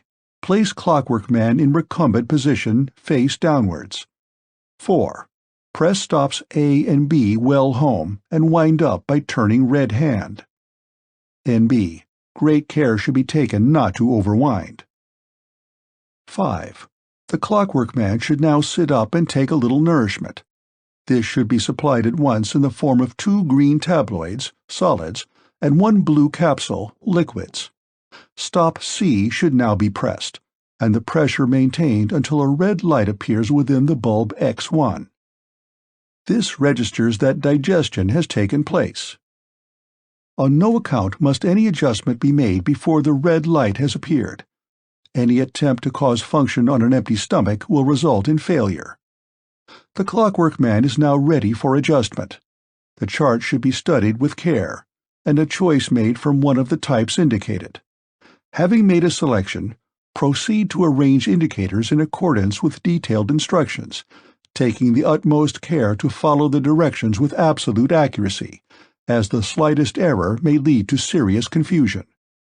A good plan is to hold the chart in the left hand and manipulate the regulators with the right, checking each adjustment as it is made. Now wind black central hand 14½ times. Press center knob until bell rings. Close lid, replace wig and hat, and Clockwork Man is ready for action." The expression on Greg's face as he read these amazing instructions changed slowly from avid curiosity to puzzled alarm. He was frankly embarrassed by this sudden turn of events, and for a few moments he could make nothing at all of the matter. Yet the wording was intelligible enough, and its application to the Clockwork Man only too obvious. The little piece of thin metal must have slipped from his pocket during the doctor's examination, and its discovery was undoubtedly of supreme importance. But what could it mean? Greg rather prided himself upon the resiliency of his mind, but not all the elasticity of which he was capable could enable him to overcome a sudden sense of uneasiness. Was the Clockwork Man, after all, no more than a very elaborate and highly complex puppet? But how could that be, since he breathed and spoke and gave every sign of the possession of an individual consciousness? Considered in this new light, he was even more difficult to explain. But when Greg looked up, rather sheepishly, wary of meeting the doctor's eye, he beheld a sight that sent an uncomfortable thrill down his spine. For the latter lay at full length upon the couch, his chest and stomach rising and falling in the convulsions of that excessive laughter that at first sight raises a doubt of danger in the mind of the beholder, for men have died of mirth. Greg stared at his prostrate friend, and his own countenance was transfixed with alarm. Many minutes elapsed before any kind of definite sound brought a relief to the strain, for the doctor's laugh was primeval. It racked his vitals, shook him from head to foot, began and stopped, proceeded in a series of explosions, not unlike those of the Clockwork Man himself, until at last it reached the throat and found expression. "Ha, ha, ha!" broke at last upon the silence of the night, and Mrs. Masters in her top attic heard the noise and thought of the devil climbing over the roofs. "Ha, ha, ha, ha!" Greg pulled himself together and crossed to the couch. He undid the doctor's collar and forced him to sit up. He thumped his back violently, at first remonstrated, and then fell to the use of soothing phrases. For there was still an element of hysteria in the doctor's manner, only now it was a symptom of release from unendurable strain. It was the hilarity of a man who has just saved his reason. End of Chapter 9. Chapter 10. Last Appearance of the Clockwork Man.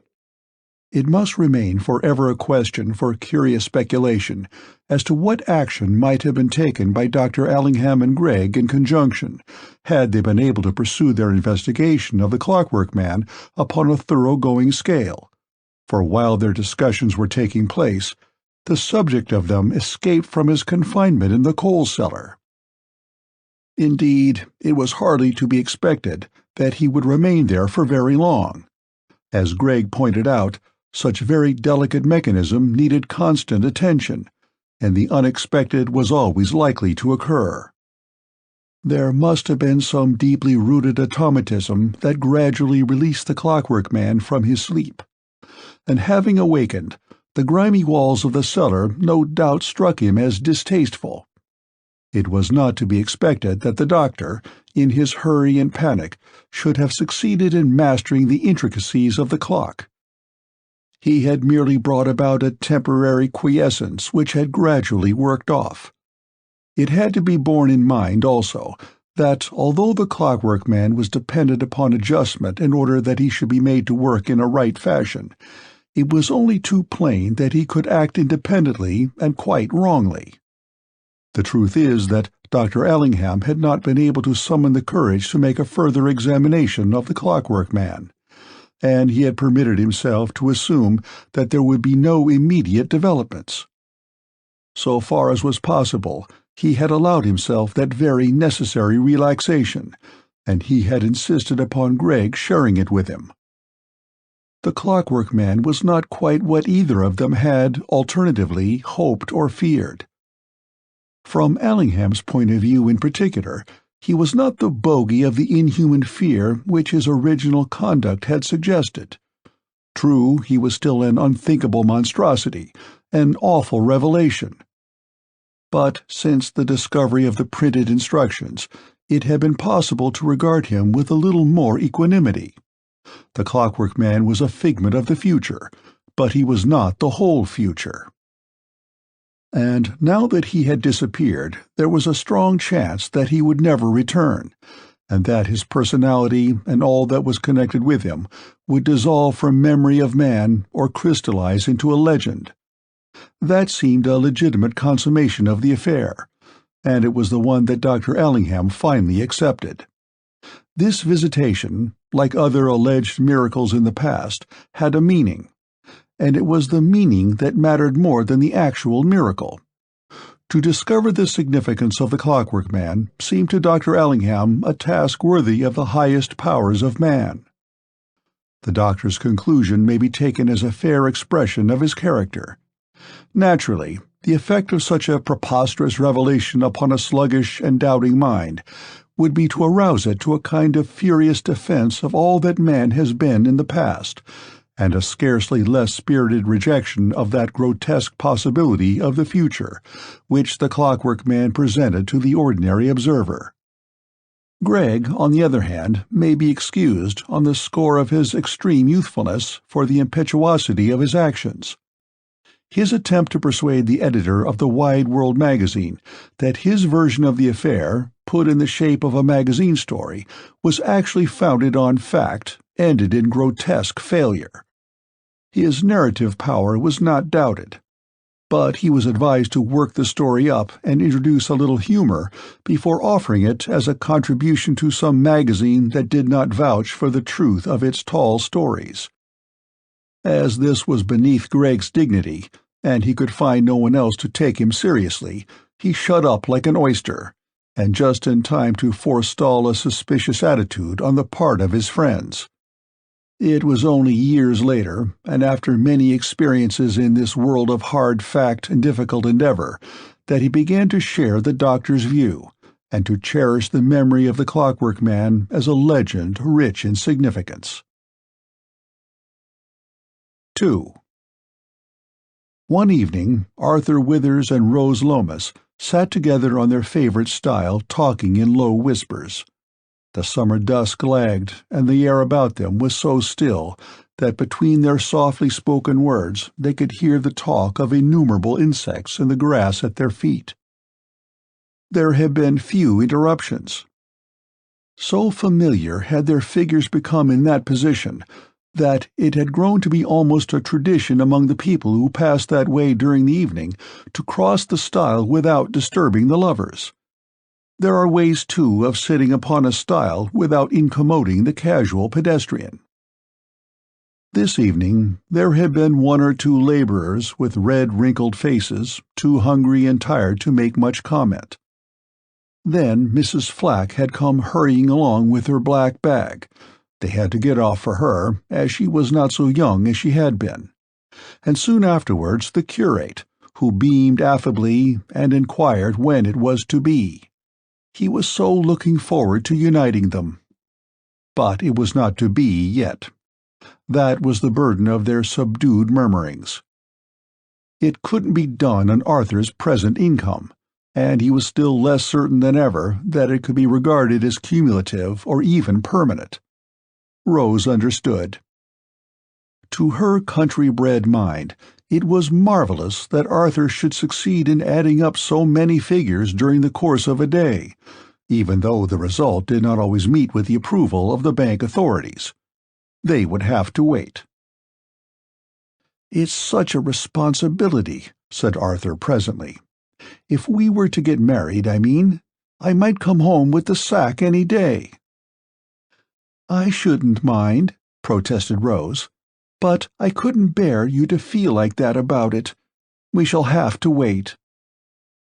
"I wonder why I'm not clever," Arthur remarked after a long pause. Rose clutched him indignantly towards her.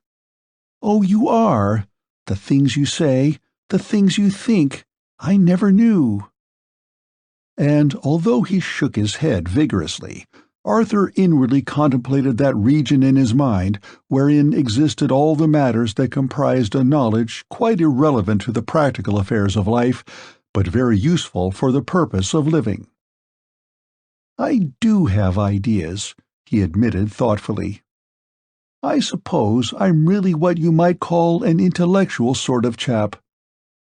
Dreadfully, said Rose without a trace of disrespect. The books you read. Of course, I'm only a sort of amateur, Arthur continued modestly. But I do like books, and I can generally get at what a chap's driving at, in a way. He stared hard at a grasshopper, who seemed to be considering the possibility of an enormous leap, for his great hind legs were taut and his long feelers caressed the air. Sometimes I think the chaps who write books must be a bit like me, in a way. They seem to like the same things as I do. There's a lot about beauty in most books, and I like beauty, don't you? Yes, breathed Rose, wondering what exactly he meant. The grasshopper hopped and landed with a quite distinct thud, almost at their feet. They both looked at it without thinking about it at all, but its advent produced a pause. In the books I've read, Arthur resumed, there's generally a chap whom you might regard as being not much good at anything, and yet pretty decent. Heroes, suggested Rose, whose knowledge of literature was not very wide. Sometimes, chaps people don't understand. That's because they like beauty more than anything else, and not many people really care about beauty. They only think of it when they see a sunset or look at pictures. If you can forget beauty, then you're all right. Nobody thinks you're strange. You don't have any difficulties. The slight stirring of Rose's body, and a sigh so low that Arthur scarcely heard it, seemed to suggest that matters were becoming rather too deep for comprehension. The grasshopper sprung again, and this time landed upon the stile, where he remained for a long while, as though wondering what perversion of the common sense natural to grasshoppers could have prompted him to choose so barren a landing-place.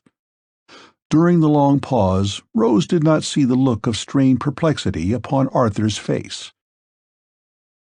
"But they always get married," he said suddenly. "The chaps in books, I mean. They always get married in the end." "Oh, Arthur!" Her hand went up to pull down his, for the moment, unwilling head. "Oh, Arthur, we will get married some day." "You're so pretty," he whispered. "You're so very beautiful." "Oh, am I? Do you think so? I'm so glad. I'm so sorry." Her tears gushed forth inexplicably even to Arthur, who thought he understood so much that was difficult to understand. He had let loose his feelings without any real knowledge of its depth, or that which it aroused in Rose. "I can't bear you not to have me," she sobbed. "It's cruel. It ought to be arranged. People ought to understand." Arthur was startled back to common sense. "They don't," he whispered, as they held one another in trembling arms. "If they did, they would be like us." And then he remembered a possible sequel to the search for beauty. "Besides," he added in a formal whisper, "there's the children." 3. Along the path that led from Bapchurch to Great Weimring, there walked two persons, slowly and with an air of having talked themselves into embarrassed silence. Their steps were gradually bringing them to the stile upon which Arthur and Rose sat. "That last remark of yours cut me to the quick," said the doctor at last. "I meant it to," said Lillian firmly. "I want you to be cut to the quick. It's our only chance." "Of what?" inquired the doctor, conscious of masculine stupidity. "Of loving somehow. Oh, don't you understand? I want to care for you, but you're making it impossible. You will jest about the things sacred to me. Your flippant tongue destroys everything. It's as I said just now. I like my friends to be humorous, but my lover must be serious." "But I can't help it," pleaded the doctor. "Take away my humor, and I'm frightened at what's left of myself. There's nothing but an appalling chaos." "Because you are afraid of life," said Lillian. "Men have laughed their way through the ages. Women have wept and lived. I can't share your world of assumptions and rule-of-thumb laws. To me, love is a chaos, a dear confusion, a divine muddle. It's creation itself, an indefinite proceeding beginning with God." The doctor harked back in his mind to the beginning of their talk. "But you objected to my house," he mused. "That was how the discussion arose. And now we've got somewhere up in the stars." Lillian glanced up at them. "If only we could keep there. By their habitations are men known. A house ought to be a sort of resting place. No more. Once you elaborate it, it becomes a prison, with hard labor attached." "But where does all this lead?" pondered the doctor, half falling in with her mood. "Why not make some things permanent, and as good as they can be?" "Because they are only part of ourselves, and only so many additions to the human organism, extra bits of brain. We're slowly discovering that. Humanity daren't be permanent, except in its fundamentals, and all the fundamentals have to do with living and being. Just think what would happen if the blood in your veins became permanent." "Death," said the doctor, speaking from knowledge rather than from symbolical conviction. "Well then," resumed Lillian triumphantly, "isn't all this possession of things, all this wanting to have and keep, a sort of death, beginning from the extremities? Wouldn't it be awful if the human body didn't change, if we got fixed in some way, didn't grow old or lose our hair or have influenza?" The doctor paused in his walk. How strange that Lillian should say that. It almost seems as though she must have heard about the Clockwork Man. And then they both stopped, and at the same moment saw Rose and Arthur seated on the stile. "Let's go back," whispered Lillian, and they turned and retraced their steps. The sight of the lovers sealed their lips. Dr. Allingham struggled for a few moments with a strange sense of bigness wanting to escape. Almost it was a physical sensation, as though the nervous energy in his brain had begun to flow independently of the controls that usually guided it through the channels graven by knowledge and experience. It was Lillian who spoke next, and there was a note of pain in her voice. "Oh, why are we troubled like this? Why can't we be like them? We shan't ever get any nearer happiness this way. We shan't ever be better than those two. We've simply got a few more thoughts, a little more knowledge, and it may be quite the wrong kind of knowledge." "Then why—" began the doctor, as though this begged the whole question. "Oh, wait," said Lillian. "I had to have it out with you. I had to talk of these things, as though talking's any good. I couldn't let you just take me for granted. Don't you see? I suppose all this talk between us is nothing but an extension of the age-long process of mating. I'm just like the primitive woman running away from her man."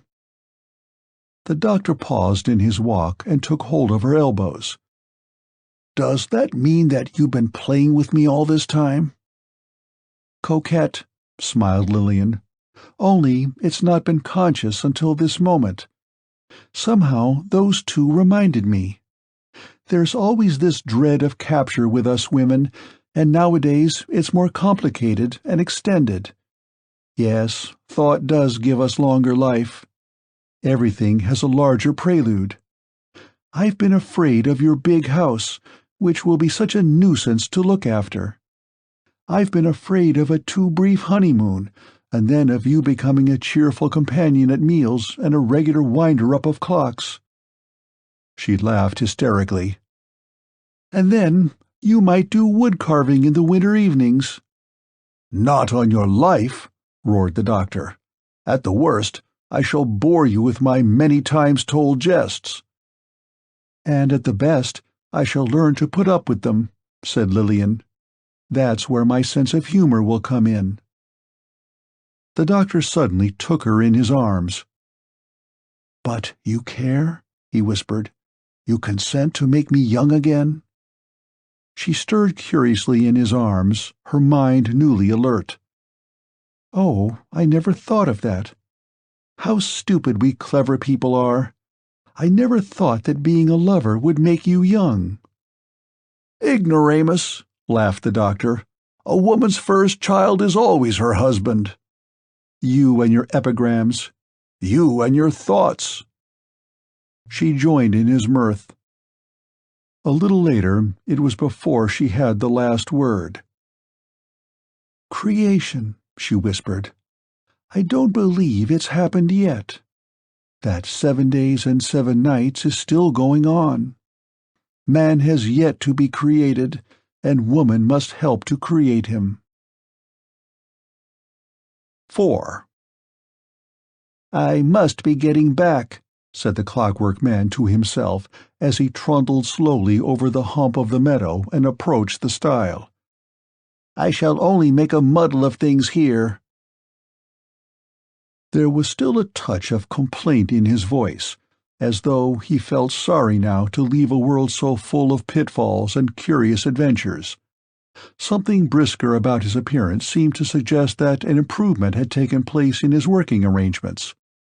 You might have thought him rather an odd figure, stiff-necked and jerky in his gait, but there were no lapses into his early bad manner. "I have a feeling," he continued, placing a finger to his nose, "that if I put on my top gear now, I should be off like a shot." But he did not hurry. He twisted his head gradually round as though to embrace as much as possible in his last survey of a shapely, if limited, world. "Such a jolly little place," he mused. "You could have such fun, and be yourself. I wonder why it reminds me so of something. Before the days of the clock, before we knew." He sighed, and suddenly stopped in order to contemplate the 2 figures seated together on the stile. Rose was asleep in Arthur's arms. "Don't bother," said the Clockwork Man as Arthur stirred slightly.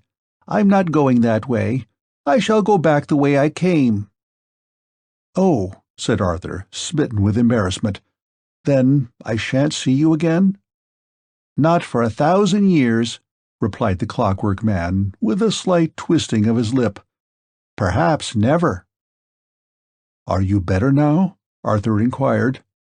"I'm working all right, if that's what you mean," said the other, averting his eyes. Then he looked very hard at Rose, and the expression on his features altered to mild astonishment. "Why are you holding that other person like that?" he asked. "She's my sweetheart," Arthur replied. "You must explain that to me. I've forgotten the formula." Arthur considered. "I'm afraid it can't be explained," he murmured. "It just is." The Clockwork Man winked one eye slowly, and at the same time there begun a faint spinning noise, very remote and detached. As Arthur looked at him, he noticed another singularity. Down the smooth surface of the Clockwork Man's face there rolled 2 enormous tears. They descended each cheek simultaneously, keeping exact pace. "I remember now," the mechanical voice resumed, with something like a throb in it. "All that old business. Before we became fixed, you know. But they had to leave it out. It would have made the clock too complicated. Besides, it wasn't necessary, you see. The clock kept you going forever. The splitting-up process went out of fashion. The splitting up of yourself into little bits that grew up like you. Offspring, they used to call them." Arthur dimly comprehended this. "No children," he hazarded. The Clockwork Man shook his head slowly from side to side. No children. No love. Nothing but going on forever, spinning in infinite space and knowledge. He looked directly at Arthur. And dreaming, he added. We dream, you know. Yes, Arthur murmured, interested. The dream states, explained the Clockwork Man, are the highest point in clock evolution. They are very expensive, because it is a costly process to manufacture a dream. It's all rolled up in a spool, you see, and then you fit it into the clock and unroll it. The dreams are like life, only, of course, they aren't real.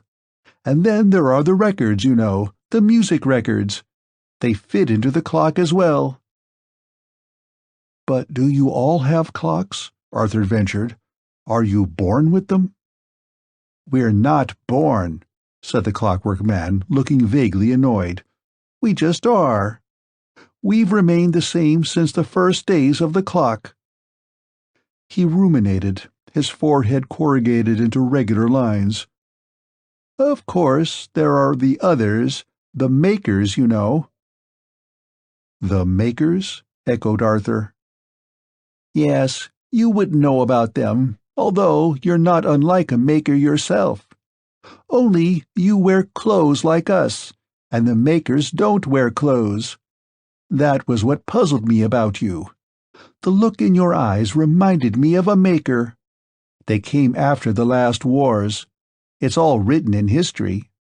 There was a great deal of fighting and killing and blowing up and poisoning, and then the makers came and they didn't fight. It was they who invented the clock for us, and after that every man had to have a clock fitted into him, and then he didn't have to fight any more, because he could move about in a multiform world where there was plenty of room for everybody. But didn't the other people object? Said Arthur. Object to what? To having the clock fitted into them. Would you object, said the Clockwork Man, to having all your difficulties solved for you? I suppose not, Arthur admitted humbly. That was what the makers did for man, resumed the other. Life had become impossible, and it was the only practical way out of the difficulty. You see, the makers were very clever, and very mild and gentle.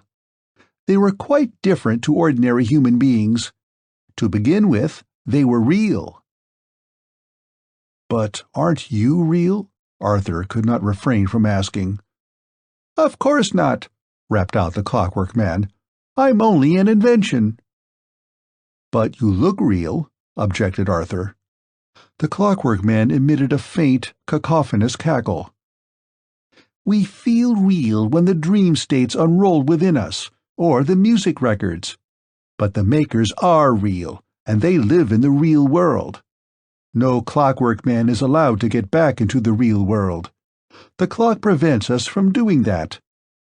We hope you enjoyed tonight's sleep audiobook. If you liked this audiobook and want to listen to more, please check out our channel at Sleep Audiobooks. And if you prefer to listen to each story individually, they will also be uploaded to our secondary channel at Sleep Chapters. You can access our entire catalog of bedtime story audiobooks through our web app, which can be found at sleepaudiobooks.com. There, you will also find our suite of sleep tools, including a complimentary Better Sleep Quick Guide if you sign up to our mailing list. Links are in the description below. All likes, comments, and especially subscribing help this channel grow so that we can reach more night owls in our quest to help as many people sleep easier so they can live their lives more fully during the day. We appreciate your support and wish you a very excellent night's sleep. This is Sleep Audiobooks.